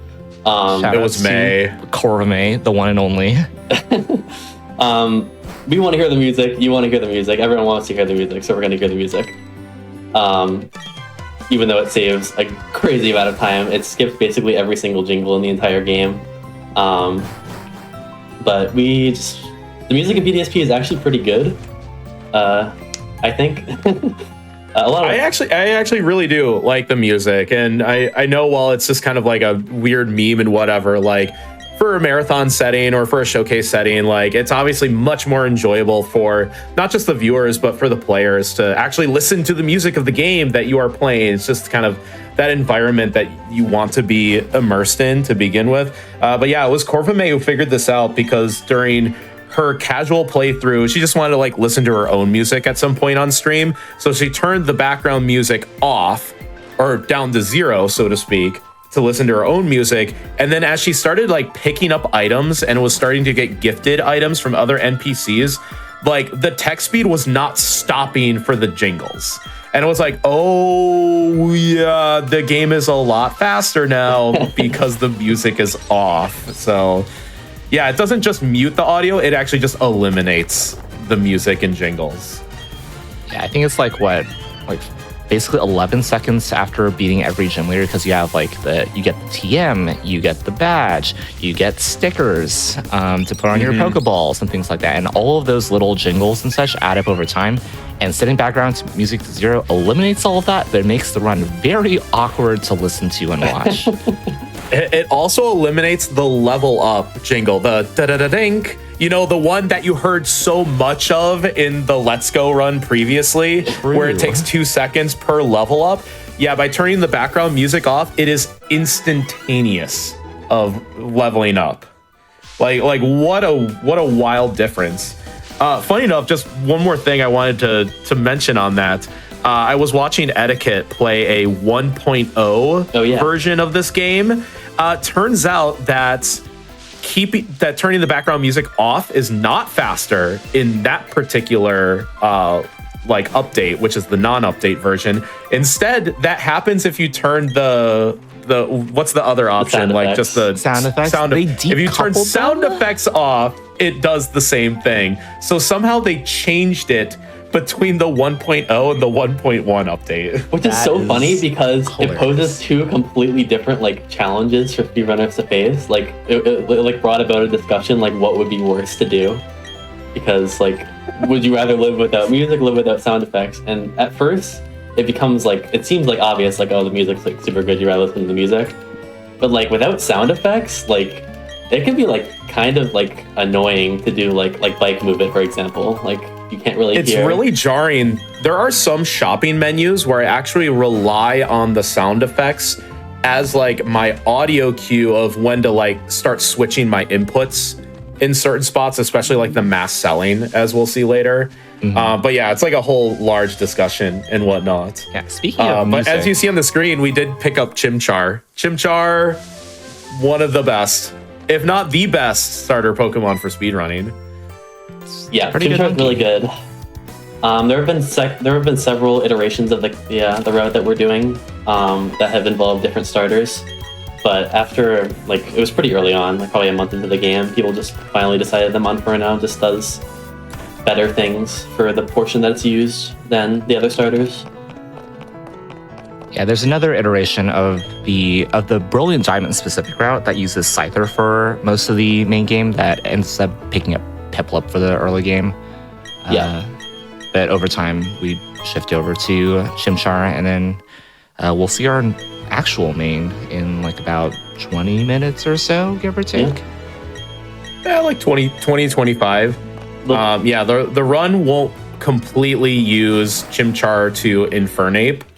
But the other main Pokemon that we're going to pick up, spoiler alert, it's a Kadabra, Yes. is the Kadabra is going to be the main Pokemon through the run. However, it doesn't handle every single thing. And Chimchar and Monferno pick up the slack where the Kadabra is bad or unusable. So it's the perfect assisting Pokemon. And by that logic, the other Brilliant Diamond route that uses Scyther needs Piplup for the same reason. Where Scyther was bad, Piplup was much better than Chimchar. So it isn't necessarily that Chimchar or Piplup are by themselves better or worse than one another. They just provide a role that assists who the main Pokemon is going to be so well that it's the clear choice. Yeah. Although the Scyther route was very interesting, honestly. There's a lot of creativity with that, the use of the Grand Underground and stuff. It's a very interesting watch if you haven't seen a run of it.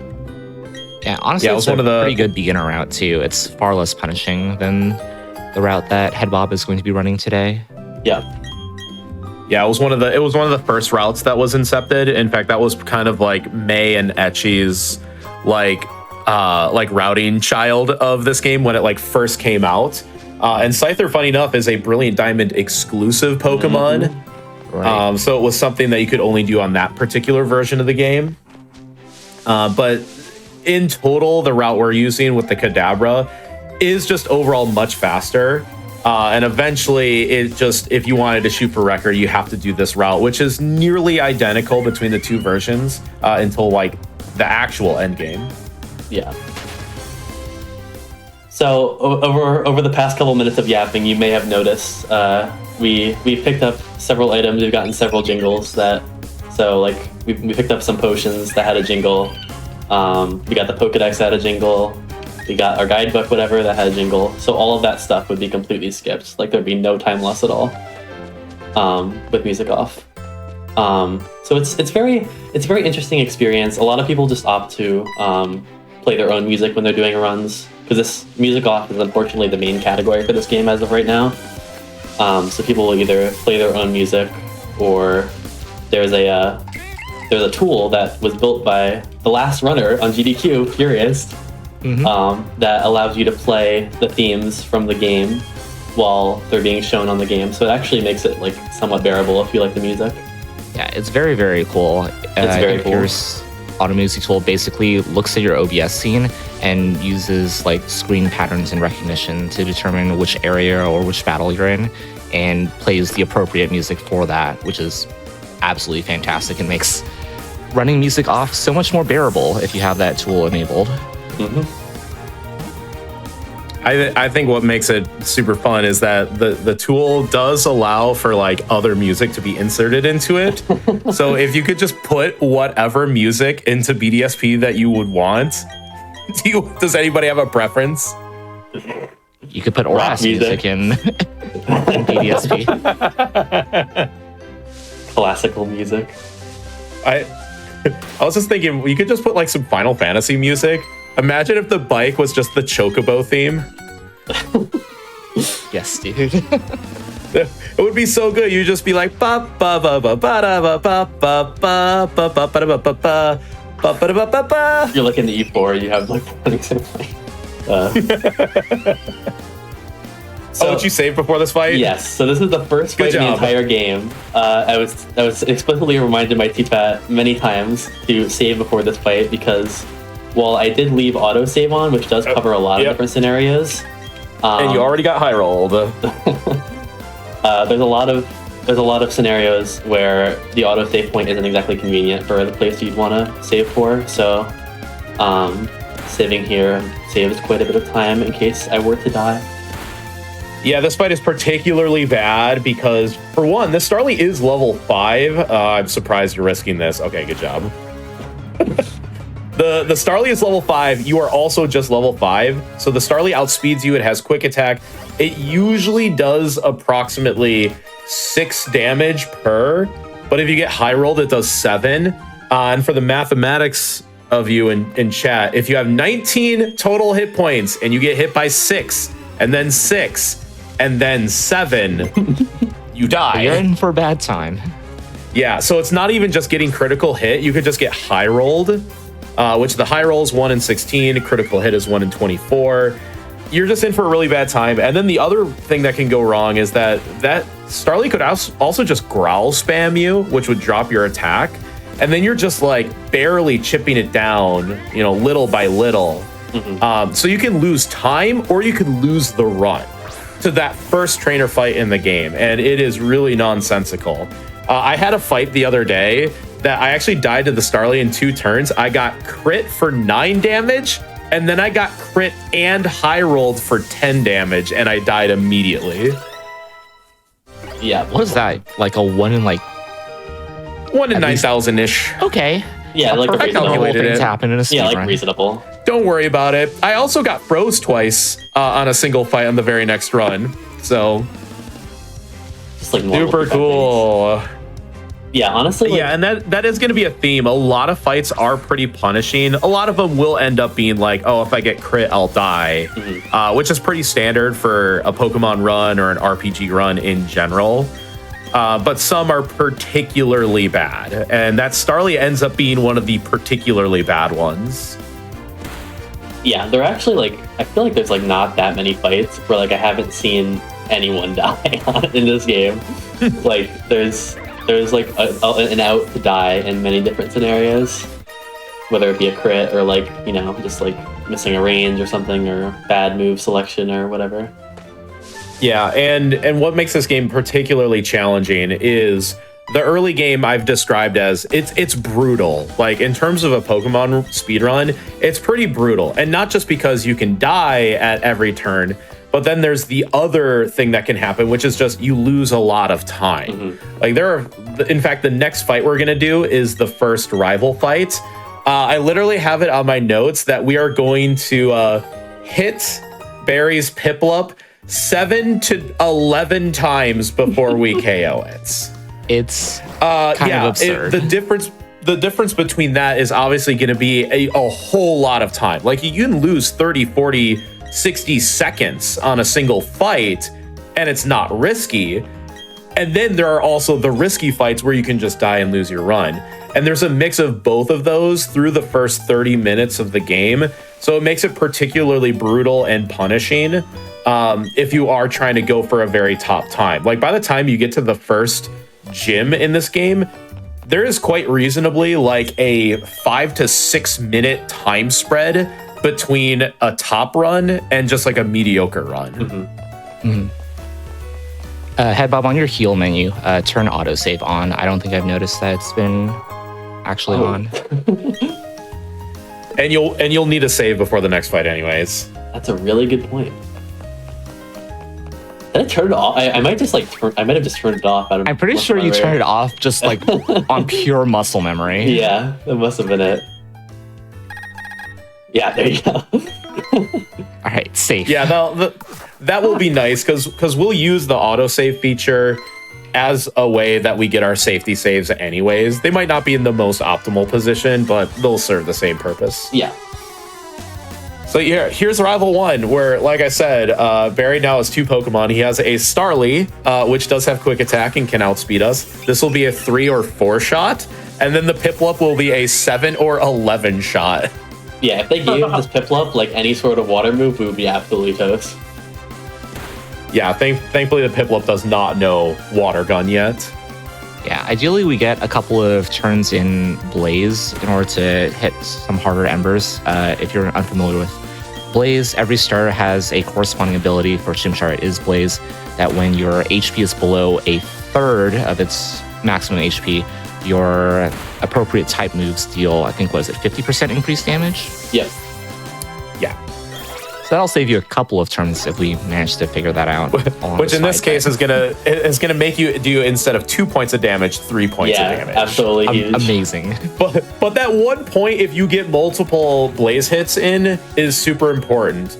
And this is great because you're in Blaze right now, and these are really safe Blaze hits because Pound usually does about 5 points of damage. So being at 8 HP is literally perfect. Yeah, this Piplup spamming Growl is actually like doing work right now. And that's why we're not using Scratch, because yeah, we're getting hit by Growl. So our Scratch is like -4. It is only going to do 1 point of damage, so might as well use Ember for 2. There's our and now you'll have to heal. Yeah.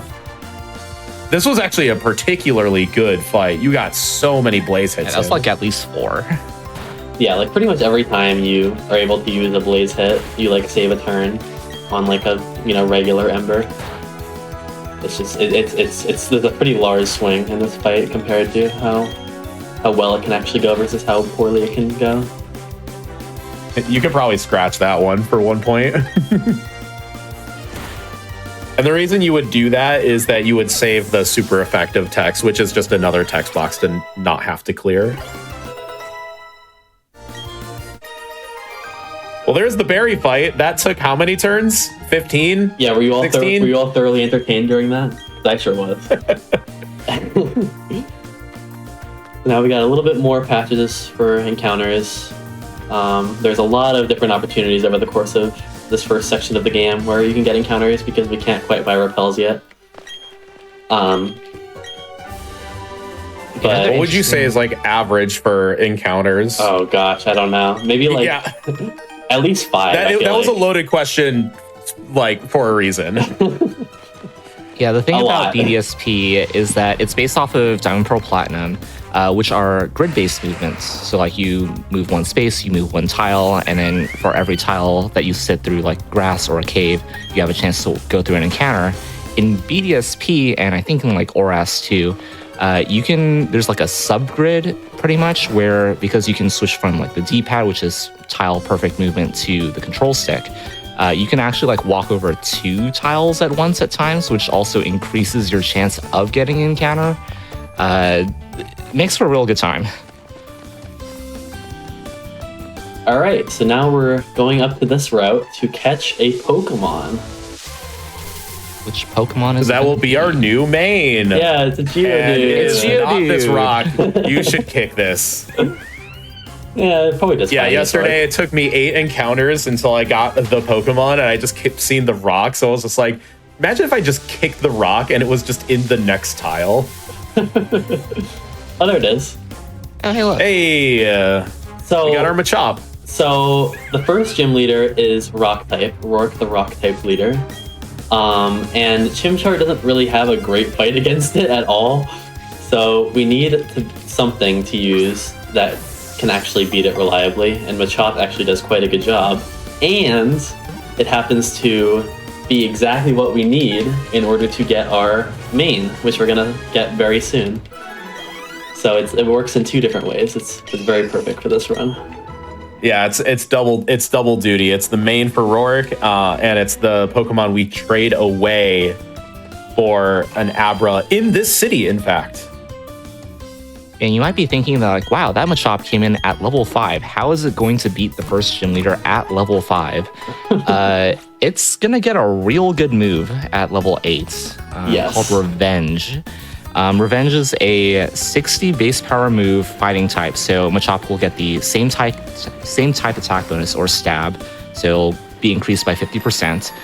And if you have been hit during that same turn, Revenge doubles its base power. So you're effectively getting like an absurdly powerful move to just lay the smackdown on Rourke in just a little bit.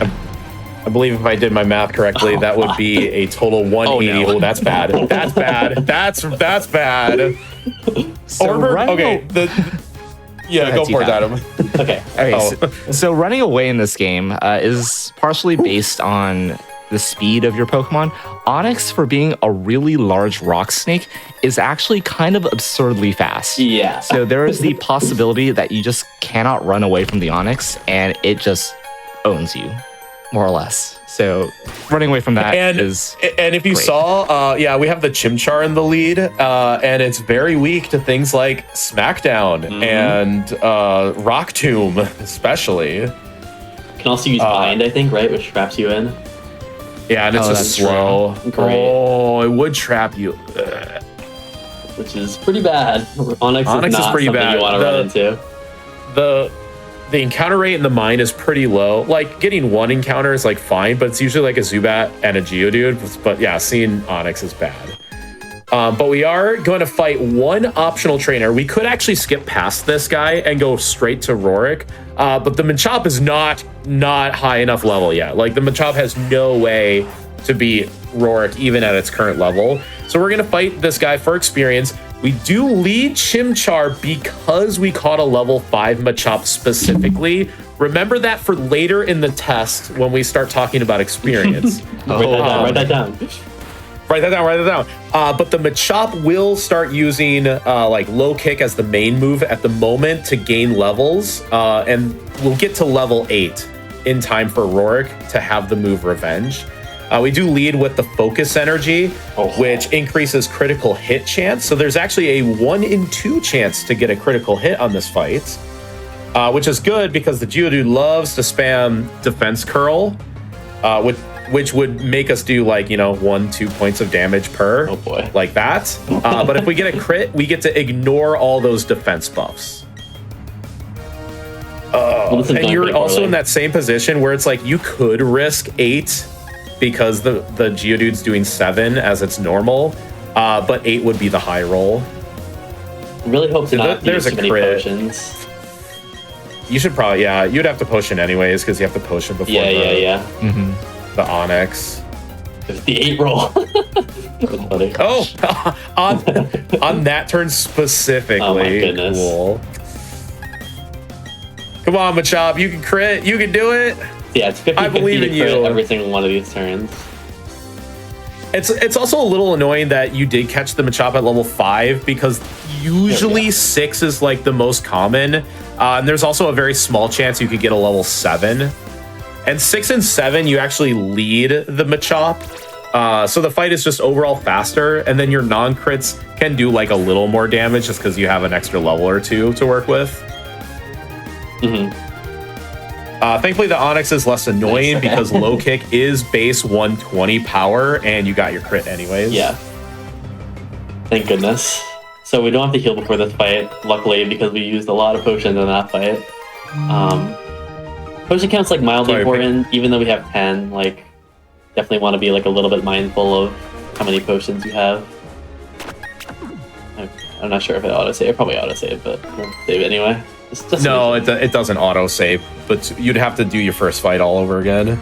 Yeah, so here's Rourke. Rourke is actually quite a scary fight, honestly, for this run. Mostly because of the Cranidos, because the Cranidos is faster than you because we're using a negative priority move. And we'll use Headbutt, which Headbutt is 30% to flinch you if you're slower than it, which that means you don't really have a turn for that turn, which is pretty bad. So if we get flinched, we might have to like heal loop or just heal whatever until we, don't get flinched. So this is our first use of an X item in this run as well.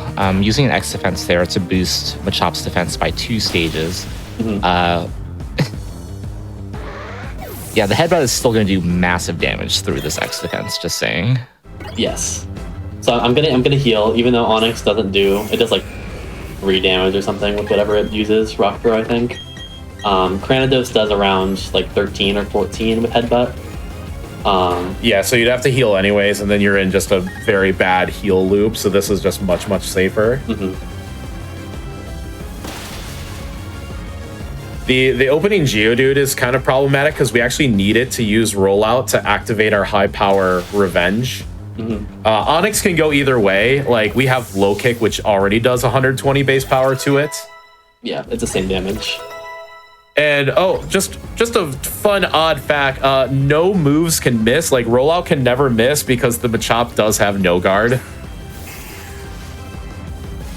But yeah, here's the Cranidos. It's gonna do a lot of damage to us, but we want to get hits, but not flinch. Ooh, that's not good. You're gonna have another chance. Okay, Come on. right. There you go. Perfect. Wonderful. Very nice. Yeah, that fight is very scary.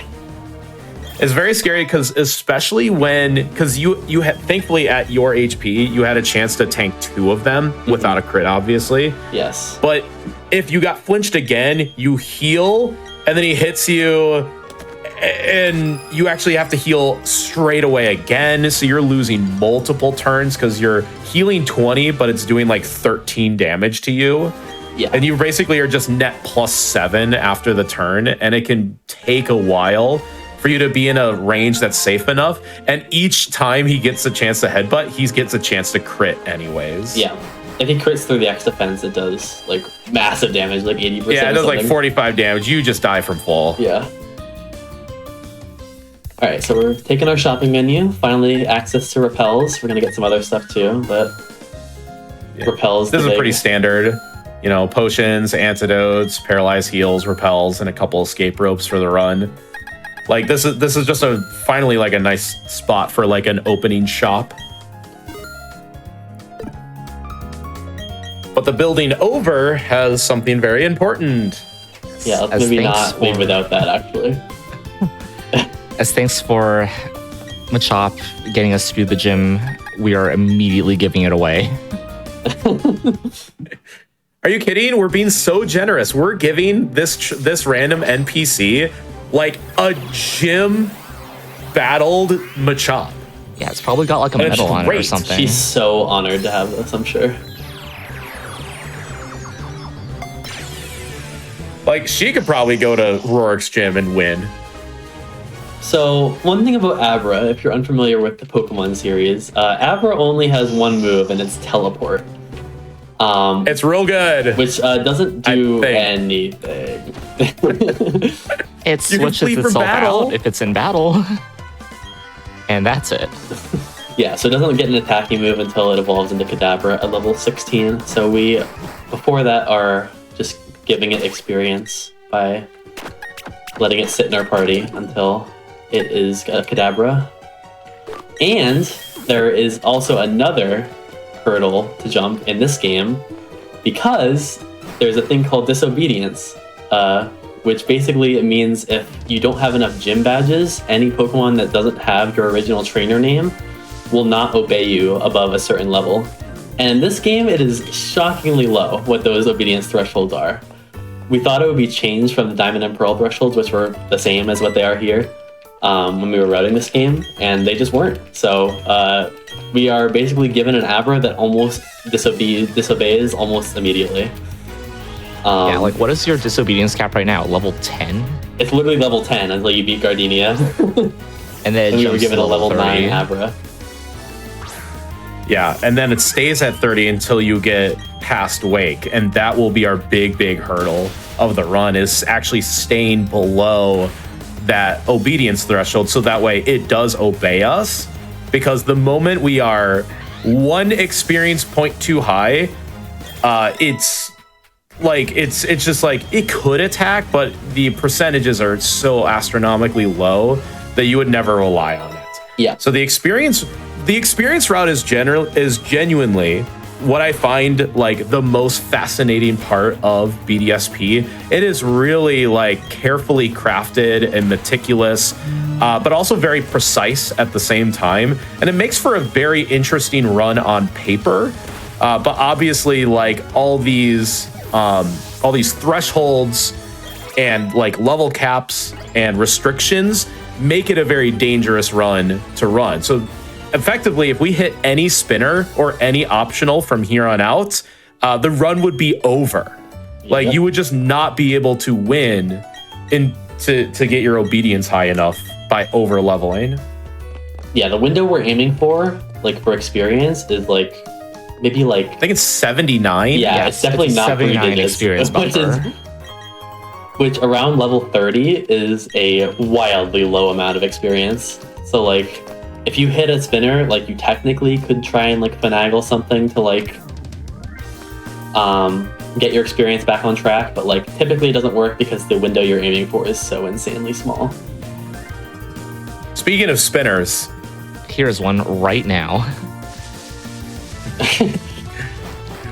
Who wants to talk about spinners in this game? Because we got another one Talk about to pass. spinners because they're great, and by great we mean They exist. They exist, and they're people. They're there. And they're there. So the thing with spinners is that in other Pokemon games, like if you run by like a spinner, they'll like look towards you to like notice you. That works to an extent in this game, where if you run in a certain area around the spinner, their next decision on where to turn is influenced by that. So say like the first spinner that you saw, Head Bob ran below the spinner, which means that the spinner would look right on their next decision, which means then you have to wait for their following decision to look up in order to pass them. If you didn't catch all that, you'll see plenty more of these occur throughout the run. Yeah, so we basically want to run past, and like there's a window, like a cooldown between moments where they can spin. So if they just spin naturally, like we can run past them nice and safely. In fact, we want to run past them to basically give them the footsteps to react to, but then walk in the next tiles, because the way the grid works, they'll always be favored. Like if you're running, say, diagonally away from them, they'll always want to look left or right in that like grid. So to make them move up or down, you actually have to run on the exact tile that is either directly north or directly south of them in order to get them to look in that next direction next. There's a very infamous clip from Etchy who's waiting for a spinner to pass, who's looking left, and he's running in circles. And a minute passes and the spinner doesn't spin. And then like another 30 seconds passes and the spinner doesn't spin. Little did he know, but that by running directly next to him, it was choosing to look left, even though it was already looking to the left. So the TLDR is spinners can choose to look in the same direction they're already looking. And he was basically locked because he was being impatient and running. Yeah, like Spinners are a thing. ideally you could have some like better setup where you can like, you know, pass something like more consistently fast. But what we have there to like influence where they're going to spin next is actually pretty substantial over what we had at the start of the game's release. So it's definitely come a long way. And if you want to go real fast, you could just ignore everything I said and just try to run past them anyways and save a bunch of time. Because I don't know if we really know how long it takes for a spinner to decide to change its direction. Like, it's definitely variable. But it's just like, they could just choose to keep looking in the same direction even if you are like waiting for them. And it can be a real pain in the behind. Mm-hmm.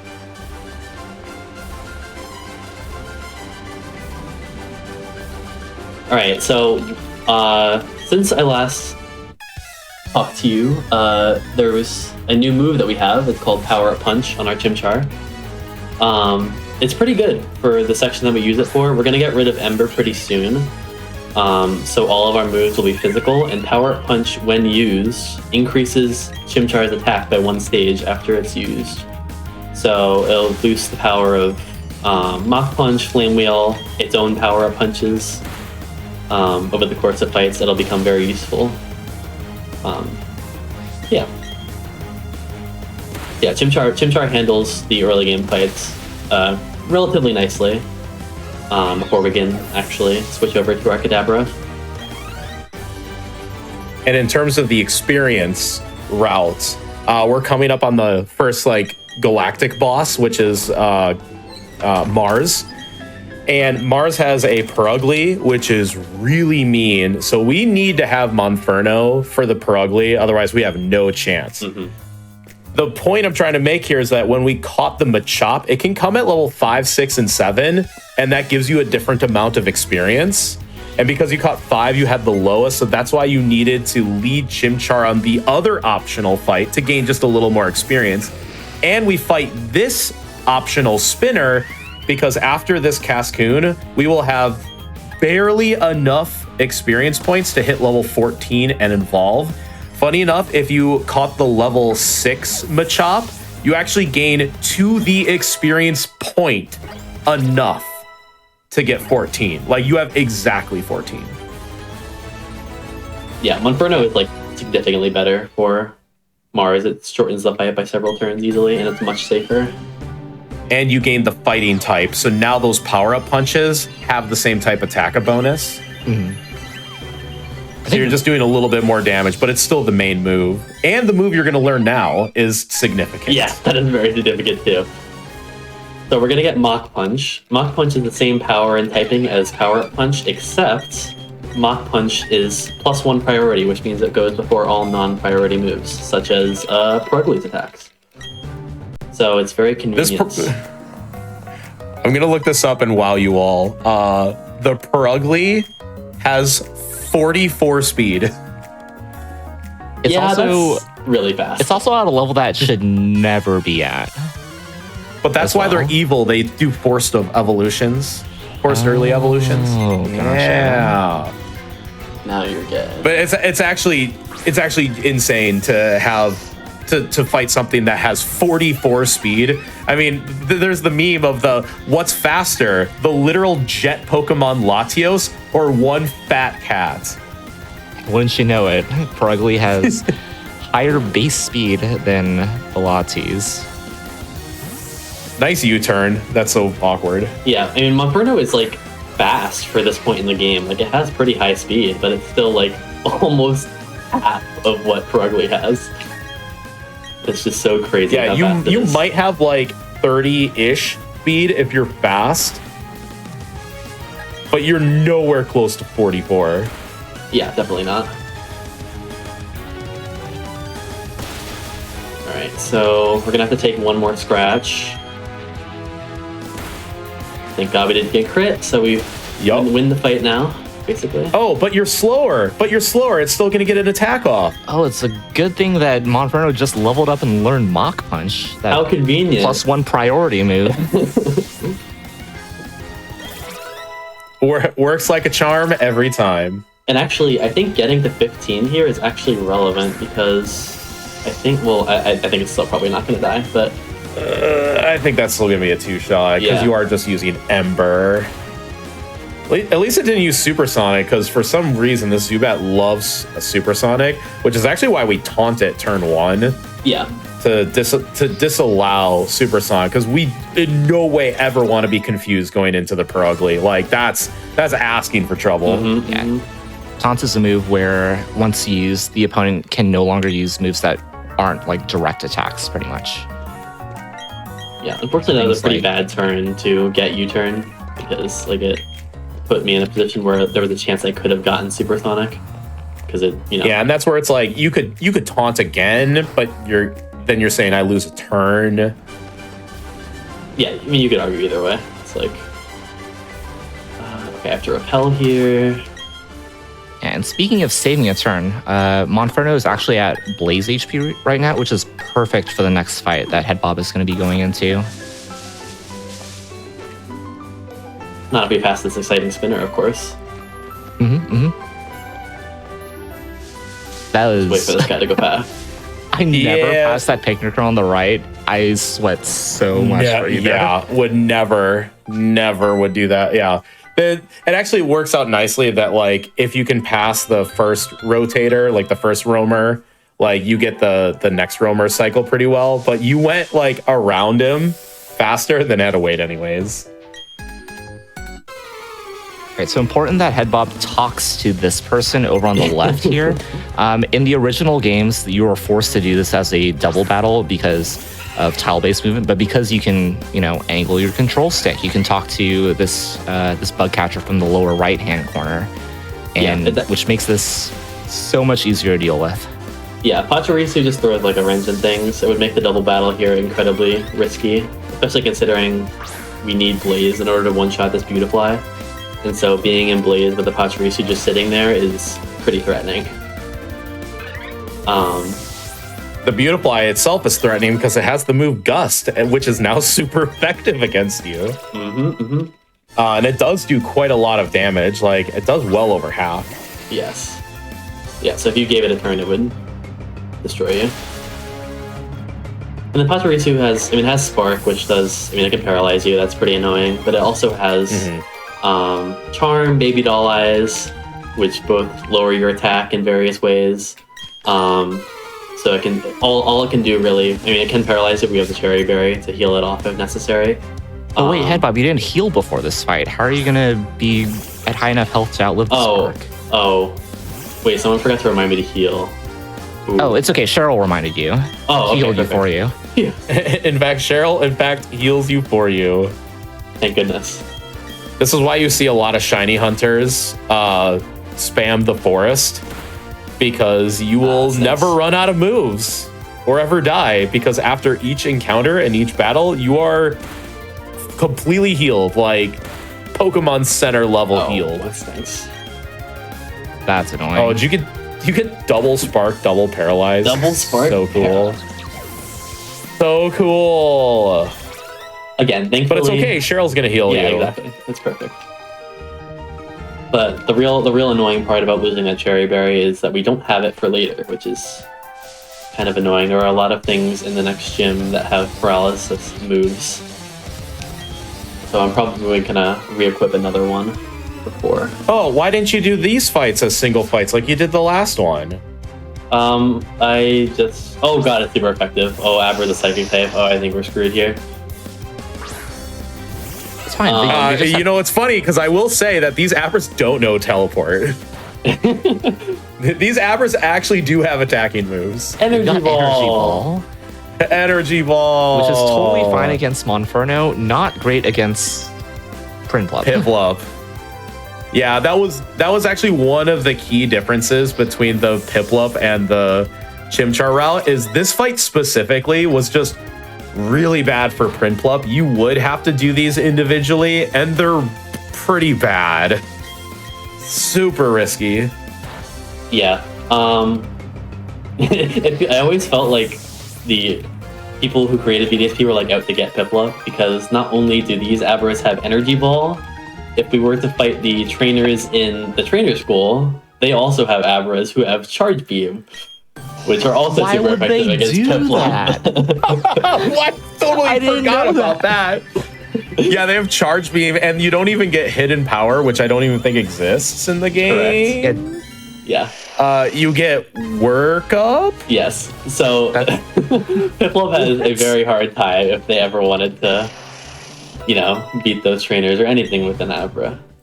And then after a while was like, why are we fighting 2 optionals for like Work Up, which increases attack and special attack by 1 stage, which, okay, we don't have X items yet, so that's like our next best thing. But it was just like not worth it. Like even for the Piplup route, it like stopped being worth it very quickly. Yeah, there are definitely more cases of the devs giving Pokemon in this game some interesting movesets and held items that we will see later on that just make it seem very, very mean to players. Yeah. They actually upped the difficulty in this game from Diamond and Pearl by quite a bit. Like the trainer battles are definitely not the same. Especially That was like the one thing that the devs really changed from the original Diamond and Pearl code. And they went hard on that it. they made trainer fights like actually difficult. Like they gave them competitive movesets, they'll give them competitive items, or like at least relevant items. And this goes not just for like the Elite Four, it goes for like a lot of the just random trainer battles in the game. So they definitely updated like the battles, but the rest of like the map and the items and like the positioning, even the scale of the game is just like 1 for 1 the same as Diamond and Pearl. Yeah. Yeah, basically like everything except like the graphics in the trainer battles are like completely the same as Diamond and Pearl. Very, very faithful remake. So we do have the Kadabra now, which does now have a move, but we're not using it for this gym for 2 reasons. 1, we don't have obedience. Like the Kadabra is level 16, and we only have not our Pokemon obedience through level 10. And 2, this is the reason also why we picked Chimchar is, well, we're a fire type in the grass gym. So yeah, sounds good to me. Yeah. Monferno like doesn't really have any chance to die in this gym, which is like really nice. Although there is a lot of damage ranges in this gym. You're not particularly likely to one-shot anything. Oh boy, damage ranges and these Badoos. Yeah. I was gonna ask, how is your Monferno? Are you stat tracking? It's not amazing. It has like middling attack and special attack. Wow, that was a roll. That was one of the rolls. What in the that world roll was that roll? pathetic. I don't think I've ever seen that Badoo beyond yellow HP. I've never seen that Badoo. Yeah, exactly. Never in at least red. Oh my goodness. Yeah, this trainer is like particularly annoying because she has 3 Badoos, which admittedly really good in TCG right now. But these Badoos, like she has a 14, a 13, and a 7 or a 15. And the 14 and the 13, like, yeah, you might get the range, like if your special attack's okay. And the 15 is almost never a range. Actually, I just had Crisis calc this for me. With maximum special attack, this Badoo's a 1 in 16 range. Oh, and they all have a stun spore, so they can paralyze you. Yeah, honestly, good idea to go for the taunt there. Now that you used 2 cherry berries. The last one in particular, also, so the level 15 one, I had no chance to kill. There was unless that critical hit. But the last one has stun spore, rest, and sleep talk, and I don't think it can use rest or sleep talk at full HP. So I think it's just straight up 50-50 absorb stun spore on turn 1. I'm actually going to write that in my notes. So for some reason, I have my notes pulled up. Not for any good reason, but... Taunt if no cherry berry. I like that. Listen, that's a good idea. Live routing. You heard it here first, folks. Yeah, thankfully, this Chartwig doesn't have any like status abilities that'll hamper us. It does have Bullet Seed, which is slow. Also knows Tackle and Iron Tail, I think. Yeah, so now that we're past the 3 Bidoof trainer, we're in the clear when it comes to paralysis for the most part. The next trainer has a Roselia, which has an ability called Poison Point, where if you hit it with a contact move, there's a chance it can poison you. We can deal with that a little bit better at this point, just because we have a Pecha Berry on the ready on the Kadabra. Oh, and you just learned Flame Wheel, which is now a 60 base powered physical move. Yes. And it's going to be so much better than Ember. Like, everything else has been an annoying 2-shot up to this point. Yeah, not this Roselia. This Roselia will go down in 1 turn now. If we had Flame Wheel at the start of this gym, I think every single thing would die. Yeah. Which is very sad. Sounds about right. And it's an extension of that, like, I've been taught there are 2 different types of, like, bad fights in Pokemon. There are the fights you can die to, and then there's the fights that can just lose you time. Mm-hmm. This gym has none of the fights you can die to, but it has plenty of the fights that you can just lose a random amount of time for no reason. Absolutely, for sure. All right, and we're up to Gardenia now. So I'll save. There is a chance I can die with a critical hit from like one of Roserade's moves. So I will save. But we don't expect to die. So we're going to use Power Punch on the first one that comes out to boost our attack. And even still at +1 attack, the Roserade on Gardenia, the last thing that she sends out, is still a damage range. Ideally, we don't want to miss it, because then I probably will have to heal. You're just going to +1? Yeah. Plus, you can do double Power Punch. The safe thing you could do is to just go to +2 with Power Up Punch. You lose... I'll send you anyway. Yeah, you can just do this, because the point here is you could go to +2 and you lose a turn by the extra setup. You will actually lose like another turn because Gardenia will use a super potion there. Mm-hmm. But if your attack is real bad, you probably shouldn't. Like if you're minus attack, you don't ever want to go +1. Yeah. You want to at least be neutral. In fact, I have the ranges up. Since I have my notes up, surprisingly, 0 attack IV is still a 6 and 16 range. So like it's favored more often than not. And we still tank a Grass Knot from here, even if we were to miss the range, which we did not. So good stuff. That Roserade also has a chance to Stun Spore, which would have been really annoying. We do also have Paralysis Heals in the bag that we can use, although it wouldn't have been as simple as just, having a Cherry Berry do the work for us. So it was kind of nice that we didn't get that. But yeah, there's our second gym badge. And we're actually, with that, so Gardenia just said it, you probably didn't read it because it's pretty fast, but we can now use our Pokemon that we get from trades up to level 30. And that includes our good buddy Kadabra. So we can finally start using it in battles, since it has an attacking move and very powerful stats. It's actually like perfect timing because there is a series of Galactic Grunts coming up here, and 2 of them we can fight as a double battle, which can save some time. So it actually works out quite nicely, the timing at which all this happens. And it just so happens that evil teams love to use poison types, and now that we have a pretty powerful Psychic type Pokemon, it works out nicely. Yeah, we'll just conveniently ignore the other type that evil teams like to use as well. The other type that evil teams use, mostly poison. Mostly. I'm looking up Kadabra's base special attack. I know it's good. I want to know how good.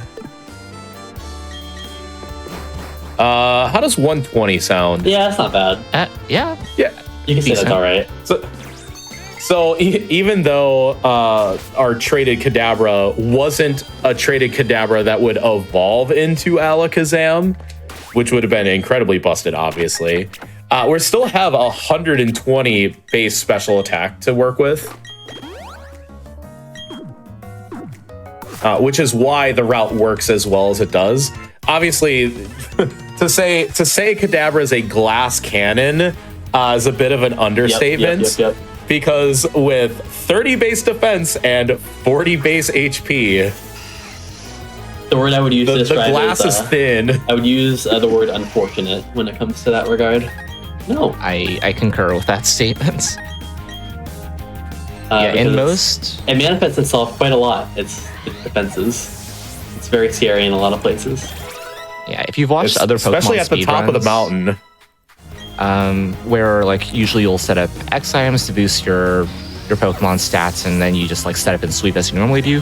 Kadabra, because of its paper thin defenses, doesn't really get a lot of opportunities to set up, so it just needs to one shot a lot of things.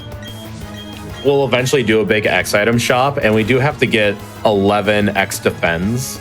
And we use X defense actually quite a lot throughout the run.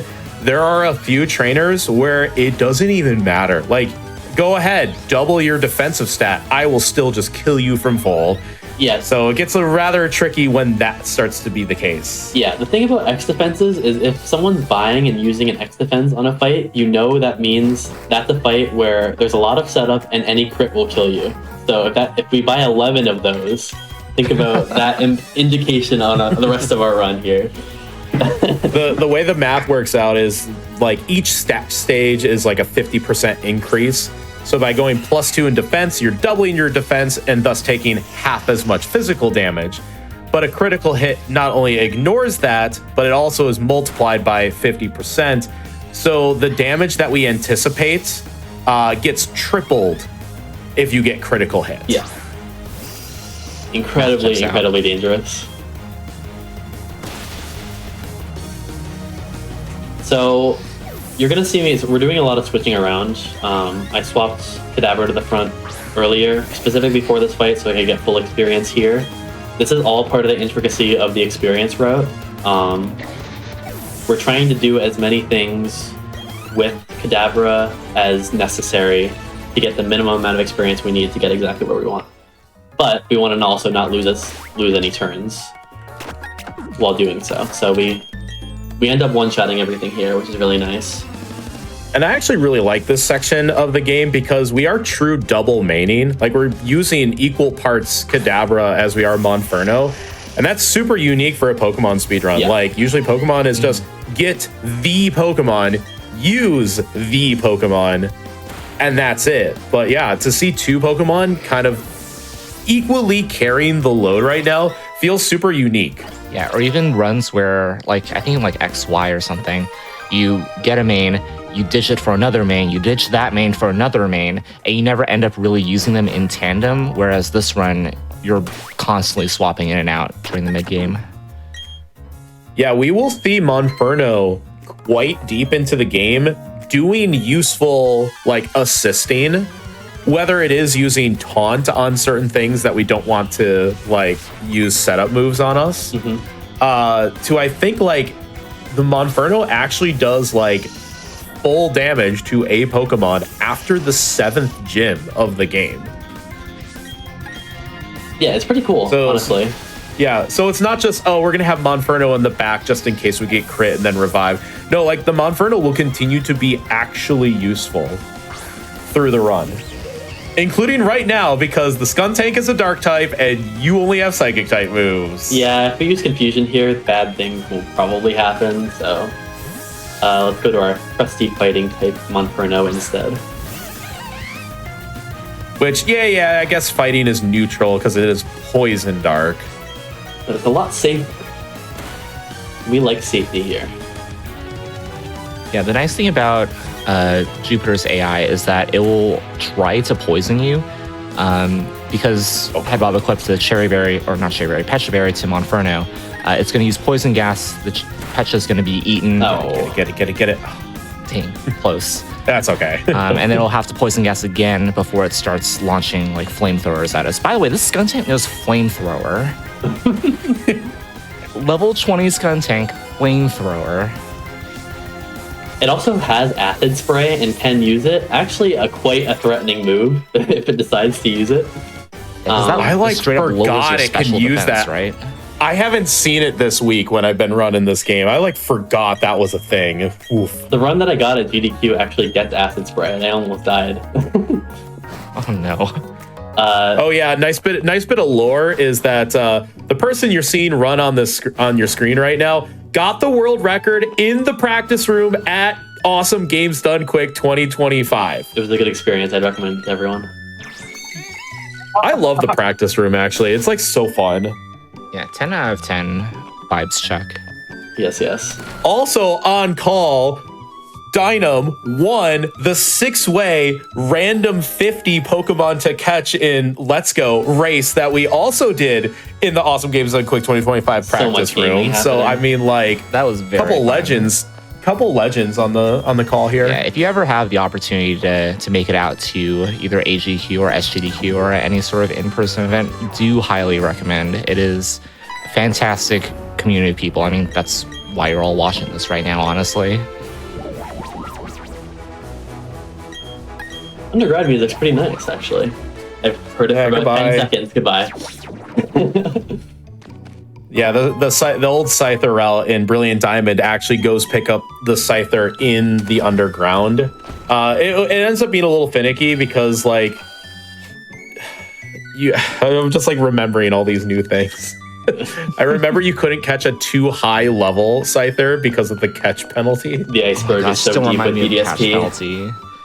Yeah, the catch penalty is if you try to catch something that is a higher level than the Pokemon you have on the screen, it gets a extremely severe catch penalty, like worse than the Sword and Shield one. So you would have to only catch like a level 18 Scyther. It would also need the Swarm, or not Swarm ability, Technician. So it was 50-50, and it was just the whole time. And it ended up just being slower. That Oh, seems you smart. got this movement. Yeah, see, like, I wasn't sure which direction it started in. Yeah, after you pass by this girl, you're good to go. The premise behind that is, like, you start in one direction and then you, like, keep rotating directions. But every time I come back to BDSP, I forget which direction you start the movement in. Funny enough, the movement is slightly different than the original Diamond and Pearl just because of the speed of the bike and like the rotators are like a different cycle. So if you go back and forth, you actually have to kind of relearn that. I'm gonna admit, I was like surprised you saved there. I was like, why does your movement look so like sketchy there? And then you're gonna do this movement. And the first time I saw you do this, I'm like, oh, Head Bob is so goated at this game. I'm telling you that, like, I need to do that. I have like a mental Yeah. block with like some things in this game. That's definitely one of them. Yeah, and that was a moment where Head Bob actually physically ran to force the spinner to spin, so that way we could do the safe pass. Yeah, interestingly enough, when you pass him, the hiker that Headbob just passed, either like to his left, whether you're moving up or down, he will just always look left. So you can D-pad just moment. manipulate it to pass by pretty easily after that. We're gonna have a couple series of spinners that are actually kind of funky here. When we exit Mount Cornet, we'll be on this bridge that has 2 spinners. It's more safe than not, but like the spinners are loaded in a way that they actually can't look, and the first spinner won't even have a chance to spin fast enough to see you. So it's actually completely safe asterisk. Like it doesn't, for some reason, it doesn't always work out that way, but sometimes it does. The second one is normal. Beautiful. That was actually pretty solid. Yeah, very, very nice set of passes. We're Yeah, it's just weird. It's weird that one spinner is just like, yeah, we ignore this one for no reason, for some reason. we're at about the hour mark. Are we coming up on a good break spot? we can do it now actually, or after I get out of this cutscene, we can do it. You should do it while we're in the contest hall so we can listen to the That's contest so music. true. Oh, Keep that true. genius. I get to Yeah. listen to contest hall music for more than like 20 seconds. This is Fantina. She is the gym leader of Heart Home. We Gym won't leader. actually be fighting her for a little while, but she's cool. We'll come back to her later. Yeah, you'll notice that like this is a true Diamond Pearl remake. This is not a Platinum remake. So we don't do the gyms in the order that Platinum does them in. Like this is a true Diamond Pearl remake. All right, so we'll do the break here in 3, 2, 1, stop. Perfect. So yeah, during these longer runs, everybody, we like to take breaks every hour. So just so everybody can get up, stretch, get some water, anything y'all need to do. Just a quick reminder before we go to that break, you can go to gamesdonequick.com/hotfix. You can check out our season 4 schedule there. You can check out anything that's on the schedule in the coming week, see what runs are coming up and stuff like that. With all that said, we're going to take a quick break. We're back in just a few minutes with more of the run.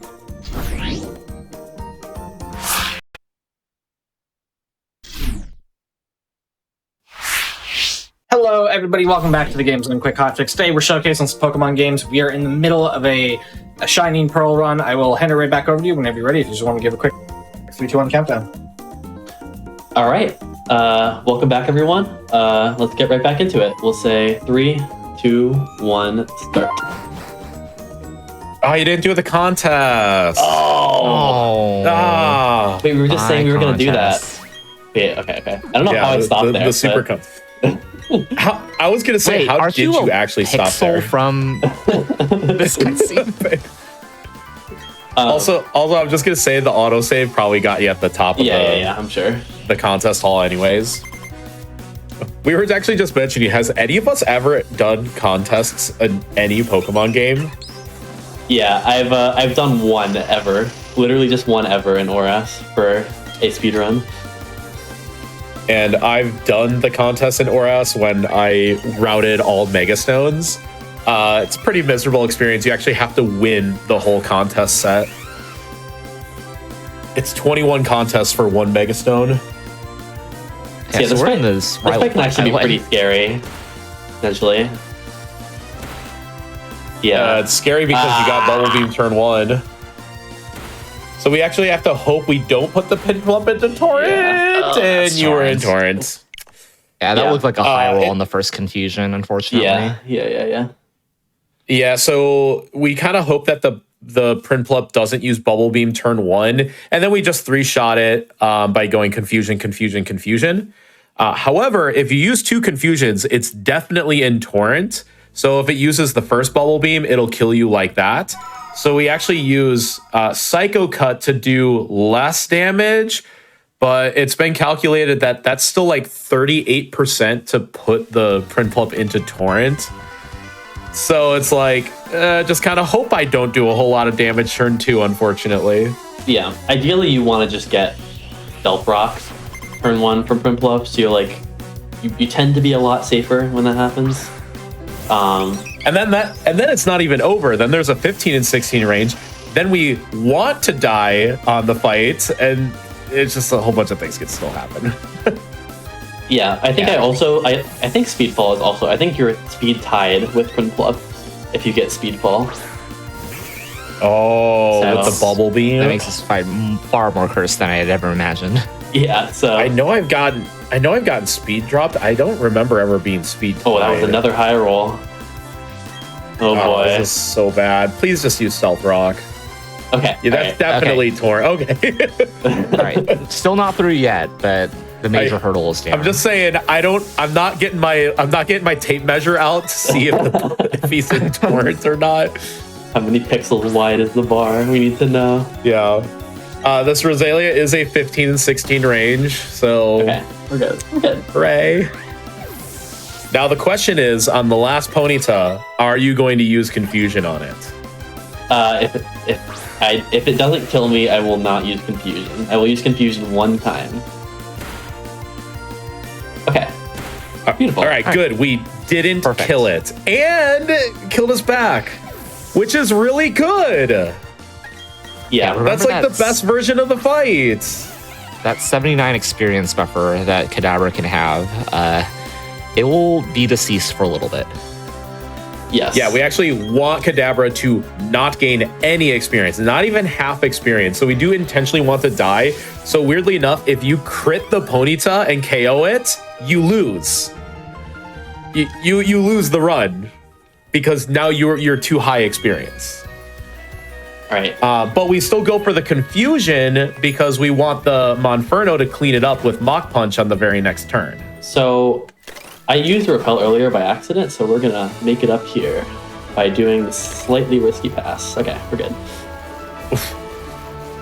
It's the same kind of idea as the other one we did, where like he's like loaded in a certain direction, and he's very likely to spin.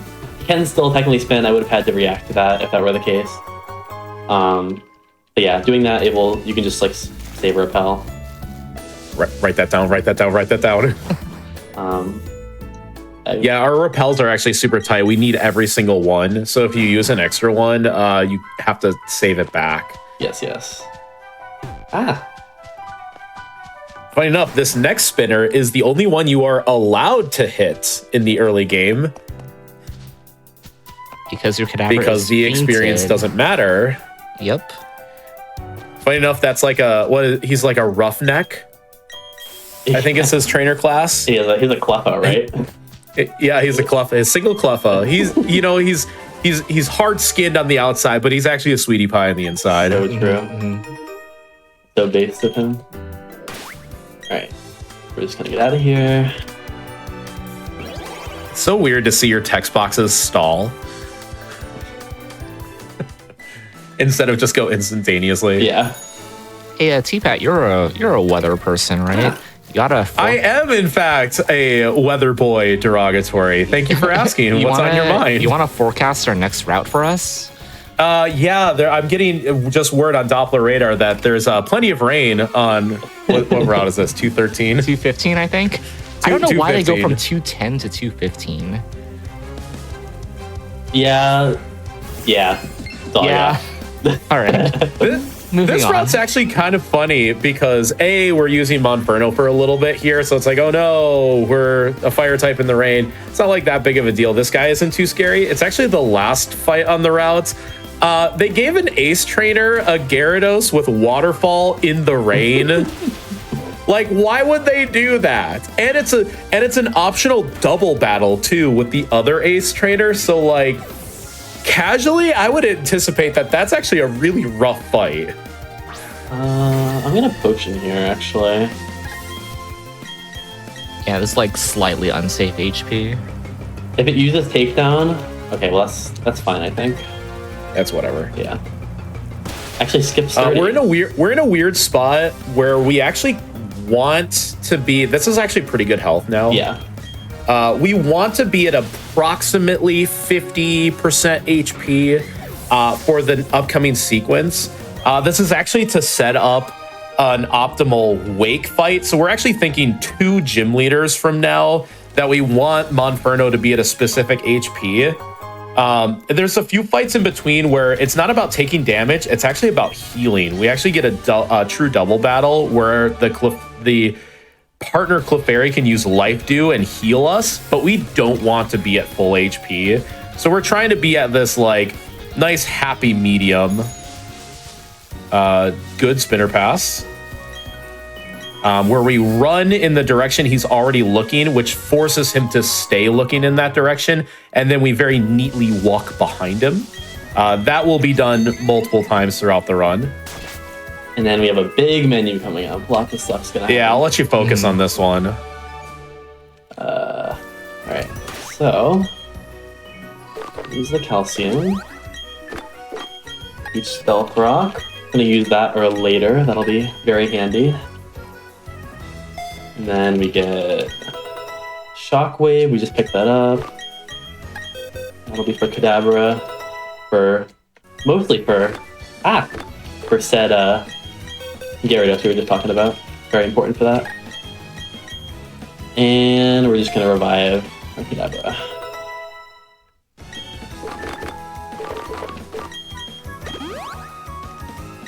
Heal it up.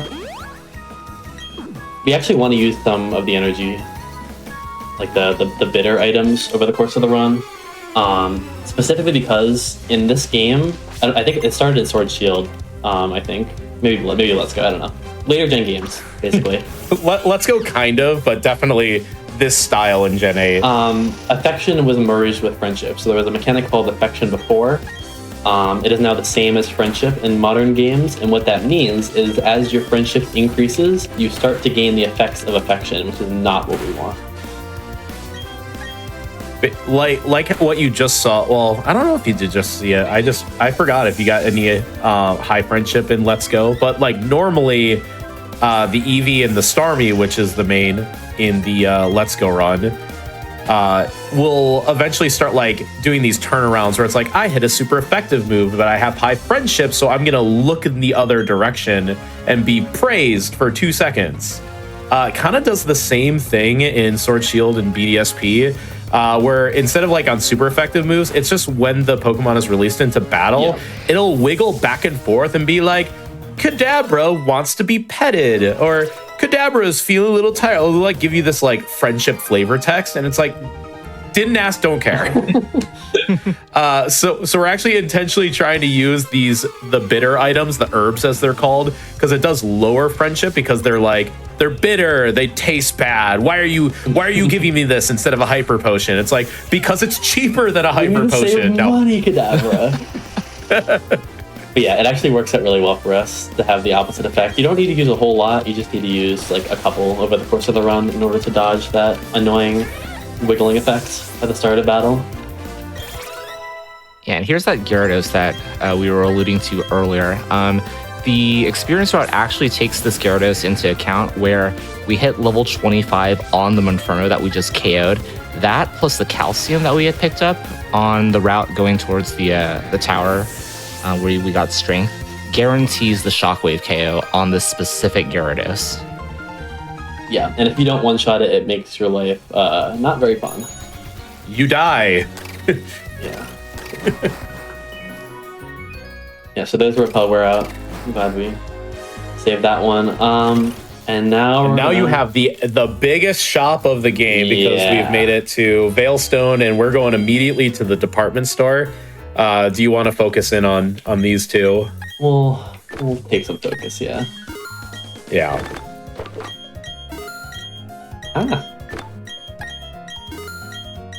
Yeah, these cells are tricky.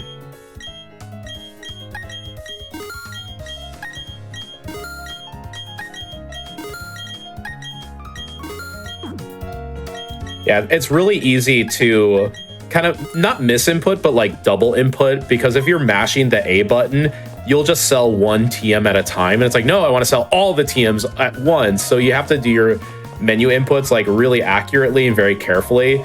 So there's a balance between mashing really fast and making sure you're doing the right inputs at the right time. Yeah, it's actually way harder than it looks, honestly. Like, that, in fact, that the cell menu is the reason why I would like to have the sound effects on, because I use the pa-ding as like the sound cue for, okay, exactly 2 more A presses before a down. One more shot. Now to go. here's finally our X items. previously advertised 11 X defenses. Absolutely ridiculous. Speedrun main should never need that many X defenses. And Yeah, yet it's absolutely crazy. necessary in the speedrun. Notably, Headbob also, after selling a bunch of TMs that he had picked up previously, bought 3 TMs in the department store. The first one's Flamethrower. Is going to be taught to Monferno in a little bit. The other 2 are for Kadabra. One is the TM for Psychic. We currently have Confusion as our main damage and Psychic move, and Psychic is just far and away better than that. And the It's other what, TM, base 90 power, and then you get it's stab. It's just the best. exactly. And then the last TM that we'll be teaching a little bit later is Dazzling Gleam. Dazzling Gleam is a fairy type move, and is also a Days are numbered, dark types. exactly. We can actually hit dark types now with Kaza. And notably, it's also a spread move, which means that in doubles battles, it'll hit both targets on the opposing team instead of choosing one, which will be very relevant to save a little bit of time later on. One of the first things we learned as a speedrun community when this game came out, we looked at the TMs available in the department store, and we were like, holy mother of holy grails. There are only busted moves in there. Like, there's Thunderbolt, there's Giga Drain, Notably, There's like, Hyper Beam and Hydro Palm. I think that's the point when we knew that Kadabra would be the main for this category, when we found out pre-release that like TMs from the Game Corner in Diamond and Pearl would be moved to the department store. It's absolutely a huge upgrade for Kaza because you can get Kaza in the original Diamond and Pearl. It's just not nearly as good with just the moves that you have. Like, it takes a while for you to actually get like a good psychic move. yeah, interestingly enough, I think this got brought up in the shoutouts to Cadex Expo again, by the way, where a group of Pokemon speedrunners get together to do some category extensions.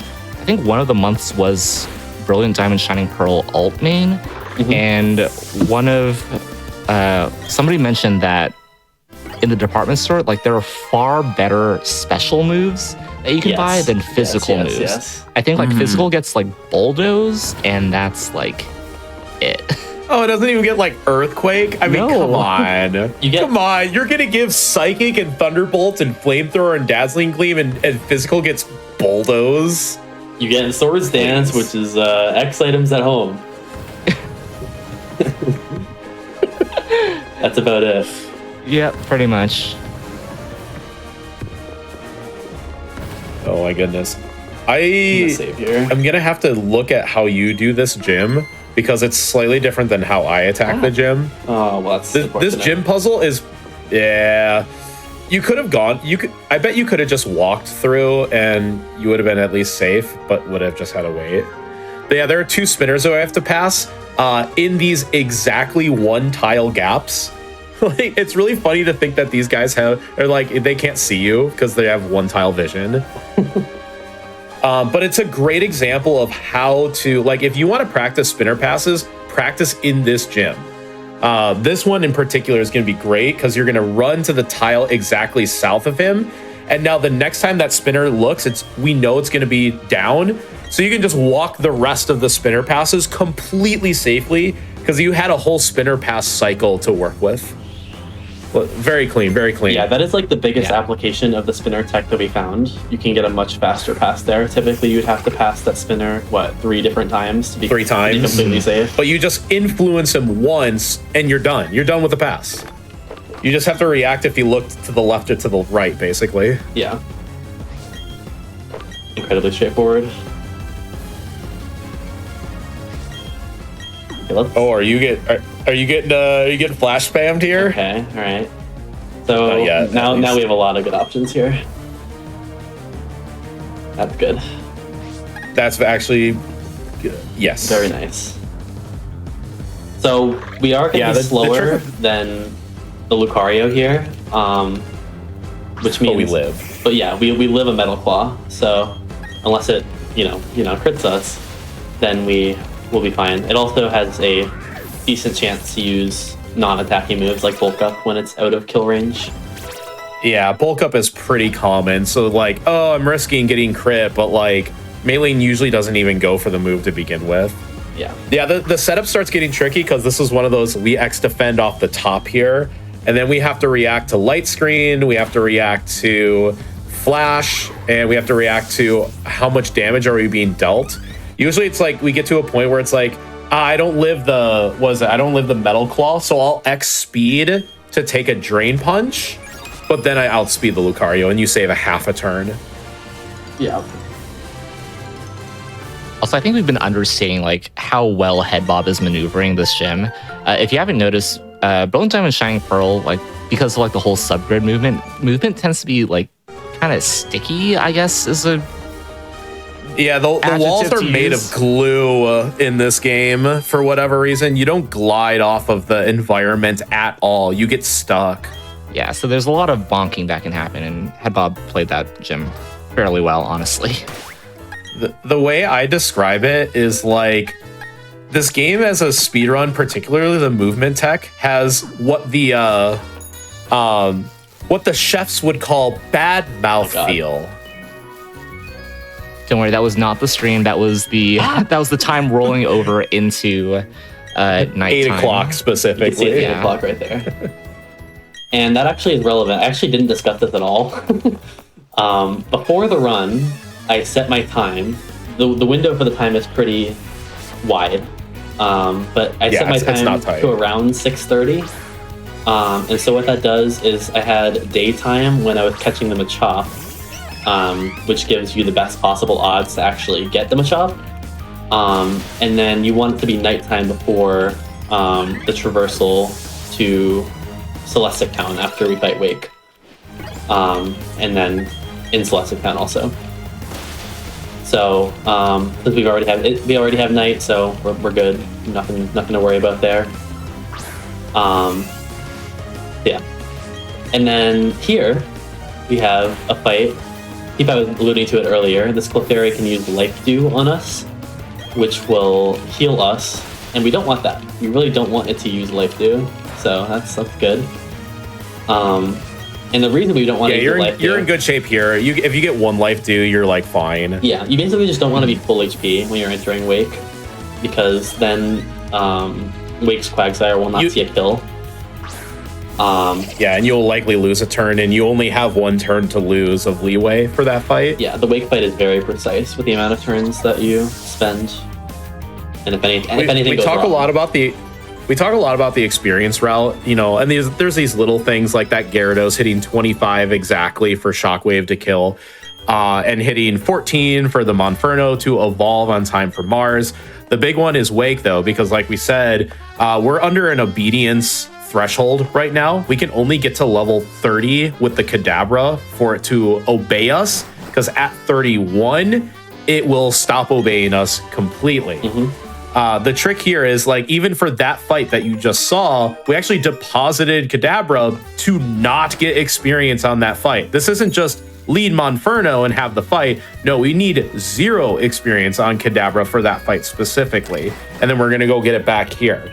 Yeah. So what you're going to see very soon is when we get to Wake, like literally as we start Wake, we will be exactly level 30 and just like a couple experience points, because it's not about, like, 29's not good enough, because Wake also leads a Gyarados, and the Gyarados will murder us with Crunch. So we need to be able to KO it immediately, and that's only possible at level 30. So we need to start the fight at like 30.0, and we're gonna end the fight, or we'll be on his last Pokemon at like 30.99 like of a level. So we need to be level 30 for his whole fight and not level up until after we win. And that's why the experience route is a window of like 79. And it's not as easy as like, I'll like, if I hit an optional, I'll just get less experience later. Yeah. Because of the experience scaling, like, you'll actually catch up any lost experience through the run anyways. So by like just doing 1 fight fewer, the subsequent fights actually would yield more experience in return because of the level difference. Yeah. Yeah, typically, like, unless you fight an optional that has like a lot of experience and probably multiple of them, the experience you get from any of these optionals would be completely unimportant. Yeah, head boss saving here, because this is the like final gauntlet. This is a very tricky movement section. There's a lot of these aren't spinners. These are what we would call roamers or rotators. Thankfully, this guy only has 1 tile of vision, so it's actually quite safe. But because of that, like, sticky walls, you know, glue on the fences dynamic, it's just very difficult to traverse that area accurately. If you're good, you're good. Like, I'm actually really proud of myself of how I handle that. I can get the cycles really well. Yeah. But like, if you're off just by a little bit, like, you'll get stuck on the fence, and then the rotator will look at you, and then you'll lose your run. Yeah, and as we were talking about, like, the ramifications of hitting one of these trainers is drastic at this point in the game. Like, you know, if you hit an optional, you are forced to disobey on Wake, which is a really big deal. And it's not so much, like, there is a mechanic where it's like, okay, the Kadabra could attack, but it's actually like severely unlikely. It's less than 50% per move. And I don't even think it's even close to that. I don't know the exact number per se, but yeah, it's around 45%. It feels really bad. Which is really bad. Yeah, especially considering all the other things you have to do to have a safe fight on that fight. the win rate Head overall bob, just becomes terrible. Head bob passing that last beauty spinner is the final like real optional that you can hit before wake. So the XP route is We've made it now. Yeah, after Wake, we're not under that experience obedience threshold anymore. So if there's an optional hit, it's just more of a bummer and time loss, but it's not game ending as it would be in this case. Yeah, exactly. So I'm gonna so you saw that save before the route there. That is probably the last one of those I'll be doing for like routes or whatever. It's like stretches of execution. Only saves from here will be difficult or inconsistent or risky fights. Honestly, I do think now is a good time to explain Wake, because Wake is an on-rails fight, and we have like there are 4 gym trainers before him, so you spend this whole gym just dreading the Wake fight specifically. But yeah, like we said, like Wake is, we have to start the fight at level 30 to take care of his Gyarados.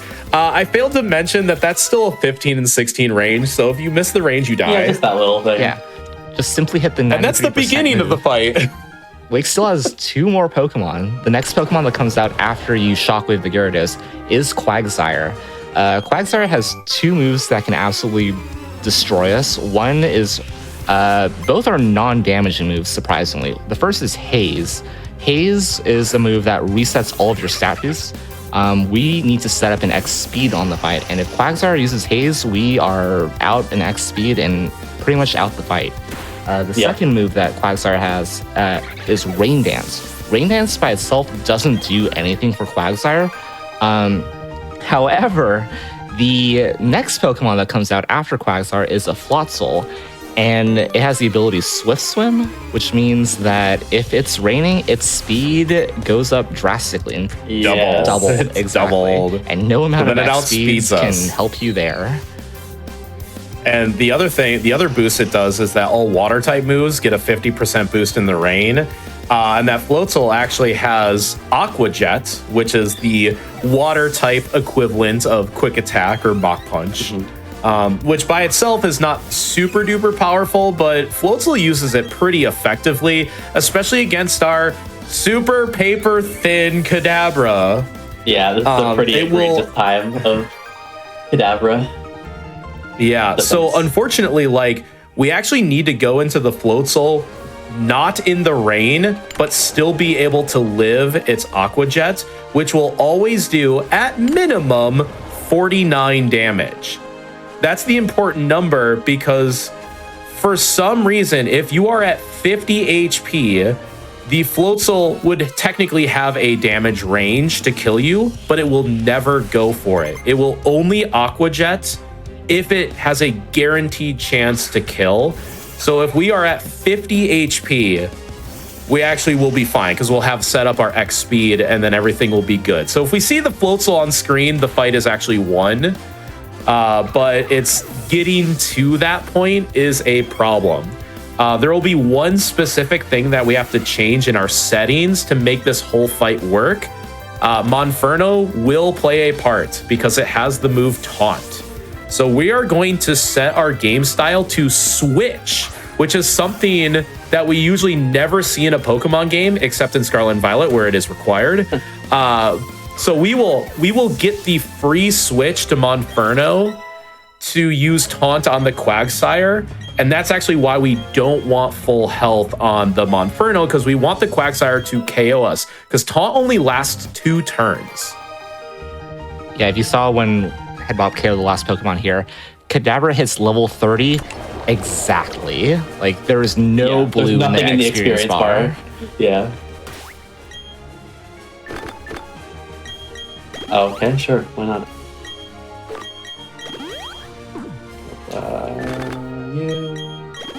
Yep, we gotta use that calcium. And there's the Switch switch. battle style. And yeah. And then save.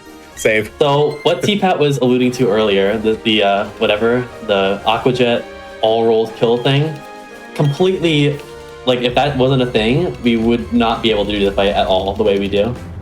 Yeah, we would have to pray at low rolls, which would be not reasonable. Like, if you go into, like, one of the common rolls is putting you to 51 HP, and you're, like, very, very likely to die to Aqua Jet from that HP, but since you'll just, like, never see it. you don't actually have to worry about it. But it would be very scary if it did not work like that. Okay, you got the Gyarados Rage. That's Great. step one done. And I will explain something very, very funny is the move we want to see from the Quag. So we need 1x speed. So the Quagsire gets a shot on the Kadabra. If it uses Scald, it's annoying, but you can heal and you have 1 turn of wiggle room. If it uses Mud Shot, which lowers your speed by 1 stage, which is okay, we want to see that. However, if the Quagsire high rolls, aka the 1 in 16 roll, it puts you at exactly 49 HP, and then you are always dead to Aqua Jet. So it's not even getting critical hit, it is also getting high rolled on this exact turn, which you did not get, Yeah, which is that good. HPC is perfectly fine. And the other part is that Grass Knot alone, I don't believe kills the Float Correct. Soul. Yes. A Metronome boosted Grass Knot with 20% increased base power kills the Float Soul. Yeah, it's exactly enough. So yeah, this fight, there's so many moving parts to this fight that makes it exactly work. It's like a miracle that we can get it to work exactly as it does.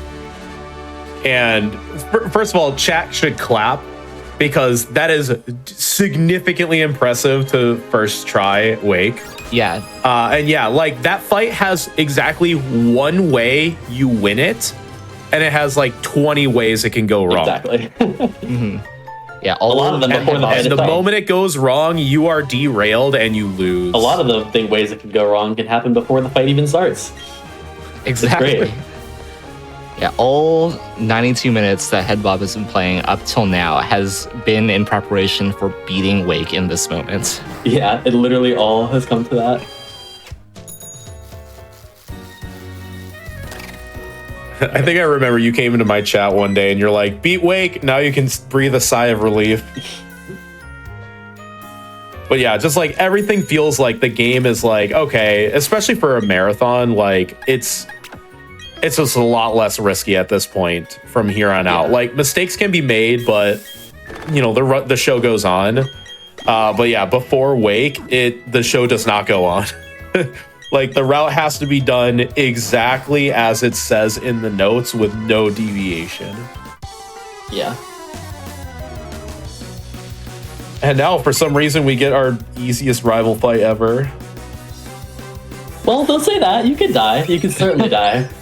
You know what? Now that you mention it, I have died to this fight. Thank you very much for reminding me. So funny thing. I think it's like where they start to happen. The Starly has a Quick Claw. This is like one of the first instances of like trainer Pokemon getting items.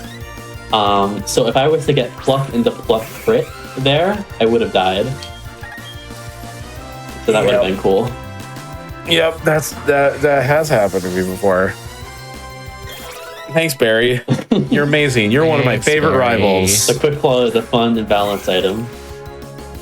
Barry has definitely not killed one of my 318 paces before. No, what? I'm still not salty about that. They're on good terms, I hear. Listen, if we have a tier list of all the rivals in Pokemon, Barry's on it. He's there. He is certainly one We of would the include him in the rivals list. to put on the He tier is list. one of the rivals I will include on my tier list. I will say Hop is definitely not at the bottom. Of course he's not. Hop is at Hop has least like a C really tier. good character arc. Don't you know that Hop invited Hop Hop invented type matchups? Whoa. This has to be true because Barry doesn't talk about type matchups. Oh god, that was bad. No, that was Now- actually really good. That was it good. could have been It was bad. good. It was good enough. It was good enough. No, that honestly looked pretty good because like you did it accurately, and yeah, there's only one tile of movement behind her, so it looks scuffed, but it actually was totally fine. Mm-hmm. It's also very weird that when you use the D-pad to move, it doesn't actually snap you onto the tile grid. You just move like one tile unit over directionally. And that's like different than say like ORAS movement, where if you use the D-pad, it'll snap you onto the tile grid, and then you can do your one tile gaps like super accurately and easily. Yeah, that doesn't exist. If you're just halfway between the tiles and then you move like in a direction, it'll keep you halfway in between the tiles. You just move a whole tile over. I think like also the D-pad has turn frames while the control stick just like faces you in the direction instantaneously, I'm pretty sure. Yes, that is true. Another quirk of BDSP that we like to mention here and there. I have to get used to that when I do the Maylene spinner passes, especially the last one, because when you use the D-pad, your default is walking, and then you hold the B button to run.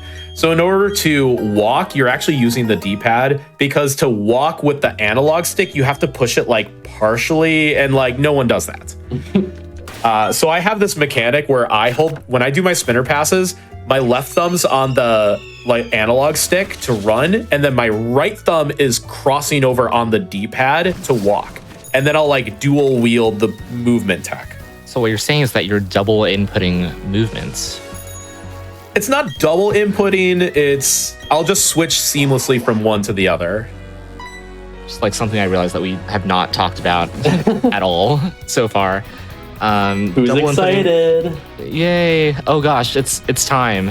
Before we talk about double inputs, let's talk about this upcoming route. Oh, this just in, breaking news. Dense fog advisory. Dense fog advisory. For route, wow, which route is this again? 210? 210. That's just in. Route 210 is under a dense fog advisory. Those with defog should use that and turn their headlights on. Everybody else, good luck. Oh wait, I forgot it. Oops. There it is. Oh. Oh, you didn't get defog. Okay, guess we're just doing this. All right, chat. Let's have you play Spot the Trainers on this route. It's like Where's Waldo? But in the fog. What makes this a route extra annoying is not only are there required trainers, there are not one, but 2 spinners. That's right, you have to do spinner passes in the fog. And this fog is like the opposite of Gen 4, where in Gen 4, it was actually like easy to see through the fog. Like, it's like Let's Go dark rooms. It's like, oh, it's like not that dark. But in battle in Gen 4, fog reduces accuracy. It's the opposite here, where you just can't see anything in the overworld, and the in-battle effect is misty terrain. So that was spinner 1. Did you see them? Did you see what direction they were looking in? This movement, you actually have to make sure to not hold left, because there's a trainer waiting to see you if you are bad at movement. It's funny that I see somebody in chat mentioning Gen 3 ninja trainers in the dense fog. That is actually one of the things that we are trying to avoid. If Headbob had held left a little bit further past like the down movement that he did, he would literally run into a ninja trainer. Not even joking. Yeah, so I don't have, and I know I don't have face cam on, but if you saw me right now, my face is literally glued to my screen. It is maybe a couple inches away while I'm just, because it is very hard to see. Yeah, there are a couple of ways that speedrunners can like alleviate trying to figure out how to spinner pass in the fog. There's like color correction settings. Some people in the past have even changed their switches color correction to negative, which makes everything hugely contrasted, but is also like a huge headache to run for 3.5 hours looking at a negative all screen. These blue palettes are yellow. For me, how I do it is I change my like Eevee monitor settings. I up the sharpness really high, and it allows me to see like their faces a little bit more clearly. It's not clear, but it's just a bit easier. In exchange, the galactic mirror floors in battle are like really pixelated, and it's like I can deal with that trade-off. The only thing that's not allowed is like having like a macro setting on OBS to like switch just for the fog route specifically. That was deemed a little unfair, but everybody kind of has their own style. And yes, there is a spinner here. Oh, he's looking Can away. you see them, chats? Squint really hard at the screen. There he is. like I couldn't see him until he faced down, and then you can like see like his like forehead basically. Yeah, I can see like the paleness of his face. No, he like never moved on you. Yeah, he that was was looking so down weird. the whole time. I lost sight of him, and I guess I thought he moved. You saw a ghost in the fog. Apparently, thankfully, but yeah, we're now at a point where optionals like are just time loss and don't actually affect the experience route of the run anymore. Yeah, you just need to make sure to not use like more than 2 Psy shocks. You have 1 extra Psy shock to use.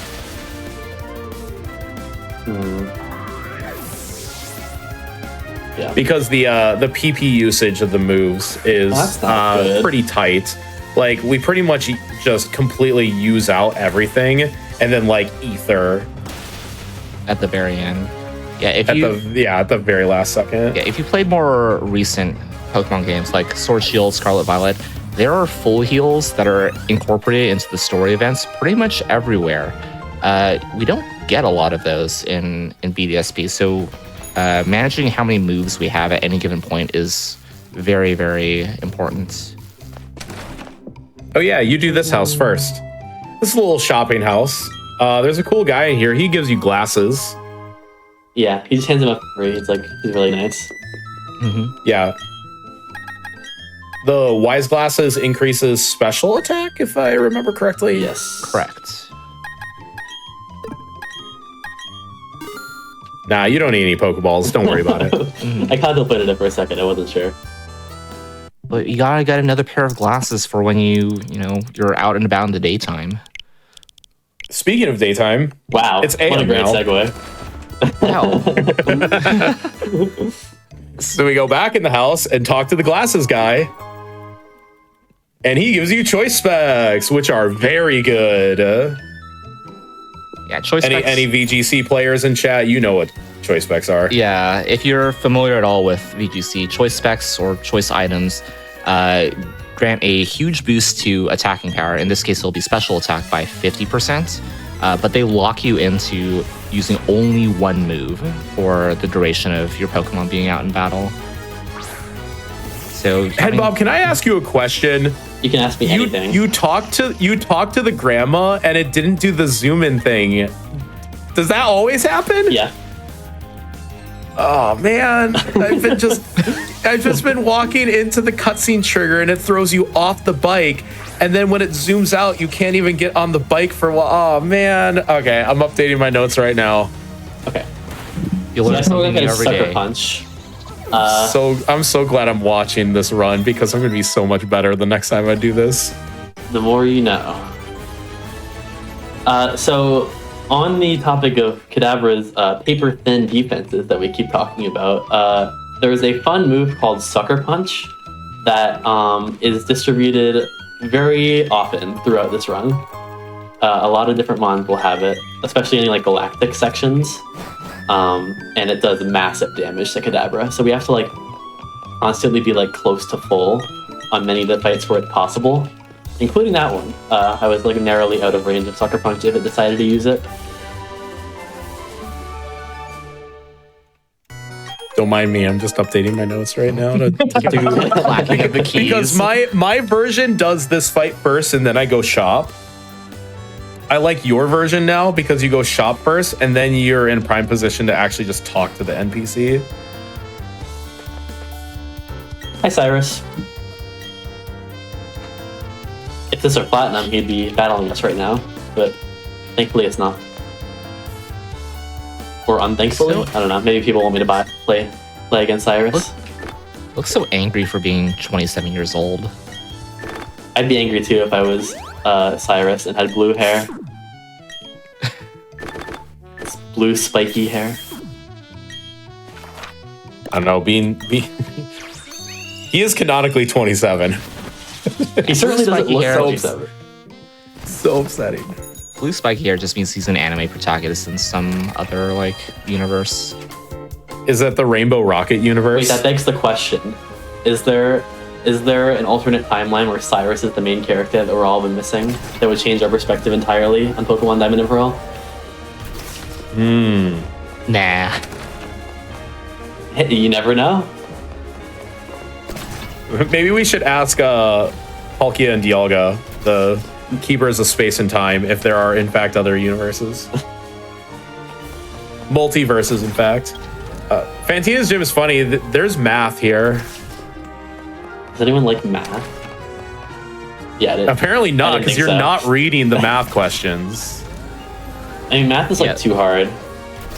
Honestly. So like, I don't know how to count to 10. So like, yeah, I just like. You're that kid that's just like, just found a way to find the answers beforehand. Yeah, I'm like Yeah, on the the whole I'm like, study. I'm like on the playground, like selling the answer to everyone. It's Give me your the lunch same money exam and I'll- every time.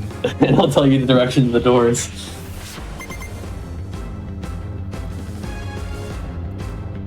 I'll also point out that while you were at GDQ in the practice room, you actually failed one of these once. Yeah, that did happen. Not great. You forgot the answers to your own test. Strength Sap is great. It's exactly what we want. Strength Sap is great. My PB gets Strength Sap spam, which just does effectively nothing. It's no, this is fine. You can tank one. Fly is fine from full. Now you're fully set up. Perfect. The worst thing that can happen is that it can use Will-O-Wisp.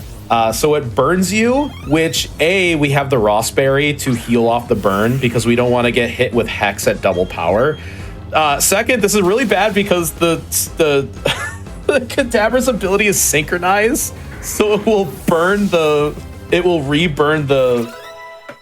drift it's like limb, really and then there are slow. like 2 tick burns, and it's like so slow. Yeah, but it is a good thing that Kadabra has synchronized. This will be on the test later in approximately, give or take an hour, more or less. But synchronize don't worry is about it. one very good additional property that I will not mention at this point in time. It's definitely not in Let's Go, so that's why you have to force it.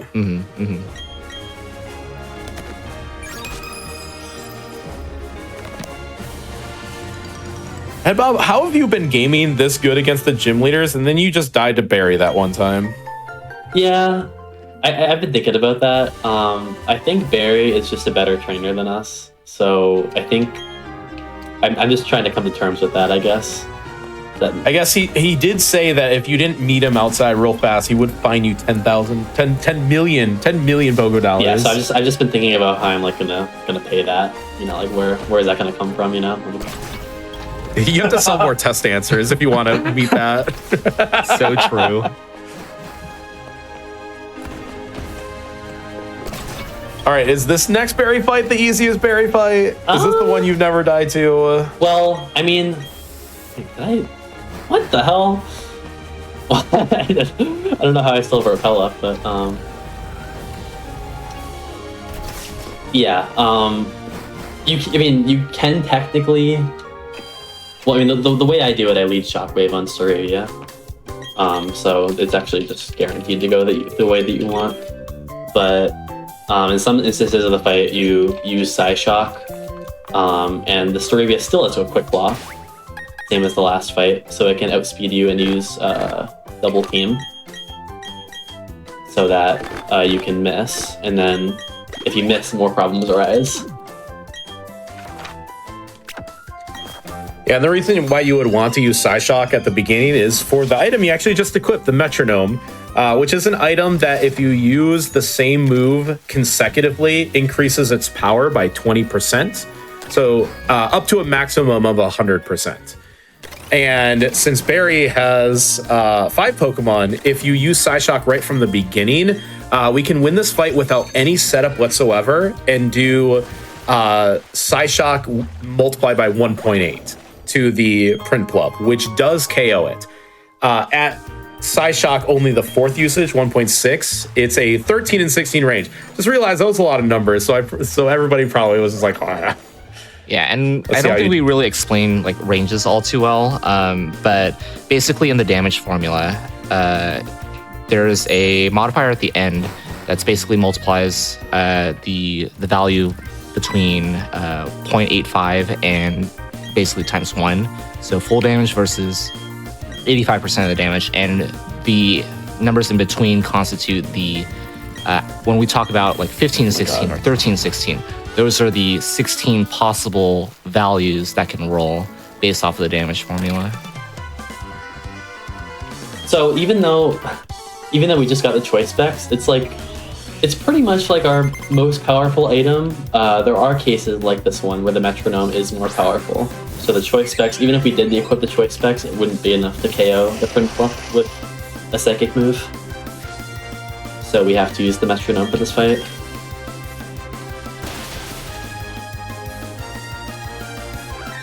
But after this, we're gonna equip the choice specs, and it will clean house. It will be, yeah, it's incredibly powerful.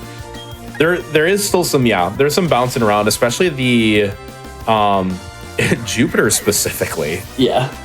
Uses we can't just spam psychic because all of a sudden the scum tank will be out. So it's like, oh, well, now we have to switch to dazzling gleam. So the choice specs obviously locks you in to a single move.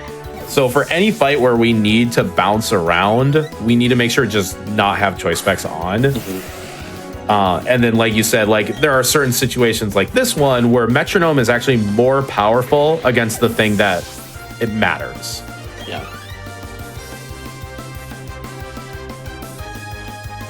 God, isn't the run more relaxing now that you don't have to deal with wake? Yeah, I hit an optional and I'm still just like chilling because, there's not a incredibly precise, perfect experience routed requirement in my way. Still not all fun and games. There's still a couple of points in the run where Oh yeah, definitely not. we will definitely be sweating a lot during. But for now, we are chilling. I will say, like, you don't sweat too much, but this next trainer can kill you. I'm just saying this next trainer can kill you. Yeah, it's so this next trainer has a Steelix. In this iteration, Sturdy protects from not just one-hit KO moves like Fissure and Horndrill like that, but they just protect you from being one-shot altogether. So we need to hit the Steelix twice in order to kill it. It can roll Iron Tail as one of its moves, and if it chooses Iron Tail, it has a 1 in 4 shot to kill us. But it also has a percentage chance to just miss altogether. I've never dodged the Iron Tail. I'm so mad right now. That's so funny. You want to know how I died to this fight last time? One of the moves he has is Ice Fang. So he Ice Fang and froze me. So I thawed out. And then he Ice Fanged and froze me again. So I healed. And then he Iron Tailed and killed me. Yeah, this fight's a pleasure to have in class, I guess you would say.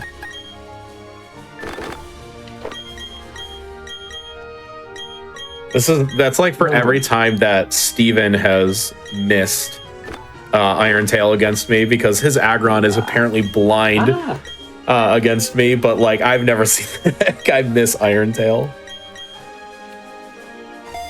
Yeah.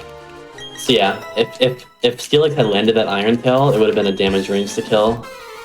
Not a likely one, but you can just die.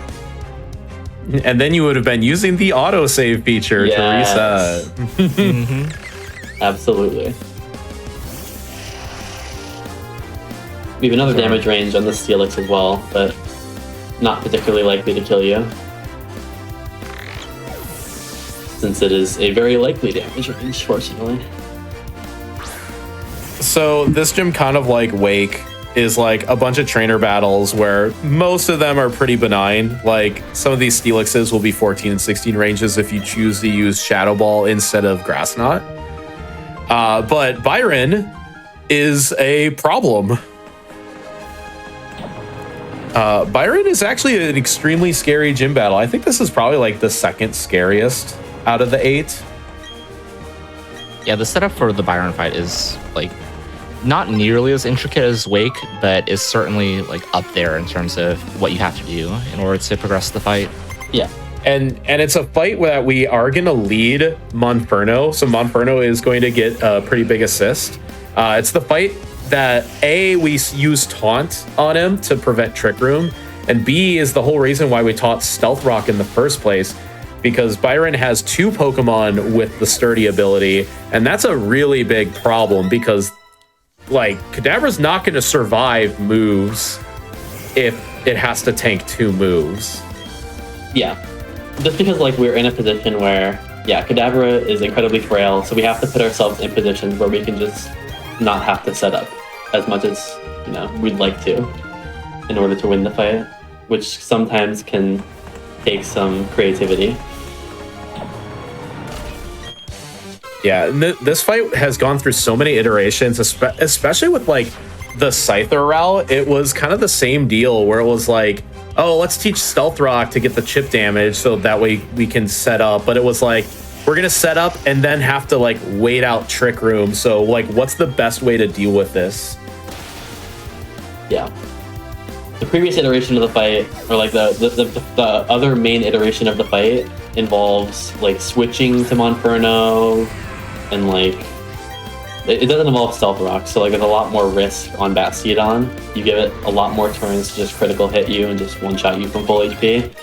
So we don't want to do that. We want to just ideally just play it as safe as possible. It's also cool because Byron leads a Bronzor, which happens to be weak to Flamethrower. So the Monferno actually just does fully deal with the lead before we get our switch into Kadabra. So this will be a, like, both Pokemon get a big time use in this gym battle. Also, please note that this is a Steel type gym, and we have Headbob's favorite Pokemon on screen right now. Yes, a Numeral. Oh wait, I closed my eyes. Good. I hope you closed your eyes for a little bit longer because you crit it. Incredible.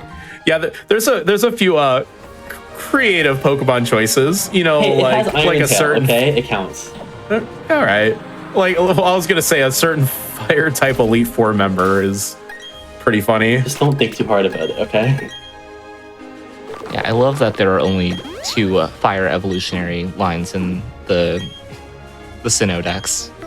Yeah. I was gonna say, are you okay with Monferno just being half HP? Because I usually also potion on top of it. The thing is, every time I potion for this, well, number 1, I don't have any potions. Oh, well then you just gotta do it this way. And number 2, every time I potion for this fight, you want to ideally get Blaze for this fight. Right. Right, because the 2-shot range is actually pretty bad. Every time I with potion just for this Flamethrower. fight, I just have not gotten Blaze. I've gotten hit out of Blaze. The way I approach it is, obviously you always have to do this first. Is if I'm plus special defense, that's I annoying. won't potion. Yeah. Oh, of course you get crit when you didn't. But, like, you don't want to be full HP. There's just no way it works. So now I'm gonna have to taunt again.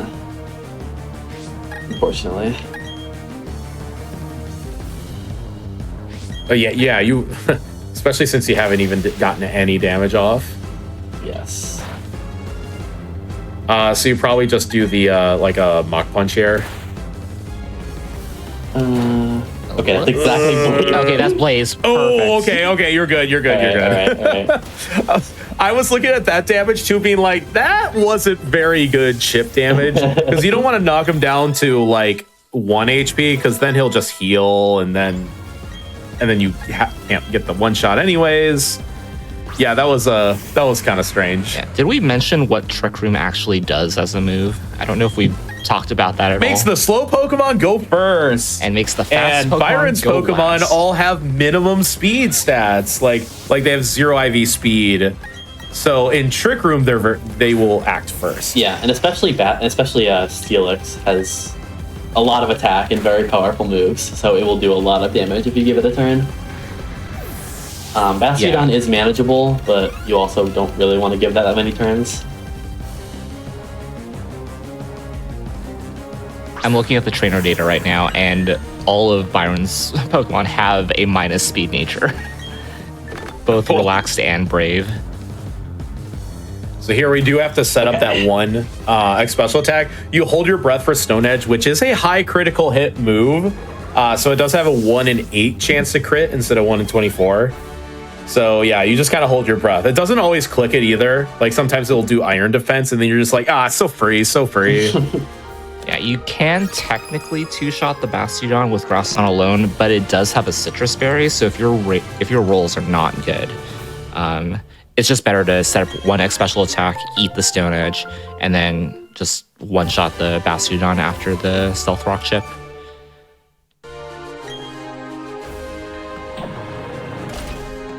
So I opened the Poketch. You saw me open the Poketch. Yeah, why'd you do that? Well, like, we knew it was night because remember the game changed to night on you. So I was like, 8 o'clock. Did you guys not want to know that it was 8:40 a.m.?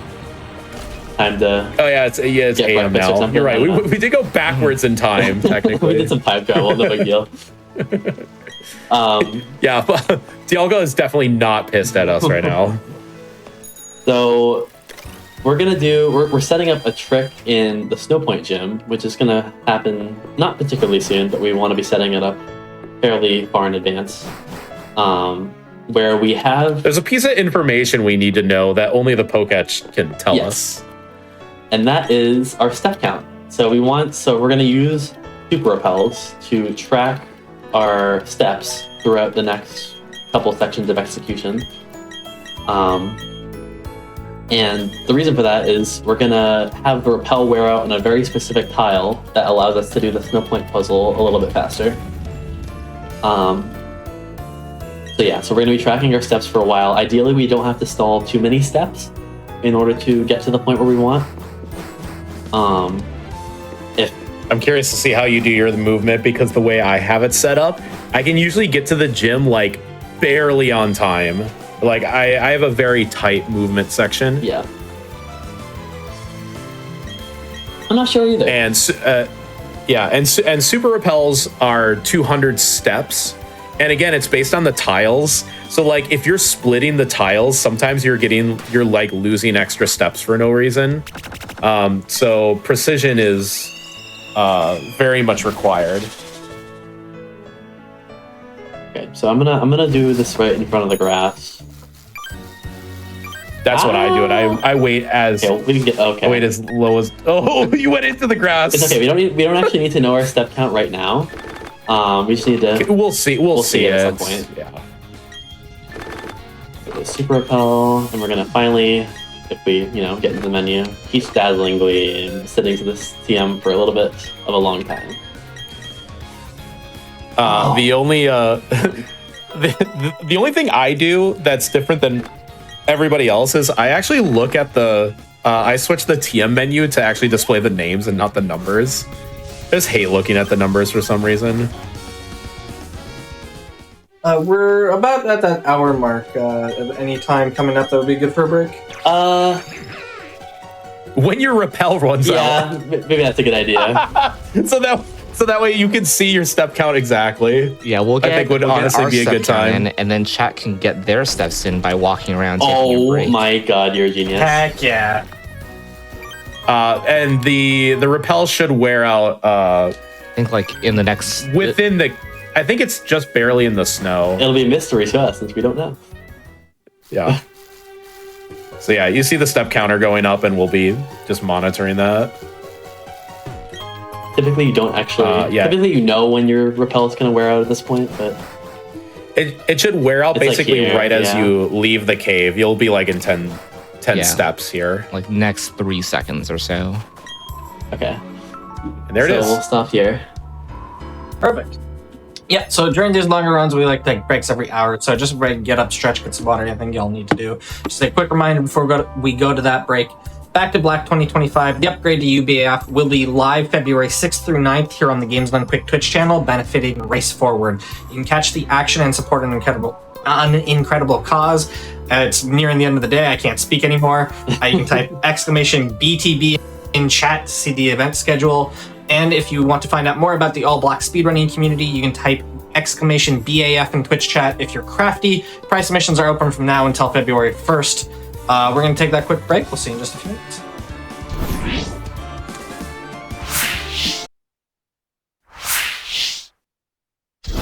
We are at a very interesting moment here. We'll jump right back into it and I'll explain why this number is so important. and we'll say 3, 2, 1, and start. So this was the whole reason why I opened my Pokédex. I need to know exactly when I roll over my Super Repel so that I know exactly when it's gonna wear out. Come on, Head Bob, make us The 3 steps that you took in make the us grass clench earlier. harder, please. This is Were, your the steps that exercise you lost for the there. day. This is your heart workout. Dude, cross country skiing is a workout. Like, don't even joke about that. Oh, I just meant scaring the hell out of you. You know? Oh, yeah, that too. That too. Yeah. Never mind the 2-hour bike session that I had earlier today. No, I need to get my heart rate up still. Just the day in the life of T-Pat. All right, chat. What's that number we're supposed to remember? It's gonna be on the quiz. Don't forget it. Yeah, It is going to be on the quiz. it's open notes currently. We have a pin in chat right now.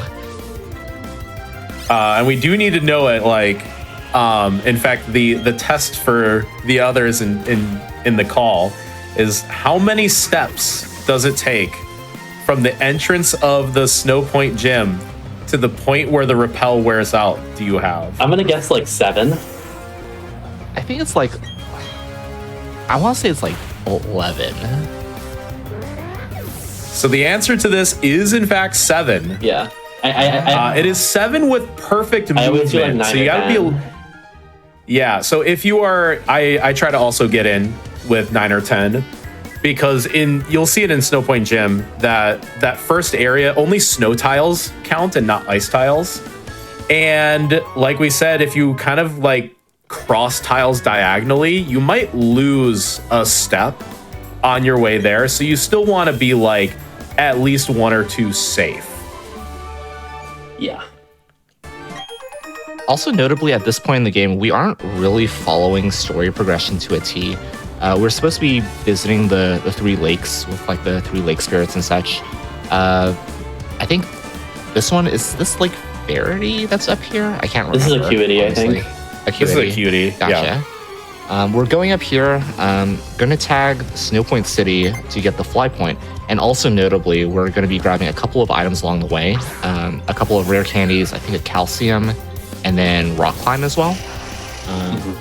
The reason we're doing this in this order is to make a fight a little bit safer and quicker later on. I think T-Pat, you mentioned it was the Mars fight. Is that correct? So this is like the post-wake experience routing.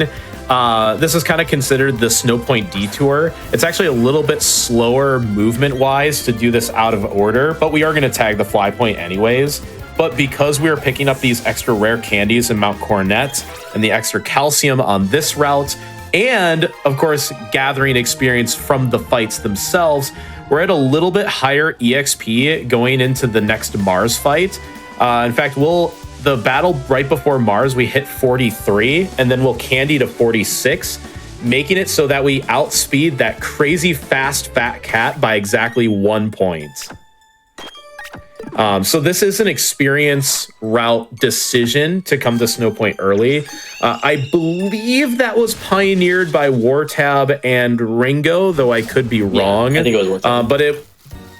Yeah, and I just remember Etiquette adopted it pretty quickly, and then I followed suit because I just do everything that Etiquette says to a T without questioning it, and leave it at that. That has never burned me before, I'm sure. Surely not. Here we get to do the crazy fence movements for the second time, and it still won't be the last time. Okay. Because we are going to... This is Valor, right? Yeah, Yes. Valor Lakefront. Here's a nice little fun movement section. Like to see how Head Bob does this. On the bike, you are literally Well, I'm gonna get insane. off now, but like... Come on, man. Yeah, there's a couple of spinners here. The one that Headbob just passed only has 1 tile of vision, similar to the spinner beforehand. So you can just walk right past them, basically, and be totally fine. I'm scared of doing this on the bike because of it actually goes back to the rappel tricking.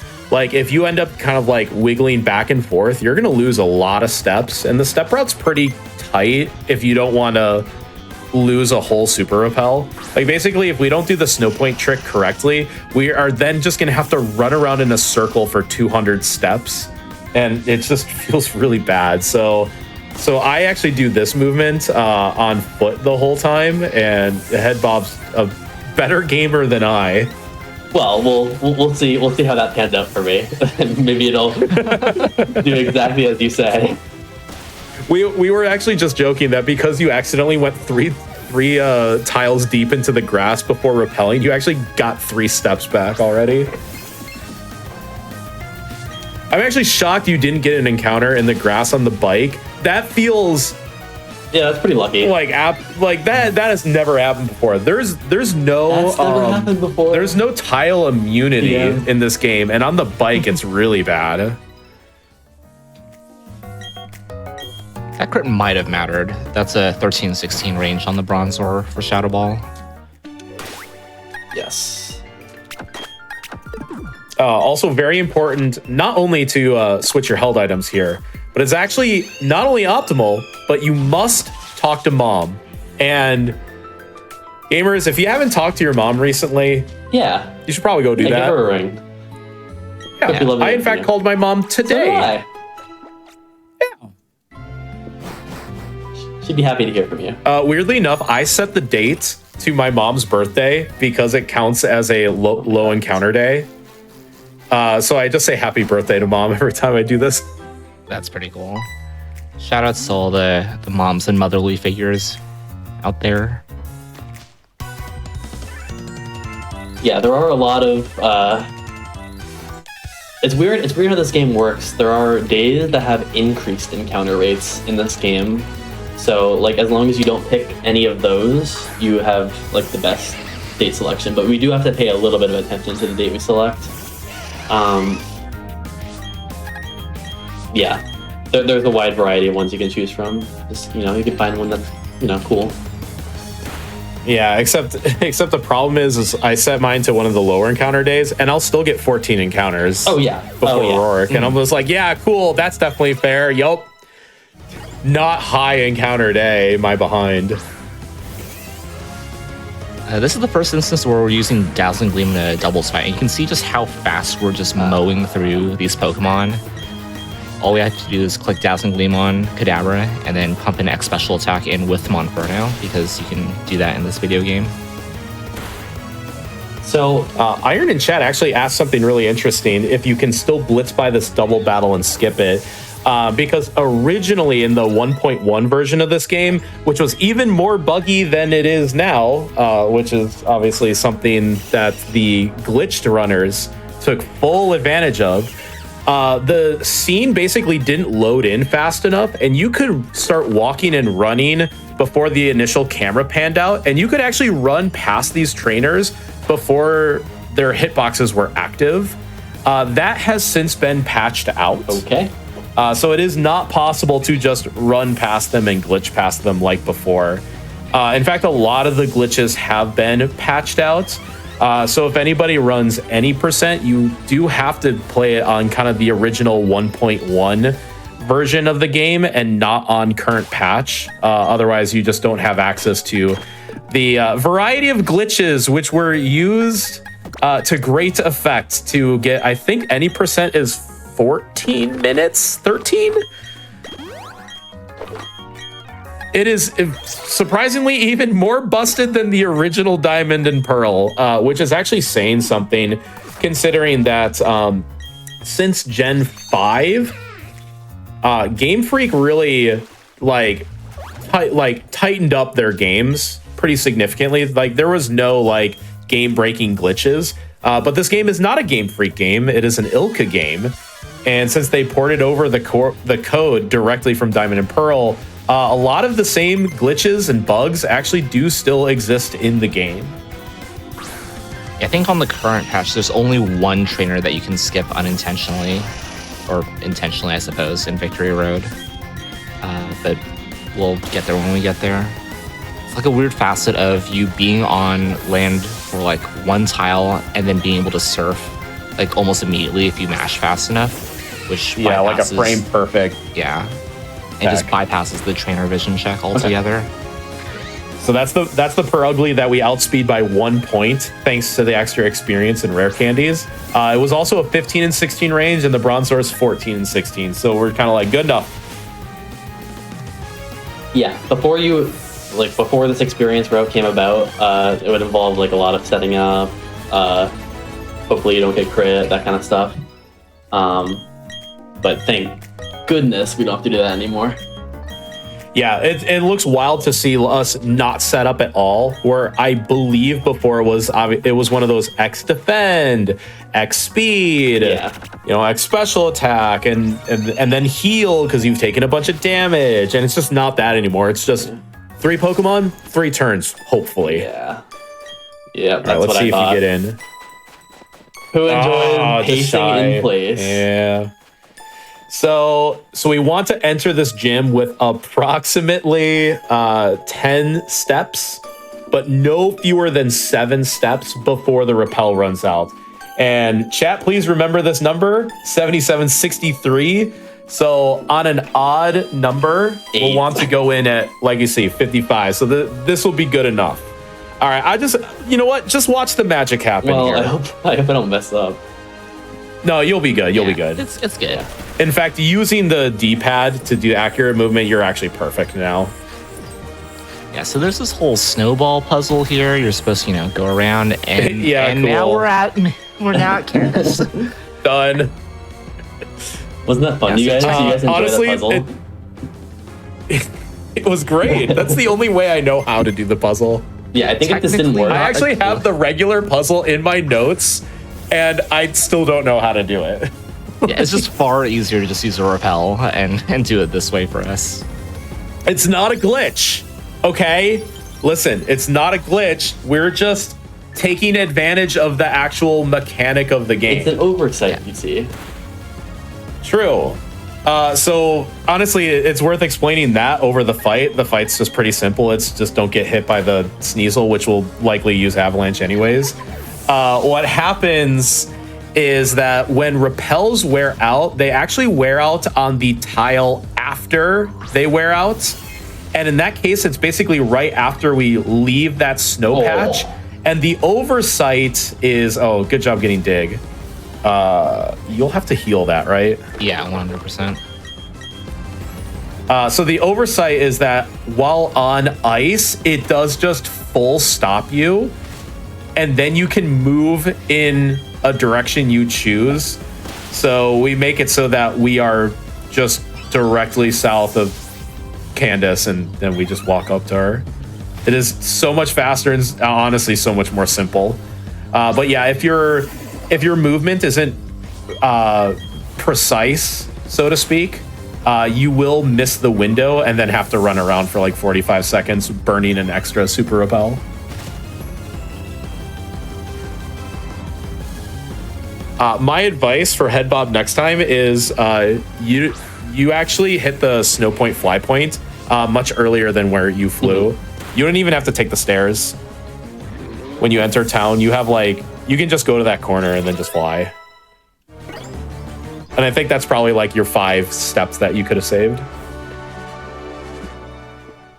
All right. So now we enter the Galactic section. After we leave here, we're gonna go tie up the ends of the third of the 3 lakes. We already done stuff at Lake Valor and Lake Verity. There isn't actually much to do. You kind of just go there and they're like, oh, it's done. Yeah, this is the obligatory plot section that always gets thrown into Pokemon games somewhere between the 6th badge and the E4. Classic 7th badge, do the plot.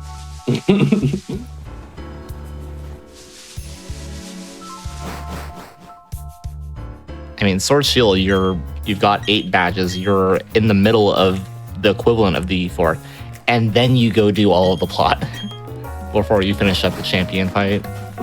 It's the only part of Sword and Shield that I don't really like very much because the pacing is super slow. Yeah, for sure. Because it just shoves all the plot like in that stage of the game where you're like so close to the champion and it's like an hour away. The elevator music is very good. Don't even get me started with the elevator, Dynam. I love elevator music. It's the dumbest elevator in existence. It doesn't have sides. Like, if you just touch it literally is a moving up platform. Like, someone's gonna get their finger caught in the wall there one day. That's probably an OSHA violation for sure. I don't know. And also, like, yeah, there are the elevator doors on the side, but we literally go to the ceiling. So, like, it would have to open the hatch above, and if that just gets stuck, you're just gonna get squished. Wait, what if like we had the elevator platform is just gonna come up and clap you on the All right, top? hear me out.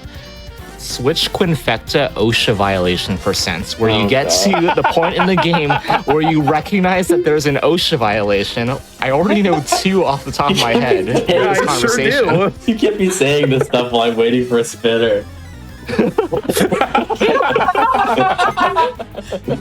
There's the rolling chair in Let's Go. There's the elevator in Rose Tower. You just gotta find one in There's BDSP, Arceus. no, I know where it is in BDSP. I know where it is in BDSP, and we're coming up to it. We're gonna get the Galactic Key, and when you use the Galactic Key, it says, "Oh, it didn't work," but you kind of like jammed the door open anyways, and it's just a security violation. Okay. I can see that. It's probably some like faulty hinge, and you just gotta like press it open. The thing with Arceus is that like it's too far in the past for there to even be OSHA. Yeah, OSHA doesn't exist. Is the violation is you die from fall damage? True. Probably. All right, here's a real fun spinner pass. So this is the one that Etchi has a clip of, where he'll run in that corner space. That you'll get there eventually, Headbomb. Eventually the spinner will look to the left. So Etchi was running in this corner, and thus that spinner always chooses to look left, and then it just completely gated him. Yeah, I think that was kind of the turning point when we decided to investigate spinners. But I think a lot of us thought the same thing. It's like, oh yeah, the movement probably was some sort of factor. Yeah, now there's this huge document with images of the spinners and colored areas to show which direction they'll look. Really interesting about this scientist trainer is that in the original games, this is an optional, and that is because the little chairs on the table you can walk over in the original games, but in BDSP they are raised. You can't even sit in them to like move around them as you normally would, so you actually have to fight this trainer. It would be so cool if the tech would be to sit in the chair and then get up, and then sit in the other chair and then get up, and that's how you pass. Yeah, because that's like how you do it in Oras, right? Okay, listen. Just because I accidentally sat in the chair once doesn't mean it's optimal, okay? Oh my goodness. This is like the manager that always brings up, well, that one time you were below expectations. It's like, one time I sat in the chair, okay? What if they just like, we thought this happened in like the early patch because it like did, and then they just like removed the collision on the seat since then, and no one has ever tested it. So You never know. No, Tika, I didn't even know that happened. Whenever I just think of things that happen, I just say Oras, and then things naturally appear out of thin air. They sure do. Omega Yeah, I'm one of those runners Alpha that has Sapphire. definitely died to every single trainer in Oras one way or another. Fun quirk about these spinners is that in the old game, you would actually fight this first spinner and then pass the other one by basically walking where the first one is currently located. In this game, the trainer vision is all the way across, so now we pass the first trainer and fight the second. So we do it opposite. And something interesting I did there was I did the run to walk thing. You've seen me do that a lot of times with spinner passes. But another thing you could do is you could talk to the trainer. But what that does is it resets their cycle. So like after I would have come out of that fight, I would have had to wait on average a longer period of time for the spinner to spin. So doing it the way I did reduces. I've been YOLOing that apparently. I always talk to this trainer.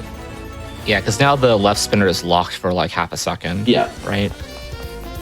Yes. Or you have me who will do the run to walk, and then they'll spin right away, and I'll panic and I'll run into the other trainer's vision to activate battle.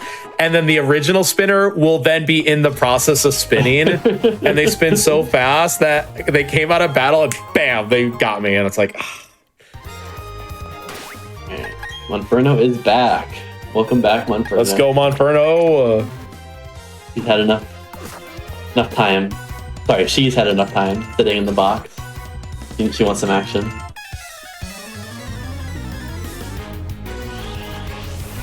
And then the I guess the final part of the experience route of all of this that has been curated is right. Monferno not evolving to Infernape.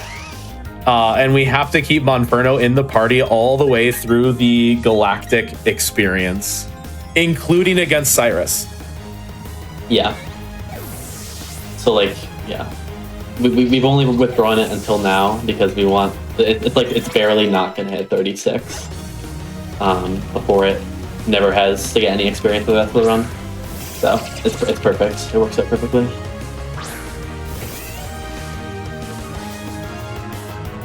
A lot of sucker punches on this fight. Yes. Basically, if you see a There we Krogunk, go. it has sucker punch. There it is. Never fails. So at least the Krogunks come out earlier. It's random what order they come out in. So I have this opportunity to heal the full with Monferno's turn on this last Lamia.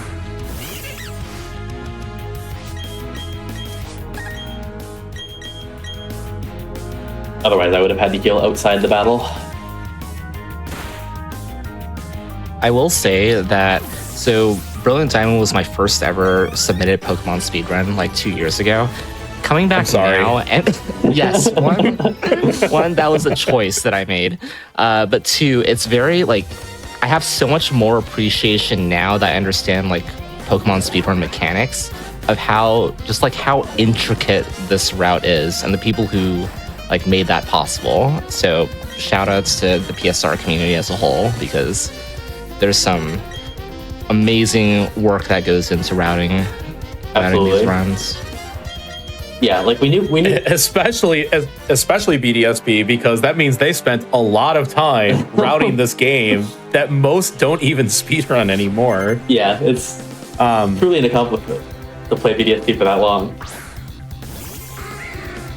But it is genuinely my favorite part of this run is the route is so interesting and fascinating to me.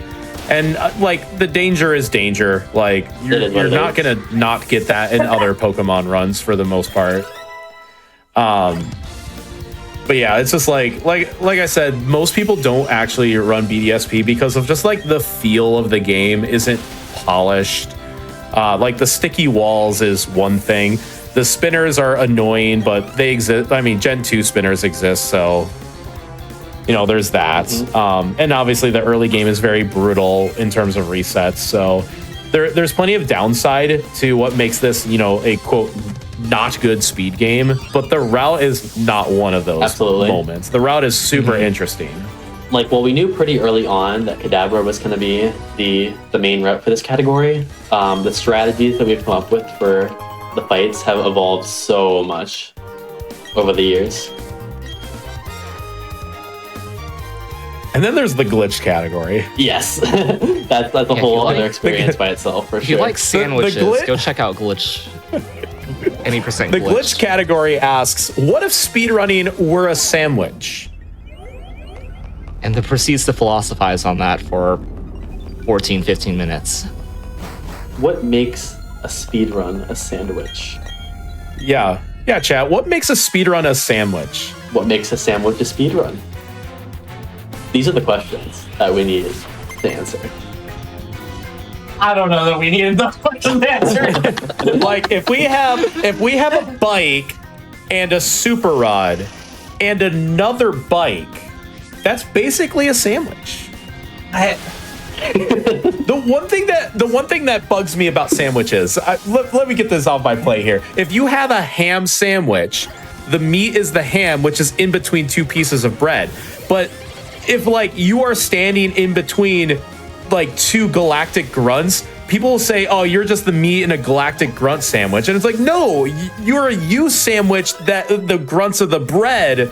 Like, why do we like reference it that way and not the way that we do for, you know, sandwiches with meat in the middle? This will also be on the quiz, by the way.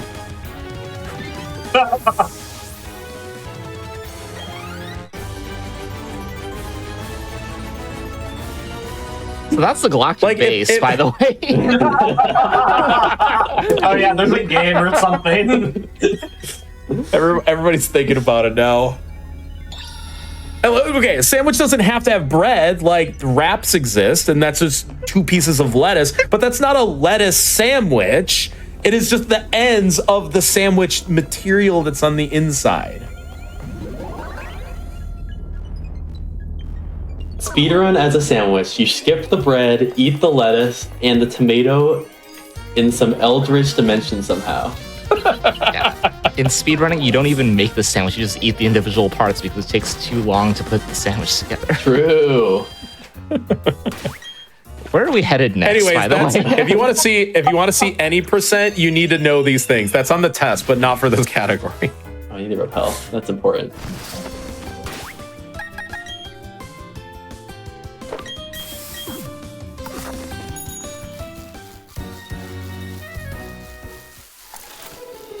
I will bring this up at the next Pokemon speedrun at GDQ.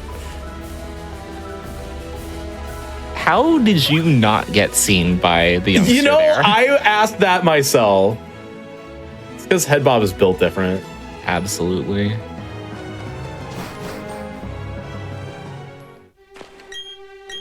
Yeah, so this is the part of the run where we clear out the galactic base, but they're already stationed at the top of Mount Coronet. So we are headed up to Spear Pillar. The mountain is actually quite precise for movement. Like, you actually have to be very, very clean. Like, even there, if you go too far south, you jump the ledge, and then you have to try again. Yeah, it's a lot of time lost. I've definitely done that myself. And there are, I guess there is a spinner. The first Galactic Grunt's a spinner. The next like a roamer. Yeah, and then there's like, another spinner. Mhm. And then the grunts that you have to fight are in a very weird location. That's the way I do that. Yeah, that one is always safe. He'll always look up or down, but his vision doesn't go all the way up, so you can just kind of hang out in that corner until he moves to the right.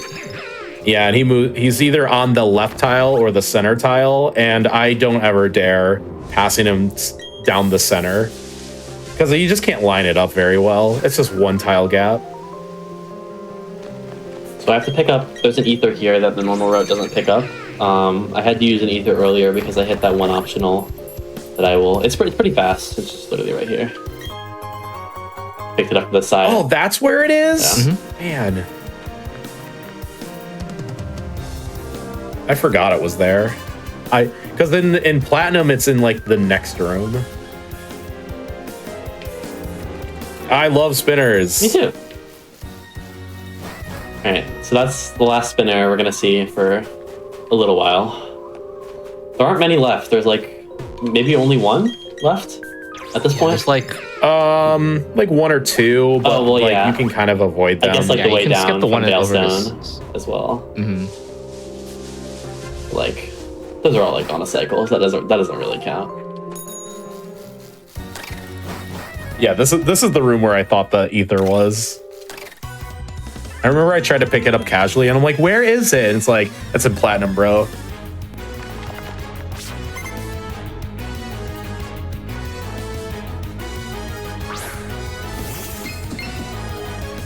Yeah, these, once again, we have just a bunch of fights that are pretty trivial until we get to some massively scary fights at the top of Spear Pillar. Yeah. Yeah, But this both is of them very are much like the worst of the worst. yeah, this is very much the calm before the storm in terms of getting ready for not just one, but 2 fights. Can I just call it the Temple of Sinnoh? Because that was its original name before it was disintegrated by the legendary Pokemon to begin with. That's lore. That's Legends Arceus lore for you. Why was it not called the Temple of Hisui? Riddle me that. Because the deities were known as Sinnoh, like Almighty Sinnoh. But the Pearl clan and the Diamond clan thought that there was only one Almighty Sinnoh, but little did they know that they worshipped individual legendary Pokemon.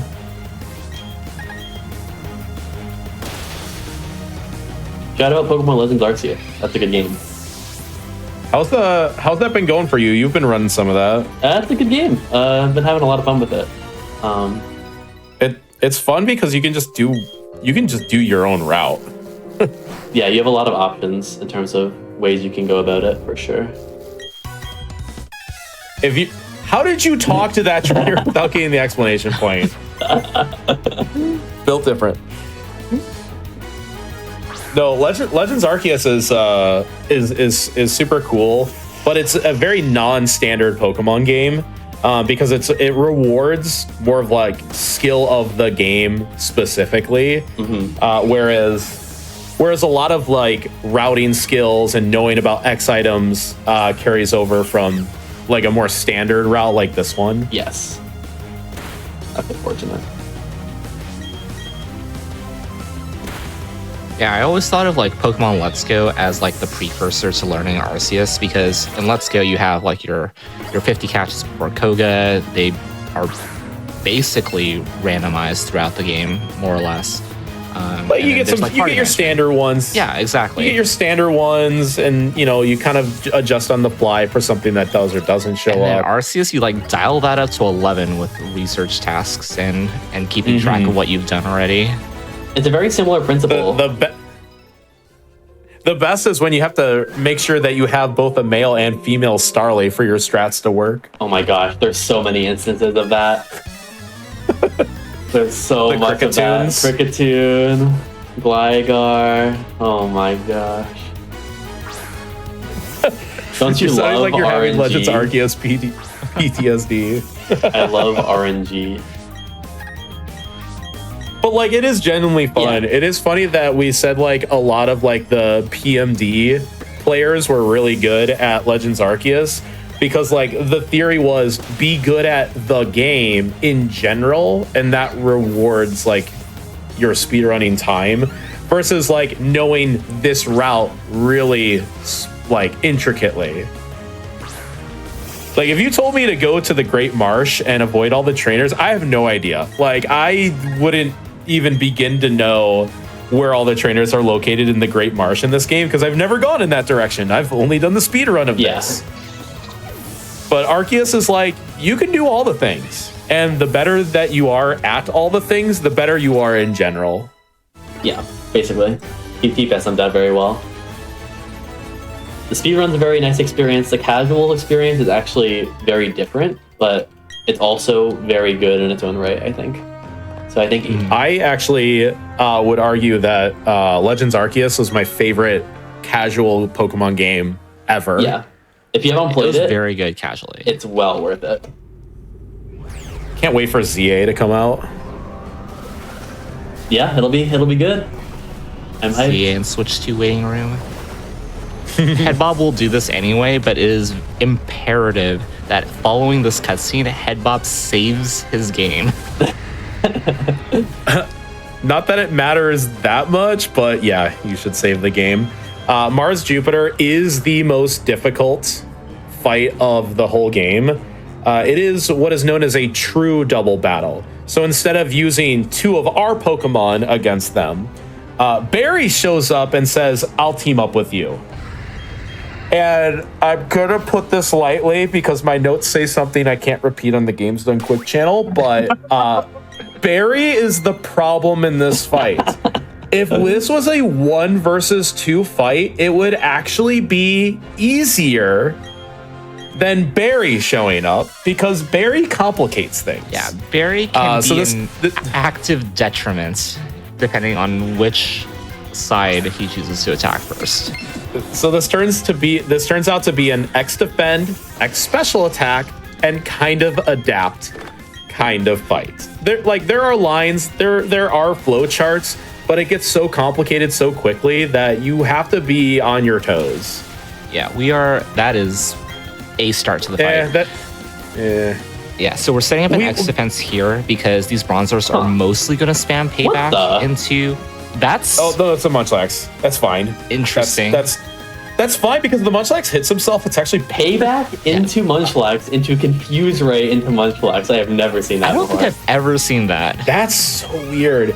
But the key here is obviously we want to battle just one side at a time. And we would prefer to deal with Mars first over Jupiter. And the longer the Bronzors stay on the field, the better. However, the right side one has light screen, so we kind of don't want to see light screen.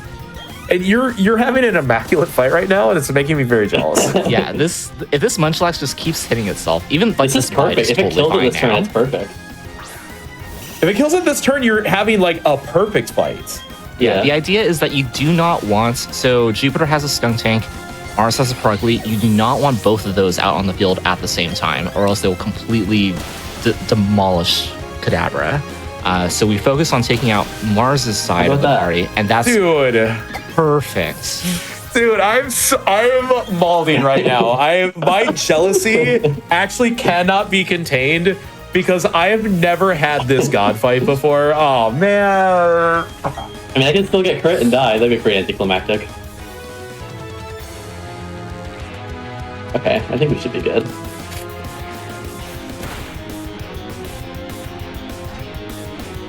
He's just built different. All right, I'll say this for myself, but not for you, Head Bob. There is a chance we could see this fight again.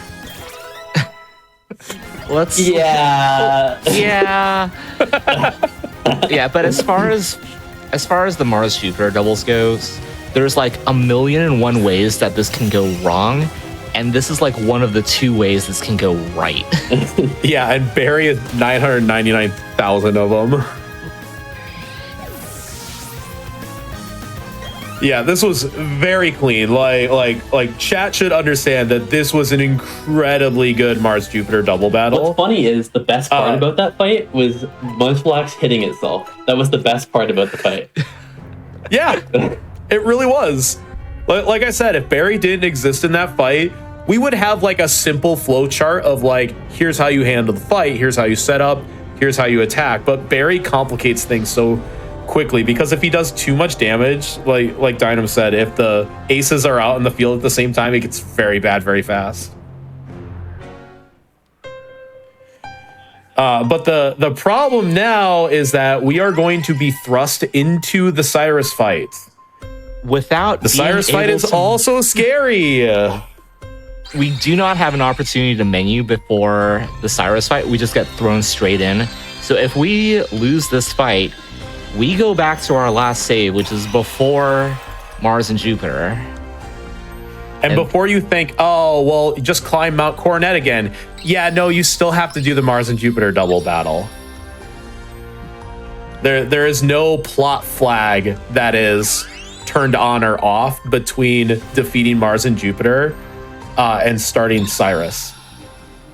So yep, it's just like a gauntlet, basically. And this fight's a bad fight as well. Not quite as bad as Mars and Jupiter, but it's bad. It's real bad. Yeah. Yeah, it's real bad for a number of reasons. First of all, Cyrus gets the benefit from the advanced move sets and held items. And it starts with his Haunch Crow, which is holding Scope Lens and using a high critical hit chance move. So he is guaranteed to critical hit you turn 1. So you cannot set up X defense or anything. So we have to deal with the Haunch Crow immediately. Yeah, it has. Unfortunately, this leads us directly into the path of Gyarados. Yeah, Gyarados, which is even worse. Much better. So we are forced to take it. Yeah, try to set up an X defend, and you actually still die. Critting there means you actually lose the fight. By the way, if you crit Gyarados. Really? Yes. Yeah, because you don't kill it, and then It heals Monferno is on out, and then Monferno. you're like, what do you do? This is the most important menu of the run. Don't revive Monferno. Do not revive Monferno that is already alive, or else that wastes a turn and you lose the fight instantly. But it's still not out of the woods yet. There's still 2 more Pokemon after the Gyarados. Finish this with Psychic, and then Crobat comes out, which is faster than Kadabra, holds a Quick Claw, so if it procs, you're faster than the Kadabra anyway. And is very likely to set up Tailwind because it's not fast enough, apparently. Tailwind is actually good because its other move is U-turn, so it hits you and then bounces. And the only other Pokemon that's around is the Weavile, which is a dark type. So your Psychic then does no damage to it, and you just lose the turn. Bling. Yeah, you're gonna get Dig here, so you pretty much have to X defend.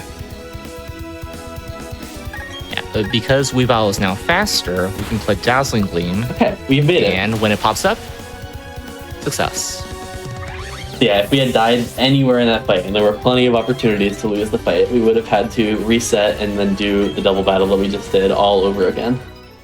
It would have been And then hope we don't get crit again on Cyrus. absolutely tragic.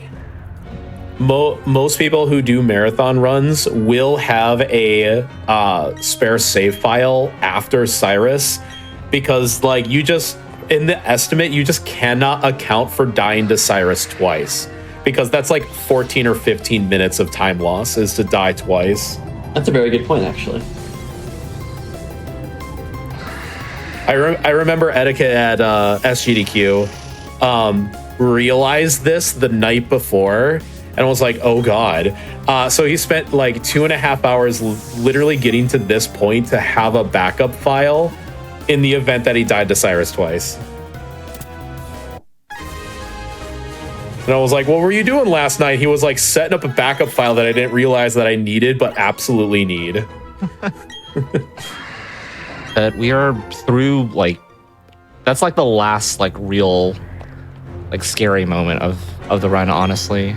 Now that we're past the double and the Cyrus fight, it's pretty much smooth sailing for the most part.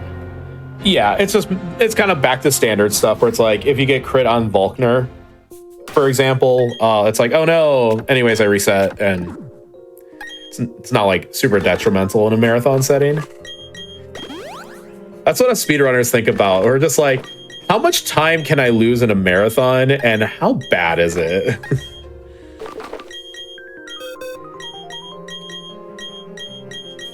Even though we caught Palkia, which is very strong legendary, and we're teaching you a bunch of moves right now, we're not going to use it right away. Kadabra's still like really, really good and can carry us through most of the 8th gem. The big reason why we don't use Palkia is that it has the ability Pressure, which does proc at the beginning of every battle. So it goes on the field and it says, ability, Pressure. It is exerting pressure on its opponent. And those text boxes add up. Like, you do lose a lot of time just seeing the pressure text, which Kadabra does not have. In fact, Kadabra has the ability Synchronize, which means that all wild Pokemon now have the same nature as the Kadabra, which we didn't mention, but the Kadabra does have a quiet nature. So it's plus special attack and minus speed. Funny enough, that Kadabra does have 31 IV speed, so it's still plenty fast. But now that Palkia also has a quiet nature, plus special attack, minus speed. And plus special attack is very good and will be very useful. Yeah, and minus speed could be meh. Like, you could, like, depending on your stats, you might lose a couple turns. But it's not like a big deal. Yeah, our stats on our Palkia were pretty good, actually. So I think we're smooth sailing. There are a couple speed thresholds that you need to hit and one kind of minor special attack threshold. Everything else is like pretty straightforward. You don't need a lot on Palkia. And it's usually going to have some good stats more often than not, because anything that's considered in the legendary egg group will always have 3 of its stats at maximum IV, which is 31. So you already have a 50-50 chance of having like a 31 IV on top of maybe getting it naturally as well.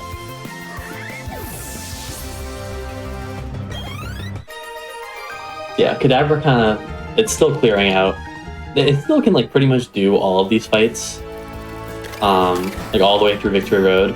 Some of the E4 fights are a little bit too tricky, so we end up switching it pretty much entirely off of it when we get to E4. And this is where you and I start to diverge, because I'm a brilliant diamond runner. This is true. And I actually do use Kadabra through the entirety of Volkner's gym, including on Volkner himself. It's like not bad at all, but I believe you actually use Palkia on Volkner. Yeah. Palkia saves a little bit of time over Kadabra. It saves like probably a couple seconds, because the Kadabra fight has to either endure, It has to X speed and heal. either endure 2 volt switches, or X speed and do an extra heal. Because turns out Volkner's Ambipom has fake out, and it does an unreal amount of so damage. much damage. It does like 90 points of damage. You don't even know, chat. You're like, oh, fake out. That does like chip damage and then you can't move. No, that thing does like 90 damage to Kadabra. And one thing about Ambipom also, if you were to set up like an X defend and then like X special or whatever, Ambipom is last resort. So if you give it too many turns, it can just kill you from full, even through an X defend. I found this out the hard way. Yep, I'm looking at the trader data right now. Fake out T-Bolt, double I hit have of never Last seen Last Resort, but that is hilarious. 140 base power normal type stab attack. Very normal. Oh yeah, the Ambipom does have Technician, which that boosts moves of 60 base power and under. Yep. Yes. By 50%. Yeah, and Fake Out's 40, so it becomes more powerful, and it's stab, and it does a lot of damage.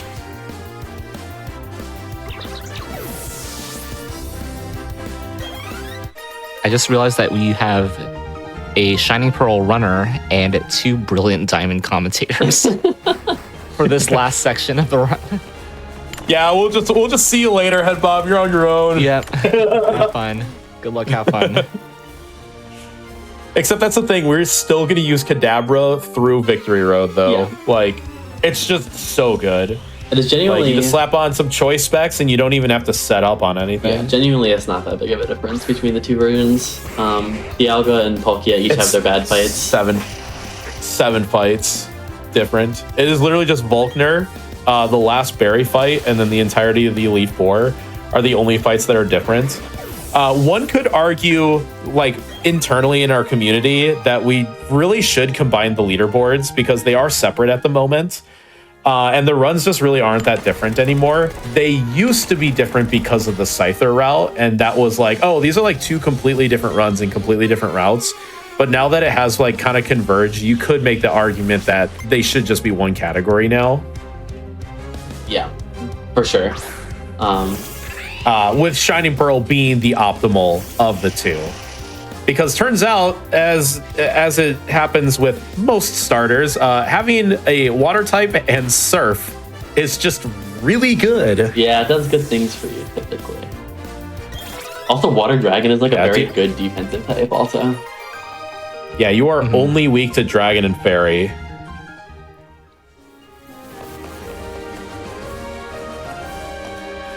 Which is funny because like Palkia and Dialga's typing are both actually pretty good. Like, Dialga's typing is not bad. Having the Steel type is always very good. That was so awkward. That is a hilarious repel timing. That is a spinner. I don't know if we've mentioned a spinner we have to pass 3 times. Yeah, so I don't YOLO many spinners in the run. That is one of the few trainers that I YOLO, at least for the first pass.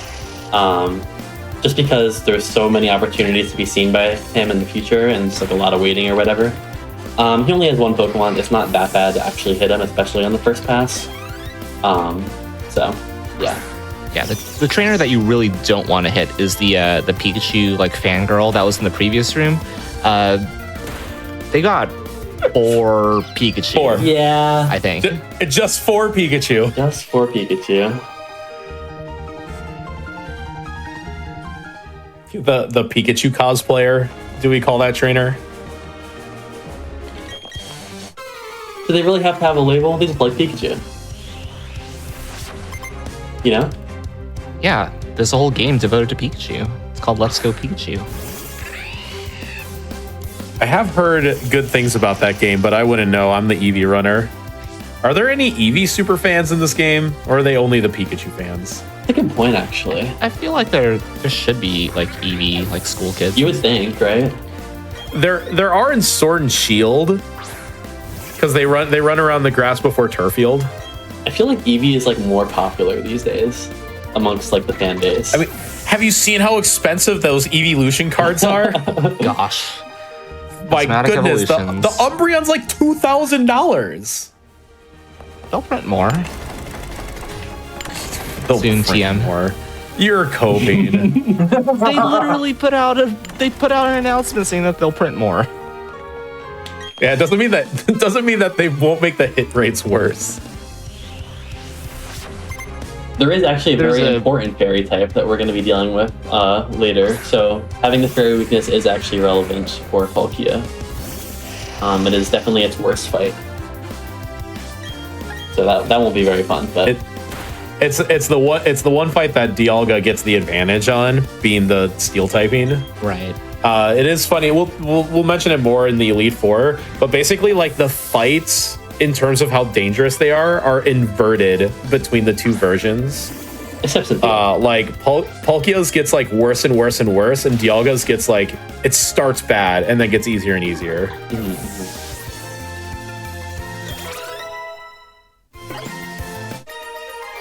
All right. I actually died to that Steelix the other day, and then I had to send out the Dialga to clean up the fight, and I was like, that was awkward.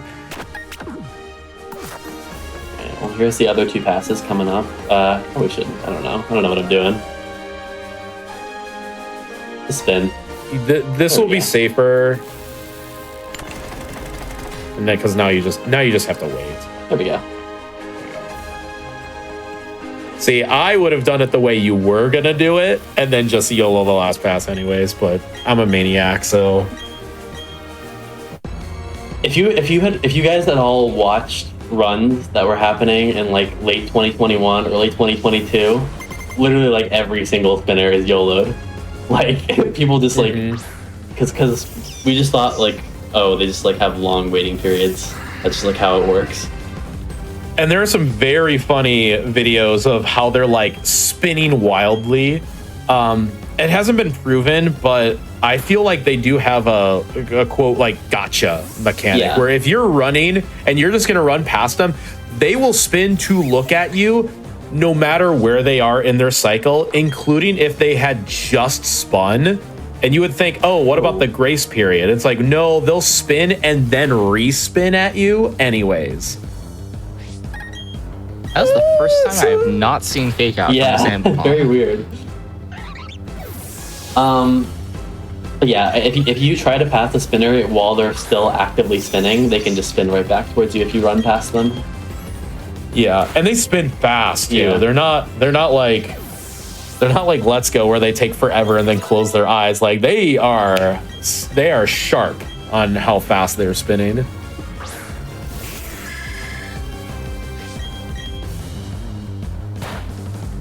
Yes, So Octillery. that's why the if electric you're gonna Pokemon. YOLO a spinner, you should at least walk by them and not entice them to spin in your direction.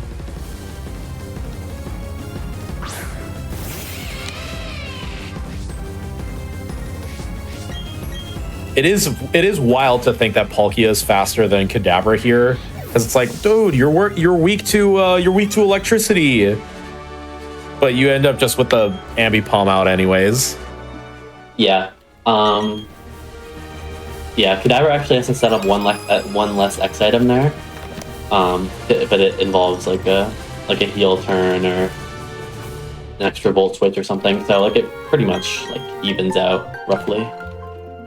Like if the Raichu almost always volt switches turn 1, so you use that as the setup turn. And then you have to heal on the fake out turn. Yeah. And then you're fine.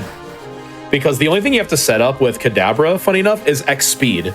You don't even need X special attack. Like you are strong enough to KO everything, but you are slower than many of the things. Including the Raichu and its volt switching. Why does every electric gym just love volt switch? Actually thinking They really about gotta it, push that BGC agenda. Hello? if Kadabra had gotten that double hit, it probably would have died, right? Oh yeah, easily. Yeah, that's- 100%. But it usually baits out fake out because fake out kills Yes. after the volt switch damage. So the AI is incentivized to do it that way. That was very strange for sure. Why that happened. Time to do the route that no one knows how to do. I actually just practiced this route the other day. Yeah. How hard was that? Don't worry, that spinner does not have a very wide. That spinner is like 2 or 3 tiles of vision.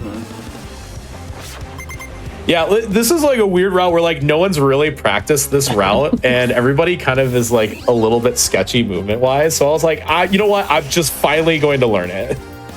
Yeah, there's probably some like consistent way that you can do at least the first portion with like the swimmers going left and right, but Yeah, anybody's, the like, first part sat is down like and super. done that. Yeah, the first part's super consistent, and it's actually not difficult to stay out of the spinner's vision. Like I literally tested her vision, and it's like, oh, it's only like I think it's 3 tiles, so there's plenty of leeway. I love this trainer who secretly tells you how to evolve a Mantine. Wait, that's so... Wow, I didn't even consider that. Yeah, it's a wait, what? Magnetyke and a Remoraid in the party. It's sending subliminal messages. Because I guess this was the game that was introduced, right? Like Mantike was created in this generation. Yeah, in Gen 4.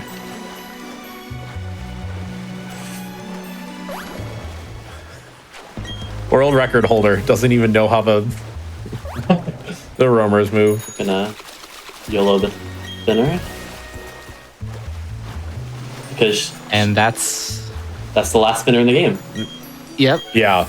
That one you YOLO because the whole running and walking thing just does not apply while you're surfing. So you actually cannot influence their vision at all. So if they're looking away and you want a safe pass, you basically have to wait for them to spin twice. And that's no fun. You didn't might know as well that just go. Swimming doesn't influence their vision. Yeah, you Nope. can't run at them. You can, yeah. I figured that out when I tested the other spinner's vision by literally like swimming back and forth forever, and like she spun in a different direction. And I was like, look at me. It just doesn't work. Yeah, that's like the only spinner YOLO that's like where the odds aren't really stacked against you per se, because like, you know, you're not running past them to like move their vision. Yeah, they'll never do a footsteps gotcha because they're just not programmed that way. Super important to use Psyshock, the move that does special attack damage against the physical defense, because of the big pink thing. We love big pink things. If you like big pink things, join the Let's Go Speedrunning Discord. So true. Also, I can't wait for Let's Go Johto to be a thing and then to catch a Blissey and see how much experience I can get off of it. gosh, can you imagine like Gen 4 HP bars in this game?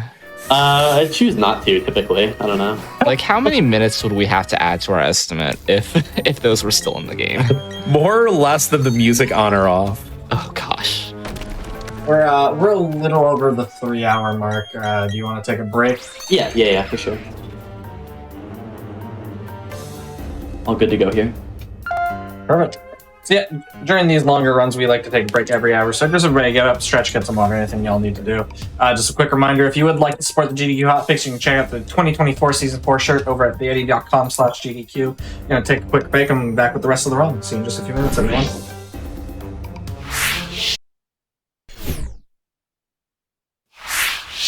Hello, everybody. Welcome back to the Games Done Quick Hotfix. Today we're showcasing Pokemon games, and we're nearing the end of this run, so I'll hand it back over to you whenever you're ready.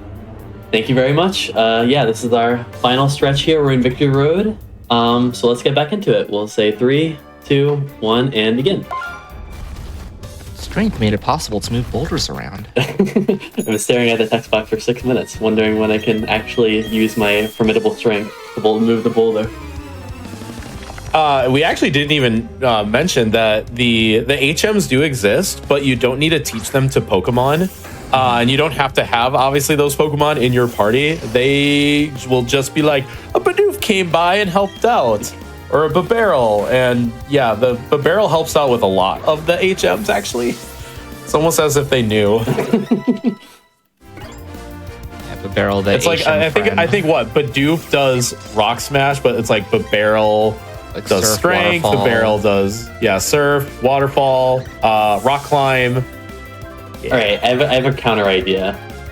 What if they had instead taken the pool of all Pokemon that can learn Strength and randomized which one uses it every time?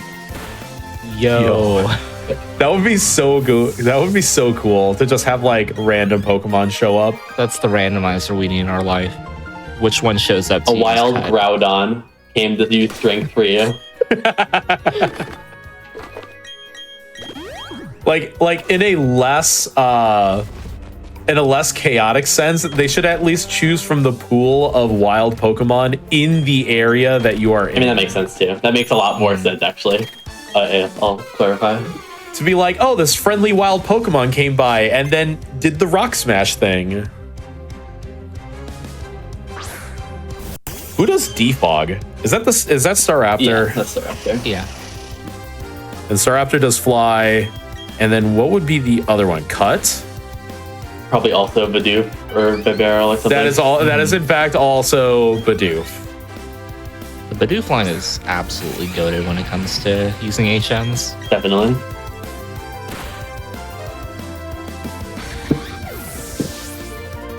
I find it funny that in Victory Road, all the fights are simple except for one. Yeah, it's like... And the one fight that is not is, like, it's obtuse. This is another trainer fight, by the way, that is optional in the original games. His vision does not extend. Yeah, but now his vision now gets you. He gets, yeah. Yeah, there's one weird fight where it's like, there's a Golem with Sturdy, so you have to two-shot it. If you don't set up, he has an Empoleon, so that's a two-shot, but he leads a Tentacruel that can do bad things. I think it also has Haze, I think. Dynam trainer data. I'm scrolling. I think Reflect type, Poison something. Bubble Beam, Acid Armor, Poison Acid Armor, Jab. yeah, that's what I was thinking. Yeah. Oh. So it's like, you don't even want to set up, so you just kind of say, I guess I'll just hit the Psychic button 5 times and hope I don't die? You like totally could set up on Tentacruel, but like, we just, yeah. Just to not even save a turn, though. Yeah, and like you can like, if you die on Golem or Empoleon, it just feels even worse. Because you're just like, oh, why did I even set up then? Yeah, it's just it's not like complicated. It's just like I said, it's obtuse. There's no clean way to deal with it. So it's like, I guess just Psychic 5 times is the best and hope I don't die. Yeah, basically. For the next fight, you should try to do the skip and then fight the trainer from the water. Technically that would be pretty optimal. I will do my best. Yeah, it's probably a frame perfect trick. It's like the only glitch that hasn't been patched out is we're gonna walk in front of a trainer who's going to walk up to us and fight us, but we could also surf on that next patch of water before it happens. So let's see if we get it. Oh my god. Oh my gosh, it happened. Yeah! So funny. That's so funny. All right, we might need to edit. Invalid run. We might need to edit the name of this category to like any % glitchless. No major asterisk. glitches. What's funny, it's Wait, the like water if you background. accidentally do that, it's like if you accidentally do the skip like this, you're like, no, I'm fighting the trainer anyways, but it's kind of like against the spirit of like, you're actually still saving time from not getting like the explanation point or having the trainer walk up to you. So it's kind of like, not like if you're on a good run, don't go for that. Yeah, it's kind of a gray area in the rule right now. Yeah, if you accidentally do what Head Bob just did, it's in good manners to just walk back onto land and then let the trainer see you. But yeah, there we did it. We did the one glitch that still exists. Glitchless? Question mark? You decide. Is this now a glitchless sandwich speedrun? Oh no! He remembered. Glitchless sandwich speedrun. I've heard of more incorrect things, I think. Yeah, was the Dynamax person say to Peony? That is stunningly incorrect, sir. That's not really incorrect, sir. Sword Shield got some banger voice lines. Mm-hmm.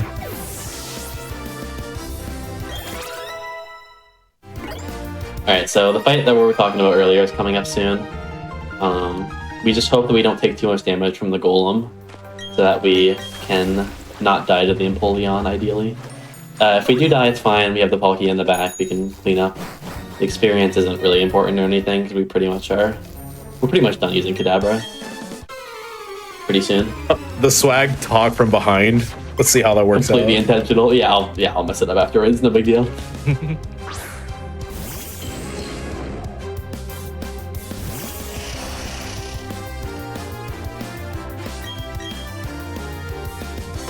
To this day, don't even know what Reflect type does. It copies the type of the opponent, so it would become a Psychic type. Which is fine, you can use Shadow Ball. So. Or can you? No, you have choice specs. Never mind. You have choice specs. That would not be a wise idea. I guess that would be the reason why we do any of this. Ah, that sucks. Hey, goodbye. Oh! That's totally fine, though. Oh, well, I'm not full HP. Well, dude, what is the Empoleon gonna do to you? A quarter effective brine? Well, what are we gonna do to it, though? It's the question.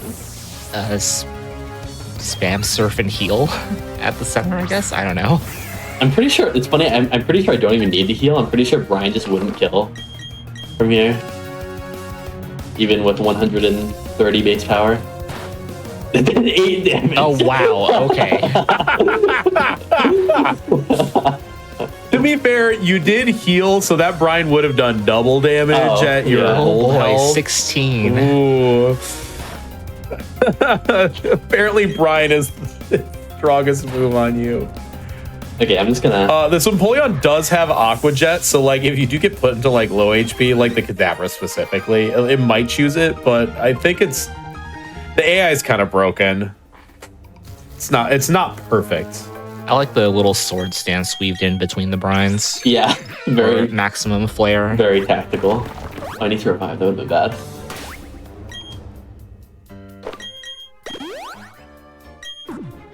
Don't really need to heal, because, again, this is the last fight that we used Kadabra for, so... What? No! Yeah, sorry. But the Kadabra was so good! It served us What, are you well. just gonna trade it away as well? I'm sure there's a trainer with a Haunter that would take it. Yeah, you should slap an Everstone on your Kadabra before you trade it, though, just for kicks. I'm sure Minnie would love that. Mm-hmm. You know what? Troll Oh boy, trade. another Gyarados. Those haven't been threatening in this run. Alright. Good riddance. But I think we are like 11 levels higher than this Gyarados at this point. 10 levels. 5-Shock is a very good move. I'm very lucky to have it.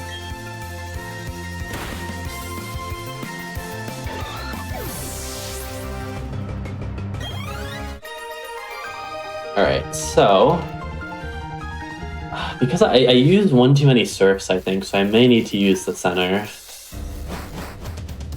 which is not that big of a deal. Oh, you did use 3 Yeah. Maybe I should have spatial rendered. to finish up. Yeah. It's okay. So we're gonna say goodbye to Kadabra and Monferno, unfortunately. The sad music is very fitting, actually, for this heartfelt moment. Hey, they did make it to the Elite Four. Yeah, absolutely. I always hate to do the menu before the Elite Four because it's like you box them and then you enter the Elite Four. It's like, it doesn't feel very poetic. 43 full restores. Are you sure that's going to be enough? Okay. I don't know why I did it this way, but there we go. What? Oh, there we go. Yeah, I might run out. I don't know. Have to be careful.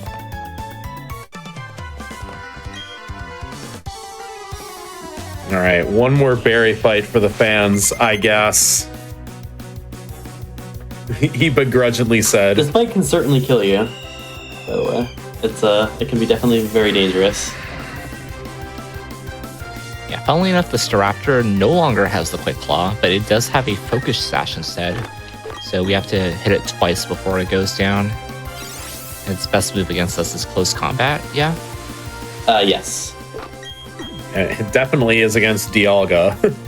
And it uses Rain Dance for some reason. It just likes to do that. But yeah, your setup is so much less now in Shining Pearl. Like,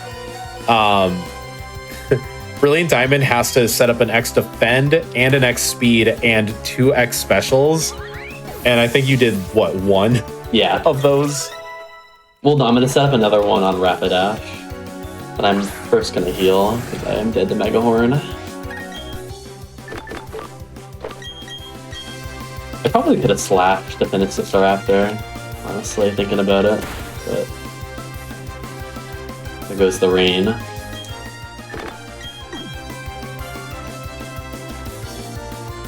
Mega Horn miss. So we are now safe from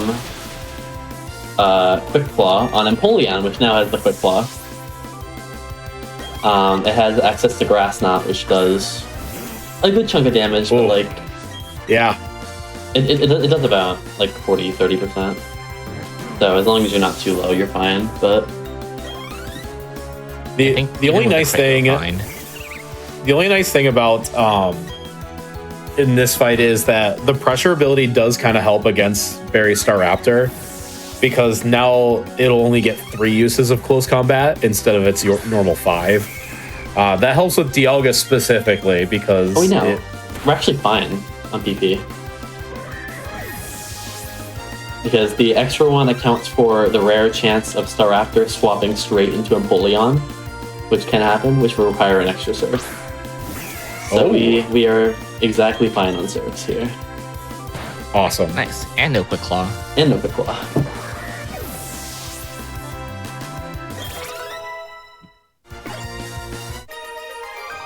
Alright, so the next fight isn't really dangerous. It can be kind of annoying just because the lead of Aron likes to spam status moves. So there's a lot of status healing. Something Dialga doesn't really have to deal with as much because it's a steel type. No, not at all. Yeah, for the Elite Four, for Shining Pearl specifically, the fights really ramp up. It starts easiest and goes to hardest. Aron being the bug type user is a big pushover, especially in Diamond or in Brilliant Diamond, because as the steel type, like we can't get poisoned. So those status moves, it just doesn't use it. So it uses a not very effective Bug Buzz, which does like 20 points of damage, and that's like all it can do. I think it'll do a little more to you, but it's like annoying, but definitely not dangerous. Yeah, the most it can do is like 20-30% per hit without any sort of defense, special defense, X items, whatever. Yeah, I love going into this fight at like 70 HP remaining and being like, so safe. This fight's free. The only thing bad that can happen on for Dialga is a turn 2 light screen. Yes. If I recall correctly, Dialga can't one-shot the Dustox, right? Oh my god. Yeah, it has to... Toxic. That's crazy. Yeah, 2 shots it. Because the light screen is just super annoying. So you just go for the 2-shot and let Metronome kind of handle the increased power. I wonder if I have to stall a turn. Because I didn't get Toxic, which isn't normal. Oh, no. Light screen's gone. Never mind. No, we're good. We're all I was gonna good. say, you're probably fine. Like, worst case scenario is that you'll stall the turn by not getting the 1-shot anyways. Yeah, it's not like anything here is particularly dangerous. Maybe the Heracross. It is the other way around. I will say that I didn't stall the turn and the Heracross used Brick Break, and I was like, oh, yeah, that hurt.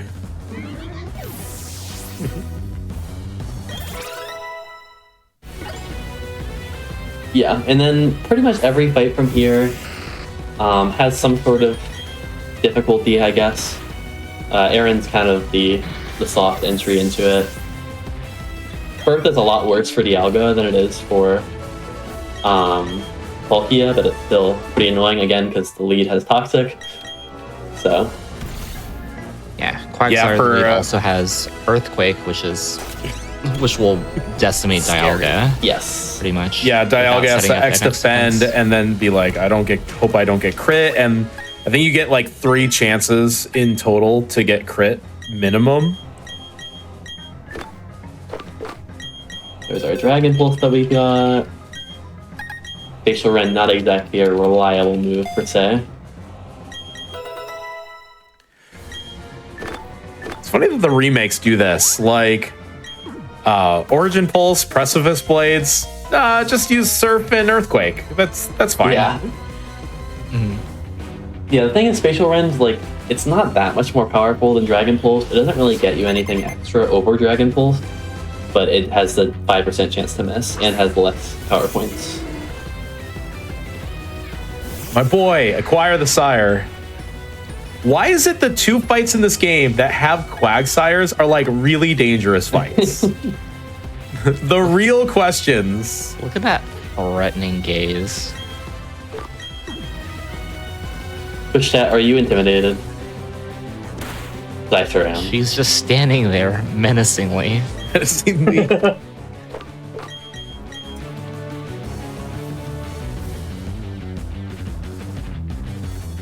So yeah, we had to unequip the we had an intention behind unequipping the choice specs here, and it's because the golem on this fight has sturdy, and if we're locked into Dragon Pulse now. If we were to use Dragon Pulse, it would hit it into sturdy, and then it would heal, and then it would keep healing until it finally ran out of healing items.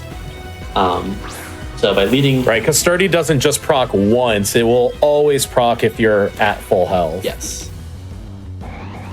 Unlike the Focus Sash that we're gonna see later. So yeah, we're gonna lead Slash here. A weak move that won't do very much damage. We'll not knock it into Sturdy, and we'll crit, I guess. And we're all good. Yeah, this didn't look too bad. This fight scares me so much because, yeah, in Brilliant Diamond, it kind of goes the opposite way in terms of fight intensity, except for Aaron. Aaron is actually completely free.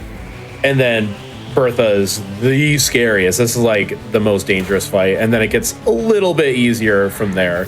Though Flint has his own weird quirk to his fight. Yes. I'm interested to see how it works for you. I'm sure you probably just spam Surf or something. Oh, hi, Repel. Yeah, we don't actually need repel encounters anymore.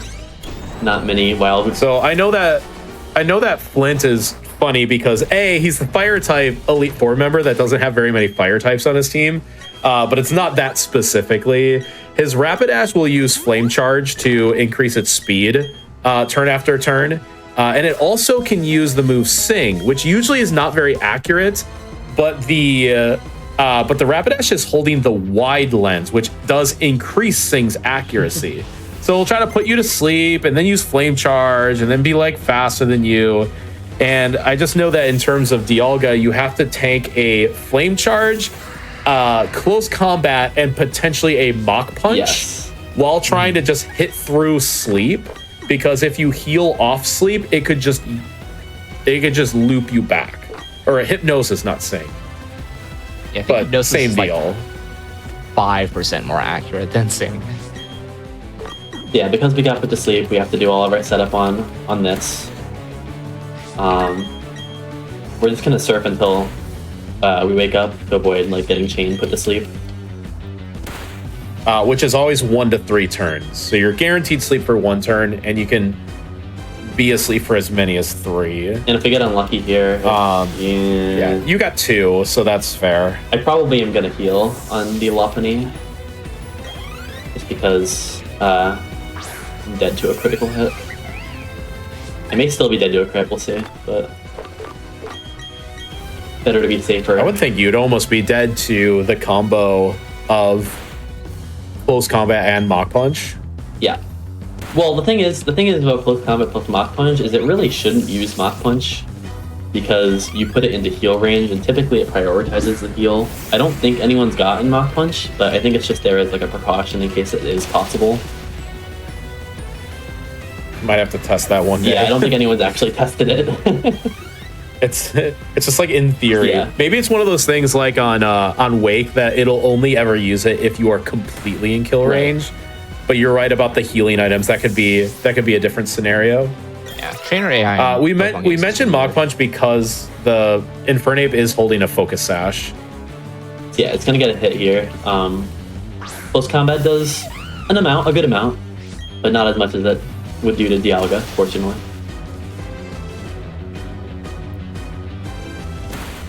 So yeah, plenty of HP. I will still have to heal because the next fight is very brutal. But we are through for now, which is good. I will be saving for this next fight for sure.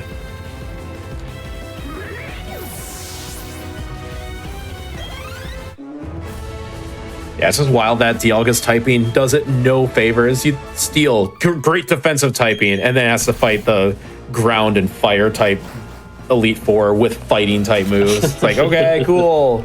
That's exactly what I wanted. Yeah, then it gets a little break for Lucian, whereas Palkia needs to be a little bit worried. Lucian leads with a Mr. Mime, which is part Psychic and part Fairy. Fairy types being super effective against Dragon, hits neutrally against Dialga, but will be super effective against Palkia, unfortunately. It's also holding like a light This is plane. definitely one of the scariest fights in the game for Palkia specifically. Yeah. Typically, like pretty much any turn that you get hit with Dazzling Gleam, you're pretty much dead to crit. So it's pretty scary that you can just die on any given turn. It's gonna take some turns setting up various screens, but once it starts attacking, it'll do some damage for sure. And so that's with an X special defense. It definitely packs up on Yeah, it. that was still 50 damage, so it would do more than half without it. So we need to dodge just one more crit here and we're good. Beautiful. And that's the fight. Nice. Yeah, so there's... I'm sure you see... Yeah, and the funny thing is Dialga's fight isn't even faster. It's the same amount of setup, but it's just safer because you're just taking less damage. Yeah. Right. Not as likely to die to a crit. Funny fast Alakazam. Do you outspeed this? You do. I don't think Dialga can Dialga's just like outspeed. Dialga gives it a turn, but it usually just uses Nasty Plot.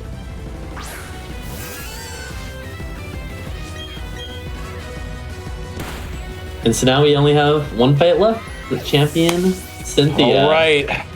I've been waiting for this fight all day. Yeah, like you said, the This one's a difficulty just keeps doozy. ramping up. Get hype, chat. It's time for a banger alert. First time I'm gonna be hearing this theme in a long time. It's because so that's because you don't even like listen to the music. Funny enough for me, I usually play the Volo theme during the Cynthia fight. That's because it just sounds so good. Base.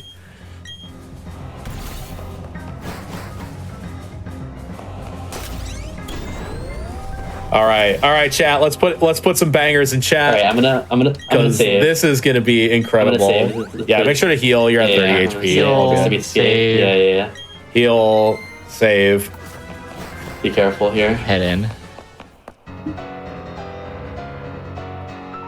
So menacing. All right, so She's just standing there menacingly. look how menacing she looks.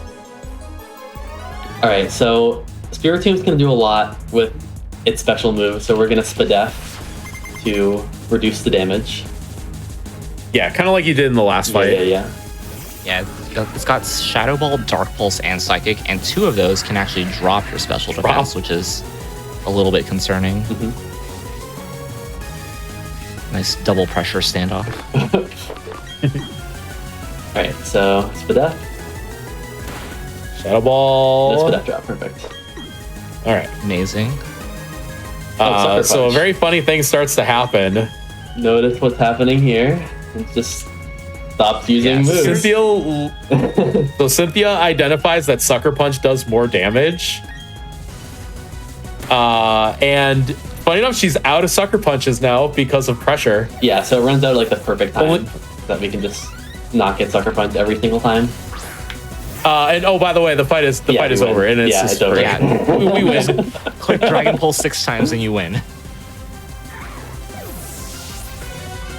Yeah, it is literally that easy. We when you do the X special defense, so long as you don't get the Spadef drop, she just identifies that Sucker Punch does more damage, and then we'll use it. And then so she gets 3 usages of it, and we need 3 turns of setup. So it works out perfectly. Works so perfectly.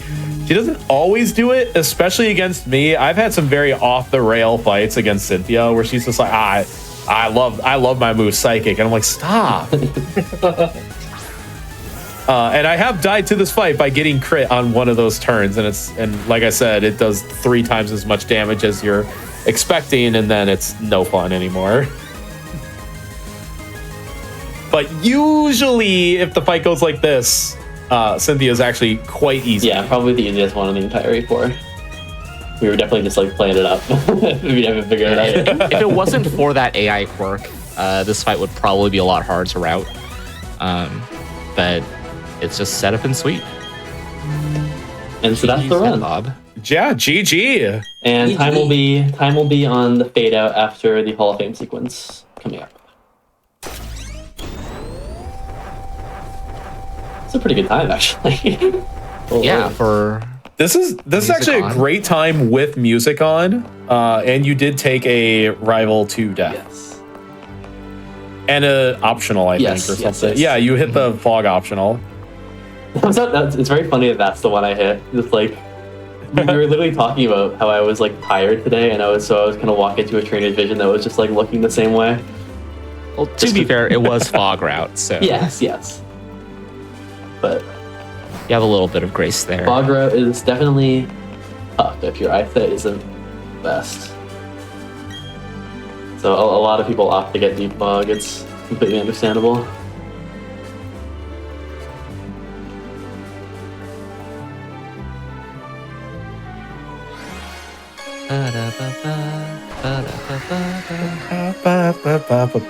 Palkia reigns supreme.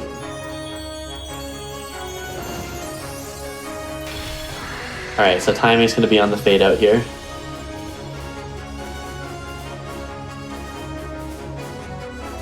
And time. GG. GG. Yeah, awesome job, dude. Yeah, fantastic run overall. Thank you. This is a very interesting run. I think the route of this run is very intriguing to someone who hasn't seen it at all. So I'm hoping some people found this interesting. Not this isn't the perfect game, obviously, but there's certainly plenty of things to like. Yeah, if you're obviously interested in Pokemon speedrunning, if you enjoyed this run or the previous run today, make sure to join the Pokemon Speedrunning Switch Discord, as the Discords are broken up basically by console generation right now. And there's a lot of amazing people in the Discord that will swing by to help you out, answer some questions, share notes, and even like help set up like the tools with like the auto music for this game specifically. It's a really awesome community, and we all work really, really well together. And even though there are moments of this game specifically that we say like, it's not like the best speed run, there's still people like Headbob and myself that will still run it from time to time. And we're more than happy to encourage you and give you all the tools that you need to succeed. Absolutely. So just wanted to make sure that that was out there for everyone. So yeah, definitely a lot of the Switch Pokemon speedruns are really good speedruns, especially for beginners. Let's Go is amazing. This game is amazing. Sword Shield is amazing. Got some more difficult ones. It's great. So I think in the community is super nice, as Steve was saying. So if you're interested, feel free to join the Discord. I think it should be ready. I don't know if anyone has a link, but it should be readily available on one of the speedrun.com pages for any of the games, if you're interested. Also, shout outs to Cat Expo. You guys are the goats. We run a category extension every day for Pokemon, or not every day, every month. Every day there's a new speed run. So much routing. Every month we do a new fun category extension. If that sounds fun to you, feel free to join that as well. And yeah, thank you guys very much for having me on. Thank you T-Pat, Dynam for commentary. This was a good time for sure. And thank you Sarge for hosting. Thanks for having us. Yeah, everybody should go follow Headbob on Twitch as well. Agreed. Get your amazing speed runs out Everyone there. to follow T-Pat_WX. He's cool. And Dynam. He's also cool. And yeah. Yeah, thank you all so much for being on. GG's. And yeah, the Pokemon speedrunning community is definitely a very great community. So if you are interested in any of this Switch speedruns, definitely go check it out. And yeah, thank you all for being on, for showcasing the game. Really appreciate it. We do not have anything else for you tonight. We do have more Pokemon coming up tomorrow, as well as Paper Mario Rando. So we'll see you all there. Just a quick reminder before we go for the night. GDQ's next all-women and Feb speedrunning event, Frost Fatale 2025, will be live from March 9th through 16th, benefiting the National Women's Law Center. You can visit gamesonthequick.com/fanfatales for more information on the event, and you can use !FF in Twitch chat to check out the schedule. Have a great night, everybody. We'll see you tomorrow.